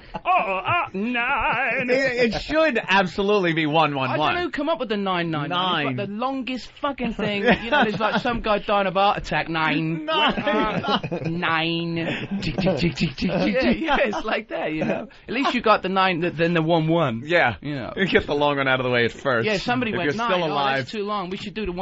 You got it. I think it's sort of like a triage. A triage. If you could get through the first 9, then we'll give you the easy one. Go, if not, you're dead. You probably wouldn't have made it anyway. Yeah, it's like going through college, but on the phone. So. Go to work and then the 11, okay? Hey, let's say hi to Jim in South Carolina. Jim, what's up? Hey, Lee, I love your work. I just wanted to ask you real quick Yes, who you're going for in the World Cup. Thanks, guys. I appreciate it. The World Cup. Who watches the World Cup? Everyone but us. I know. Everybody but us. I know. I'm sorry. But if we're not watching, is there really a World Cup? What is soccer? How is it? Is it big here? Because I know American football's huge and baseball. And they've been trying to make soccer huge in America for decades. Work. But you know, saying that, the American side, the soccer side, is rated 4th in the world. They're amazing side. Who cares? No, they're really good. Though. I know you don't like it, sir. I'm sorry. You know what it is? I think a lot of Europeans that live here. Yeah. And Mexicans too. They come up. They love it. During the finals, forget about it. You see little Toyota Corollas with Brazilian flags tied to their hood all over the place. They go nuts for it, but they go crazy by that. I know what you mean, sir. We hear football and wear shoulder pads and helmets. In Europe, they're nuts about it. I mean, they fight you for it. Well, if somebody sort of bad mouths your side, then someone would just hit you over the head with a glass. Soccer hooligans. Yeah. I'm a soccer hooligan. I love that. Just drinking and punching people's faces in because they badmouth their team. They burn villages. You gotta love them. We do it during the World Series, but they do it during fucking the third game in June. Spring training, right? That's great. Big riots in the stands. I think the final would be Brazil. Yeah. And just to answer that chap's question, but why soccer? Why the excitement? There's nothing else going on in Europe? I think no, there isn't. We just eat potatoes. We have 1, 2. You know what it's like. The sun never comes out. We're damp and we're hunched over, wilted, miserable. It'll never work. I don't know what's the point. Arguing whether they should accept the euro or not. Yes, we have the euro now. Very big. We still got the pound. We like the pound. The pound. Yeah, everyone loves the pound. Yeah, I know. It's so charming. The euro is just one of those things, but it's like pound, and no one can quite figure out. We got this, like you got stuff. Everything's round, and we got like this stuff with fucking edges on it, and it's very ancient. It is like ancient. Something that it should come in a little sack. Here you go for the murder, and they give you like this octagon piece of silver. These are great. There's like a picture of some guy from 8,000 years ago on it. That's right. But didn't England say kind of fuck the euro? Like everyone else wanted it, but England was kind of like a little resistant of it. I know that they don't want to. They don't accept it. They didn't want to get involved. Captain Obvious wants it. They got their money, and it's worth a lot. Yeah, a pound is worth more. Captain Obvious. Neil, New York, what's up? Yeah, all right, lads. Yeah, I was going to say, soccer, or football is actually very popular over here. You just, the media, they don't put it on television. But if you talk to people on the street, go in a bar, whatever, you'll find out that a lot of people in this country really enjoy the sport. I don't know about that, because the other day we walked with the Stanley Cup, and half of the New Yorkers we passed had no idea it was the Stanley Cup. Then again, in New York... So you expect them to know World Cup soccer? You could walk with a fucking severed head in Manhattan, and most people still wouldn't look at you. We'll try that on our next walk. Well, you guys have no guns, though. That's a good thing. Yeah, we just have a stick. The police have a stick. They have to phone in to use a gun. Are you kidding? No, if there's a situation, they ring up and they go, there's a chap with a gun. Come on! No, could you send one down for me? So, like, half an hour later, some guy turns up with a big case, with a big key and a lock, and they go, here we are. Here's the gun. Yeah, meanwhile, he's kind of on the sidewalk bleeding to death. I mean, it's ridiculous. There is a lot of complaints about this, and there's, like, police running all over Is there really London. truth to that? Well, because we had some bombs go off recently. Yeah, we read about that. Yeah, we heard about the bombs. And now there's police running all over London in like bulletproof jackets and stuff like that. And that's we can't work that out. It's like millions of pounds of taxpayers' money and get shot in the head. It's just like here. We're like, what's the point? Just take a headshot. Just take a headshot. We can't understand, But they're trying to get to a situation where they don't want. Once you give the police guns, then the criminals are going to arm up more, and that's really escalate the whole thing. Yeah. But I've seen some. Wait, you knew that they don't have guns over there? It's common knowledge. Yeah, that's pretty common knowledge. But they do. Yeah, it is. But they do have these quick reaction teams that are armed to the gills. Like they have people that show up at these bombing sites and stuff. That have all the guns that the other cops should have. Yeah. Like they come out with machine guns. And they got such a difficult job, the police in London. Yeah. The drug dealers have them, right? The drug dealers have them. Like they got to get guns. It's hard to. Yeah. People have got guns in mobiles. You see that the other day? In mobile cell phones, Cell phones. They're heavier. If you hold them, you can feel the weight difference, but to look at them, you wouldn't see any difference. There's a cell phone with 4 chambers that hold 22s. Yeah. And you could use it as a little gun. Just take a call and blow your head off. Yeah. How is the crime, though, over there? Because I hear there's certain areas that are pretty bad. No, it's okay. It's not too bad. I mean, it's not too bad? No, it's all right. Not like it. You feel relatively safe if you walk around, like, anywhere? In London? I think it's very safe here as well, in New York. Yeah, huh? Don't you think? Yeah, but we're talking about, like, uptown. See, there's certain areas in New York. Oh, you see, I don't know, because you have to take me up. You know what we're talking about, Lee. Yeah. I haven't had the full mugging yet. No, you gotta. Well, you can't leave New York until you've been mugged. Oh, well, is that part of the tourist thing? Well, this is just a nice restaurant we like to eat at. It's 15th Street. 115th Street, way uptown. Yeah, it's terrific though. Yeah. Good you might want to food. check it out a little later today. And don't leave. Stay late because that's when the entertainment really starts late at night. And then sun goes down. And then just take a nice stroll back downtown. Have a nice meal at the Kill Whitey Grill. And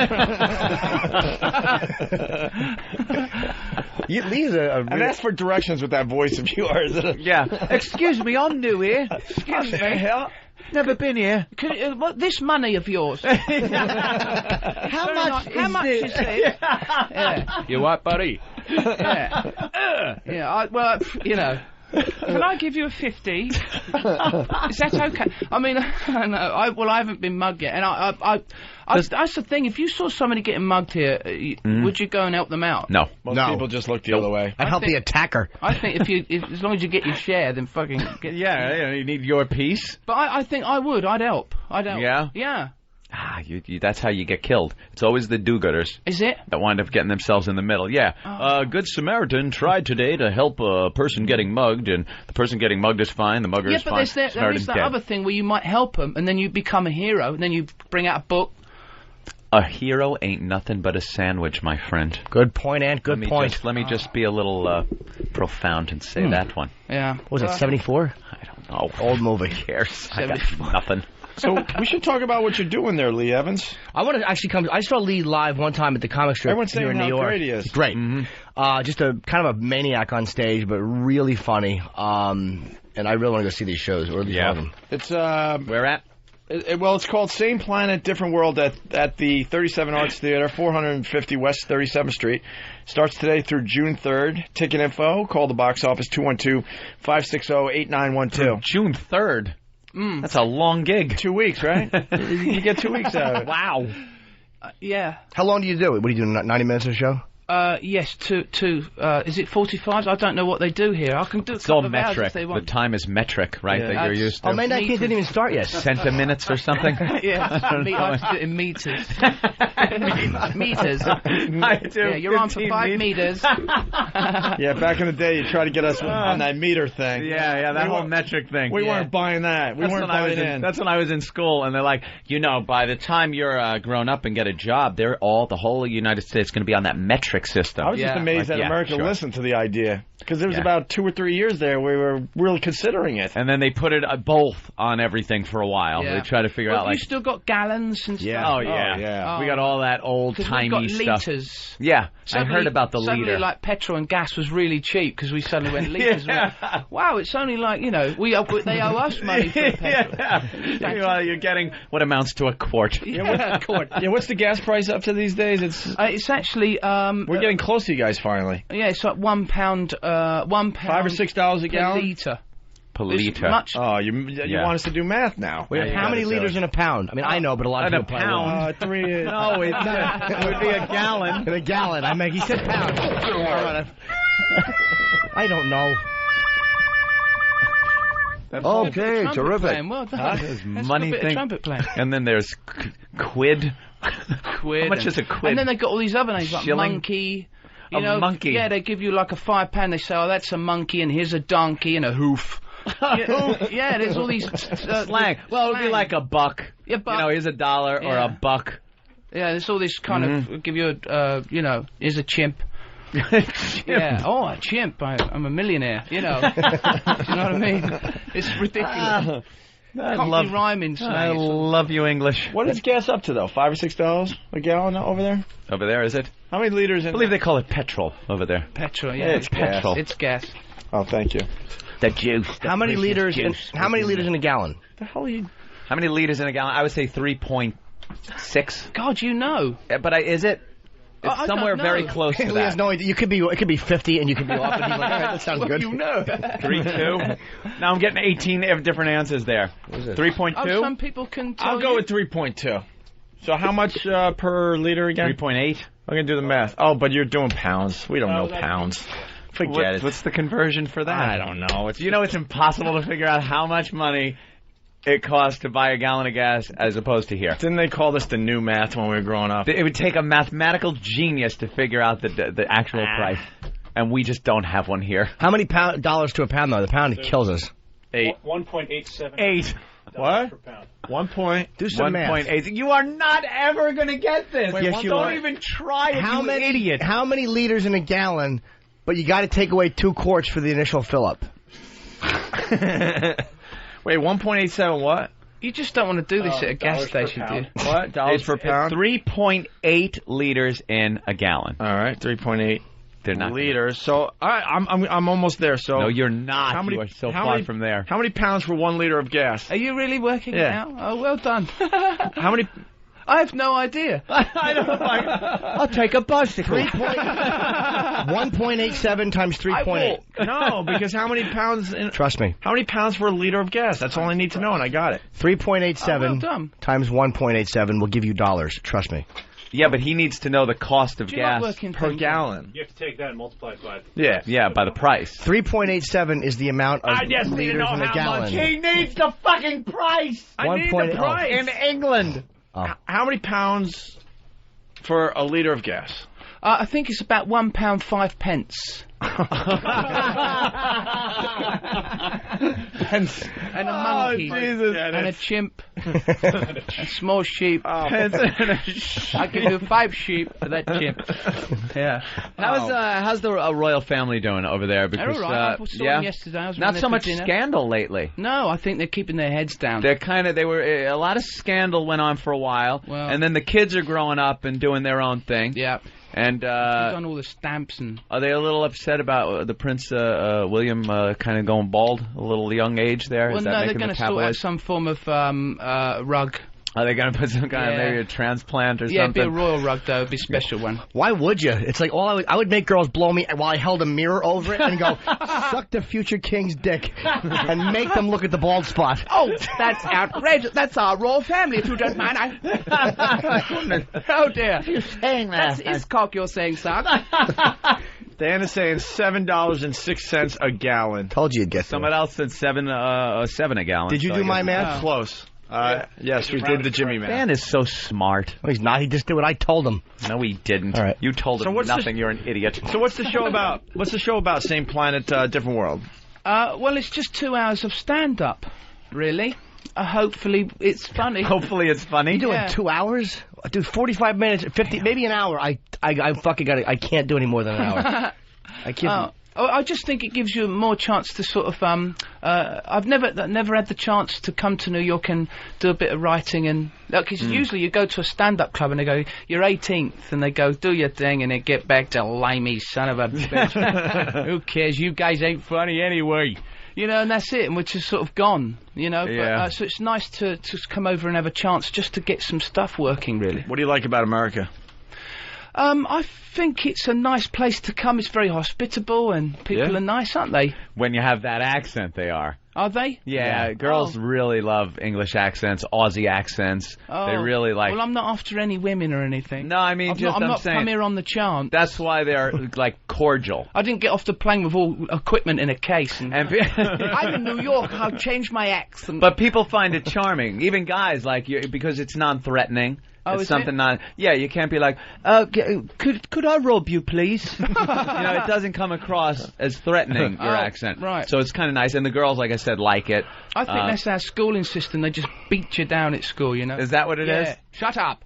It's all that. Shut Right. up. Yeah. Okay. Would you kindly stab me in the eye again, sir? You know, it's all that kind of stuff in school, you know. Are you touching yourself again? It's all that kind of stuff, you know? Yeah, keep that guilt on you. Oh, man, it's a nightmare, yeah. What your act, a lot of just life observations and your take on it? Yeah, and I'm not sure if it's going to work really, but I'll try. It's just, I don't know. It's a chance. Very animated. It's Very nice animated. to Yeah, really fun to watch. I remember years ago, I had never heard of you. Years ago in the comic strip, and someone's like, "You gotta watch this guy. You're really gonna like him." Good. I hate when people just stand there stiff and do. Well, as long as he's moving. Oh, that was my opening. While tape recorder plays with material, then you fucking wave and grab the check. I'll just put the DVD on. But, no, it don't really forget is. that part. Do come and because comedy-wise, it's like a big event for them. British comedians. It is whatever they say and tell you. It is. It's because a lot of good comedy has come out of America. So it's always if somebody says, "Oh, do you fancy coming to New York for a couple of weeks?" and you think, "Oh God, I'd love to do that." Yeah. Yeah. Because like I said earlier, that you're 18th on in a comedy club and you do 10 minutes and then the guy's kind of getting you out the door. Yeah. And it's horrible that. I find it like I give you a lot of credit because I would find it horrifying to go to another country. Regardless, the language is the same relatively, but to American do that, comics do very well in England. Yeah, that's what I hear. Patrice has told me to go over many times. You know Patrice O'Neill? Big black guy, no one likes him. Remarkably unpopular human being, but they love him in England. He's a great comic, and he's always said, "Go over there, man. They really respond very well." You should do that, Jimmy. I don't know. I've never been sure if it would work or not. That would scare the hell out of me, though. Really, I mean, it's creative. 1010 Wins, the news station here, has an English guy doing the traffic. And I was like, it stunned me. I'm like, how does he know the roads? Oh, right. Like, he's like, the Long Island Expressway's a little backed up today. And I'm like, I couldn't imagine I couldn't name a road over there. The G, what do you got? Like some kind of, what's the big highway over there? The M1. The M1. There's a little bit of a bang up, And well, you see, in England, I couldn't imagine. Like, I'd have maps and get everything wrong. Well, you're on a grid system, so it's really easy to find everything here. They just say, you go up there, do a left, and it's. Oh, what are they paved cow paths over there, like Boston? But in England, the Romans just built a road. So they strapped like some sort of apparatus to an idiot, and they said, "Walk this way," and he went up like north somewhere, and it was called like M1. It's called the M1 from now on. And it's just there's roads wherever you look, so you can't. It's difficult to give someone directions. Oh man! If you said, "Oh, where's Piccadilly Circus?" they go, "Oh, you need to go left, then right, and then up there, and then spend some days there with some food. You have supplies, right?" No, I don't have no supplies. Well, then you need some, and take a small yak, and and it takes you days. Oh my God, that would drive me nuts. Hey, let's get a Mike in New York. What's up, Mike?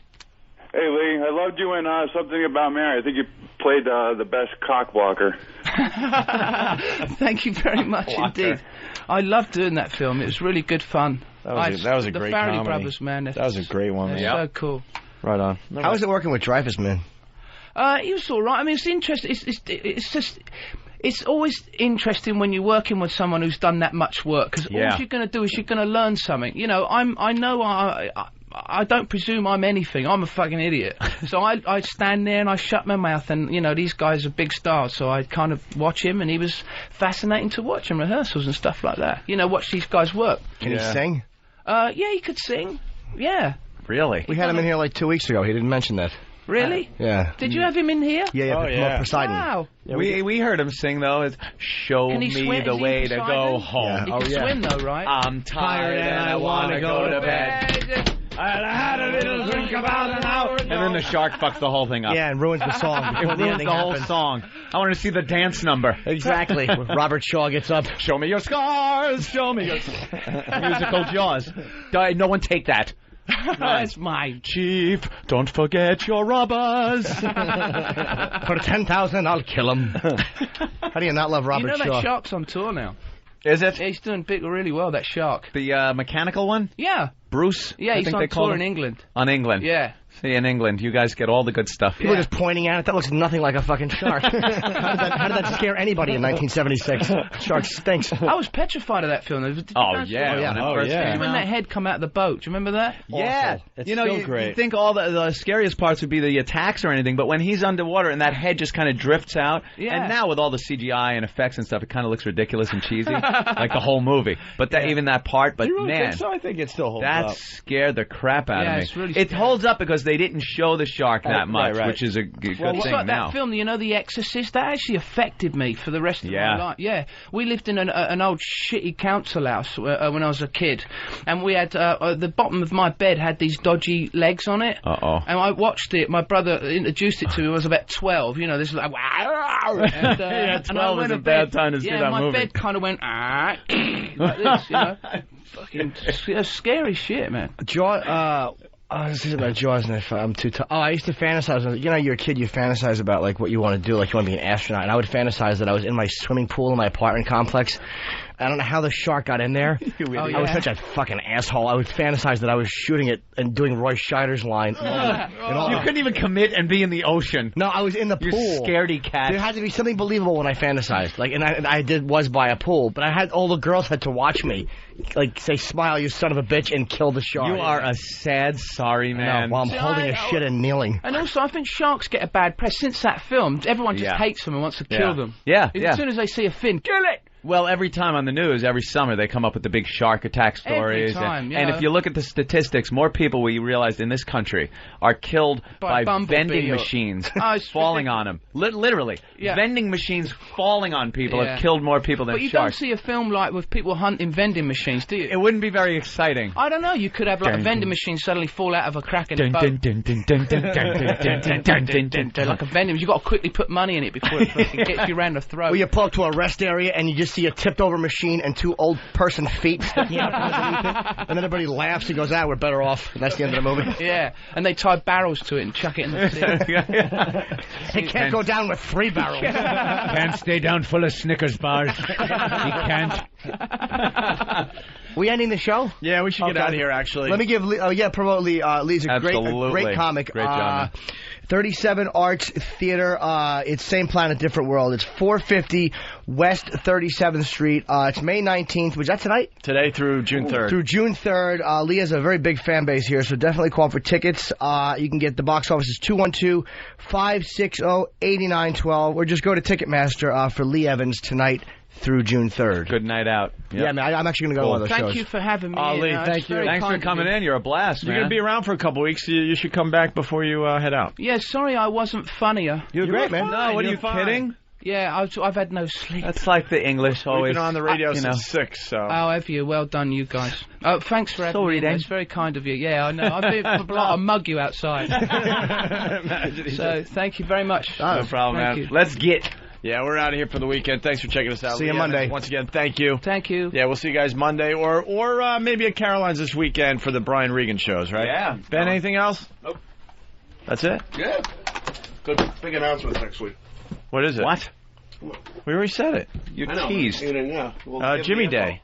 Yeah, we'll give the info. Jimmy Day is our big announcement. Yeah, it's kind of like AIDS Day, but fucking more tragic. We'll have details on Jimmy Day when? Monday? Yeah. Yeah, it's going to be pretty cool. A whole day. Can I ask you a question? Does that guy actually do stand-up with Tourette's? Yeah. Have you seen him? Unfortunately, yeah. No. Yeah. Oh, it's comedy? No. Is it? That's interesting, though, isn't it? We're not interested in his comedy. Yeah, it could. I don't know how it is. It's got to be very distracting. I mean, you know how everything is so contingent on timing. Yeah. And to get to the punchline and have They're kind of. It's like it's sort of one-off laugh, isn't it? Yeah. You laugh with him, you laugh at him. No one cares. No one cares. He don't care as long as you're laughing. And he gets that check. That's really weird. Yeah, he is a true fucking oddball. But you have him in here. What sort of radio station are you running here? You're crazy. I know, it's not real radio. It's good fun, though. Yeah, that was a good hang show out. today. There's nothing like that in England. It's really interesting. No, where a bunch of people gather around and have You gotta fun. get satellite in England. But you're allowed to do what you like on here as well. Yeah, cursing. It's not like swearing and... Yeah. Does anyone ever pull you up on it? Is there like some sort of authority? If there is, we don't even have a we boss don't know in the about building. it. Yeah, the bosses are down in Washington. Yeah, we don't even have a boss.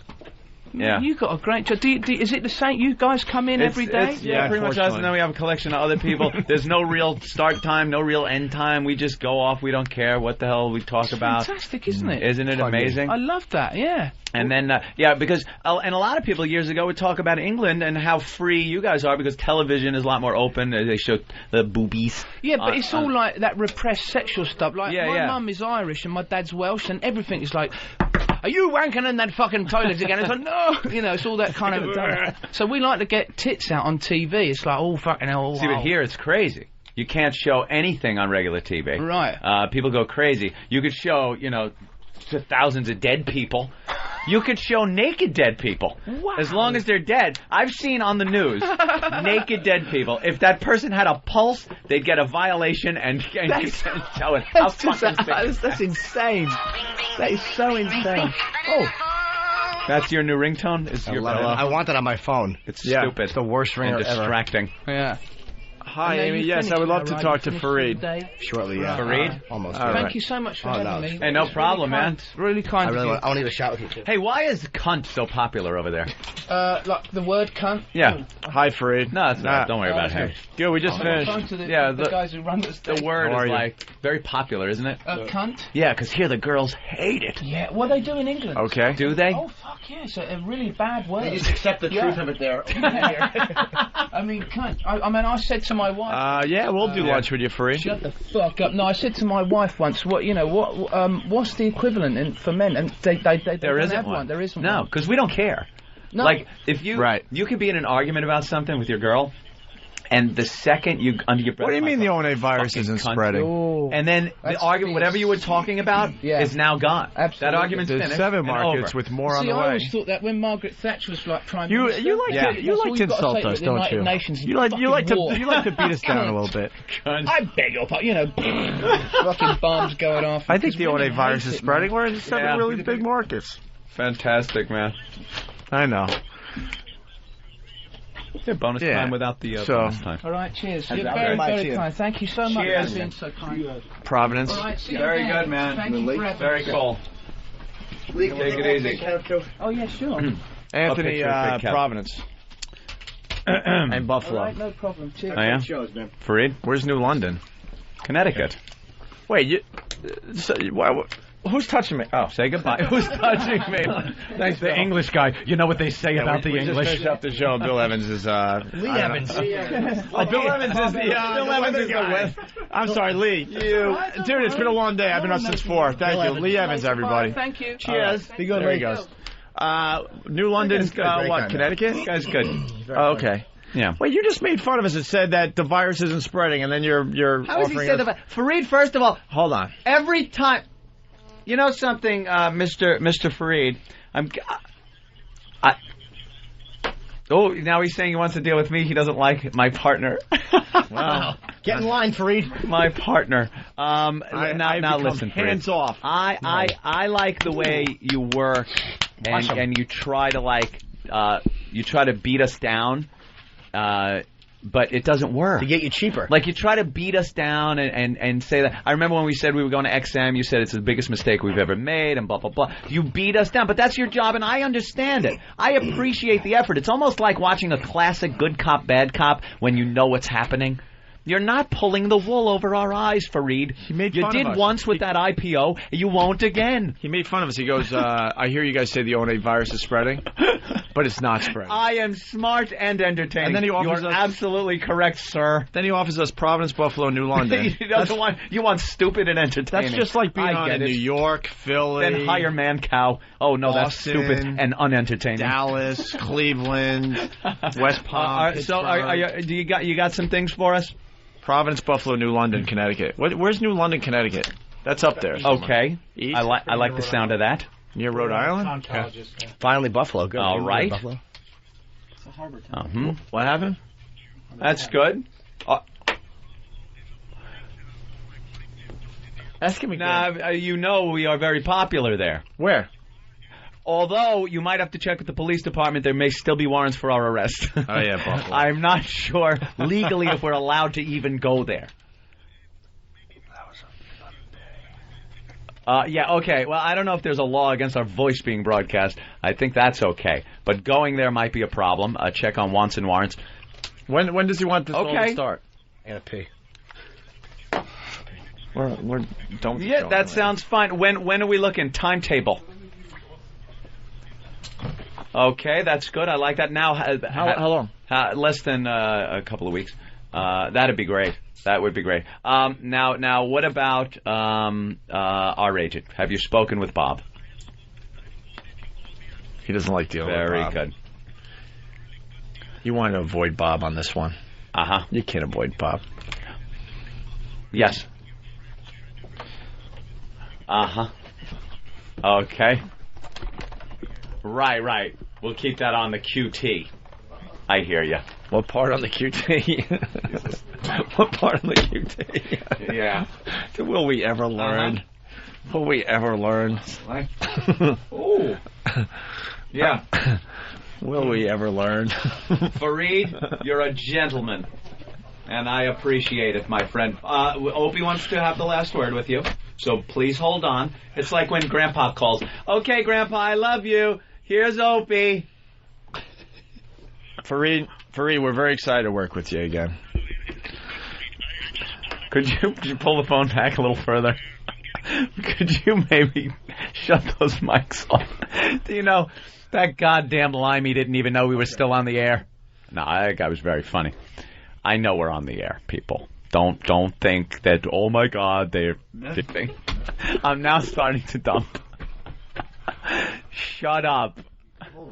You're gonna get us in trouble. Hold on. Okay. I'm pulling out my lightsaber right now in the form of a phone. All right, let me get this. All right. That'd be rocking. We'll do a great job. La. What the hell? Hello? All right, that sounds good. Why won't my phone work? We got to get out. Oh, it's ringing. Thanks, Fareed. I'm just tired. I want to go home. Yeah. Hello? Yeah. Hello? Answer the phone. Oh, dear Lord, answer the phone. I've got to nip this in the bud on the air, so it's a bit. Not at home where it's real. Okay. It's still fantasy world here. Right, everything else good? Jesus. Oh, all right, I'll try your cell. We've been having a really good time. All right, hold on. That's it. Oh, God damn it. What? Our show today was great. We were a little slow today. Damn it, shut up. We were a little off today. It's the dump building. Oh, wait a minute. Come on, pick up. Oh, that's I got to deal with this at home in real life. All right. Well, hello? Thanks. Say hi to the boys, all right? Pick up the phone. Jesus Christ. All right, thanks, Fareed. All right, bye. Why can't I get my agent?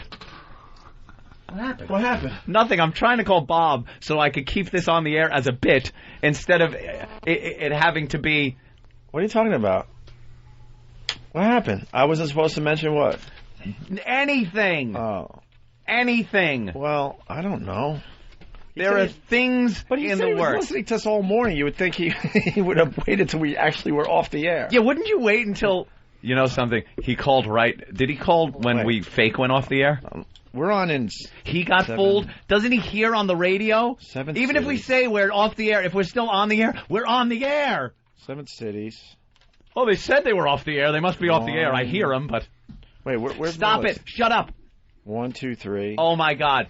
Do you know something? 1, 2, 3, 4, 5. I'm pulling us off the air. 6 new cities. Go to 6 commercial. new cities coming up for the Opie and Anthony show. I just love a drive in the country, laughing with Opie and Anthony. That plane is flying awfully low, don't you think, Ramon?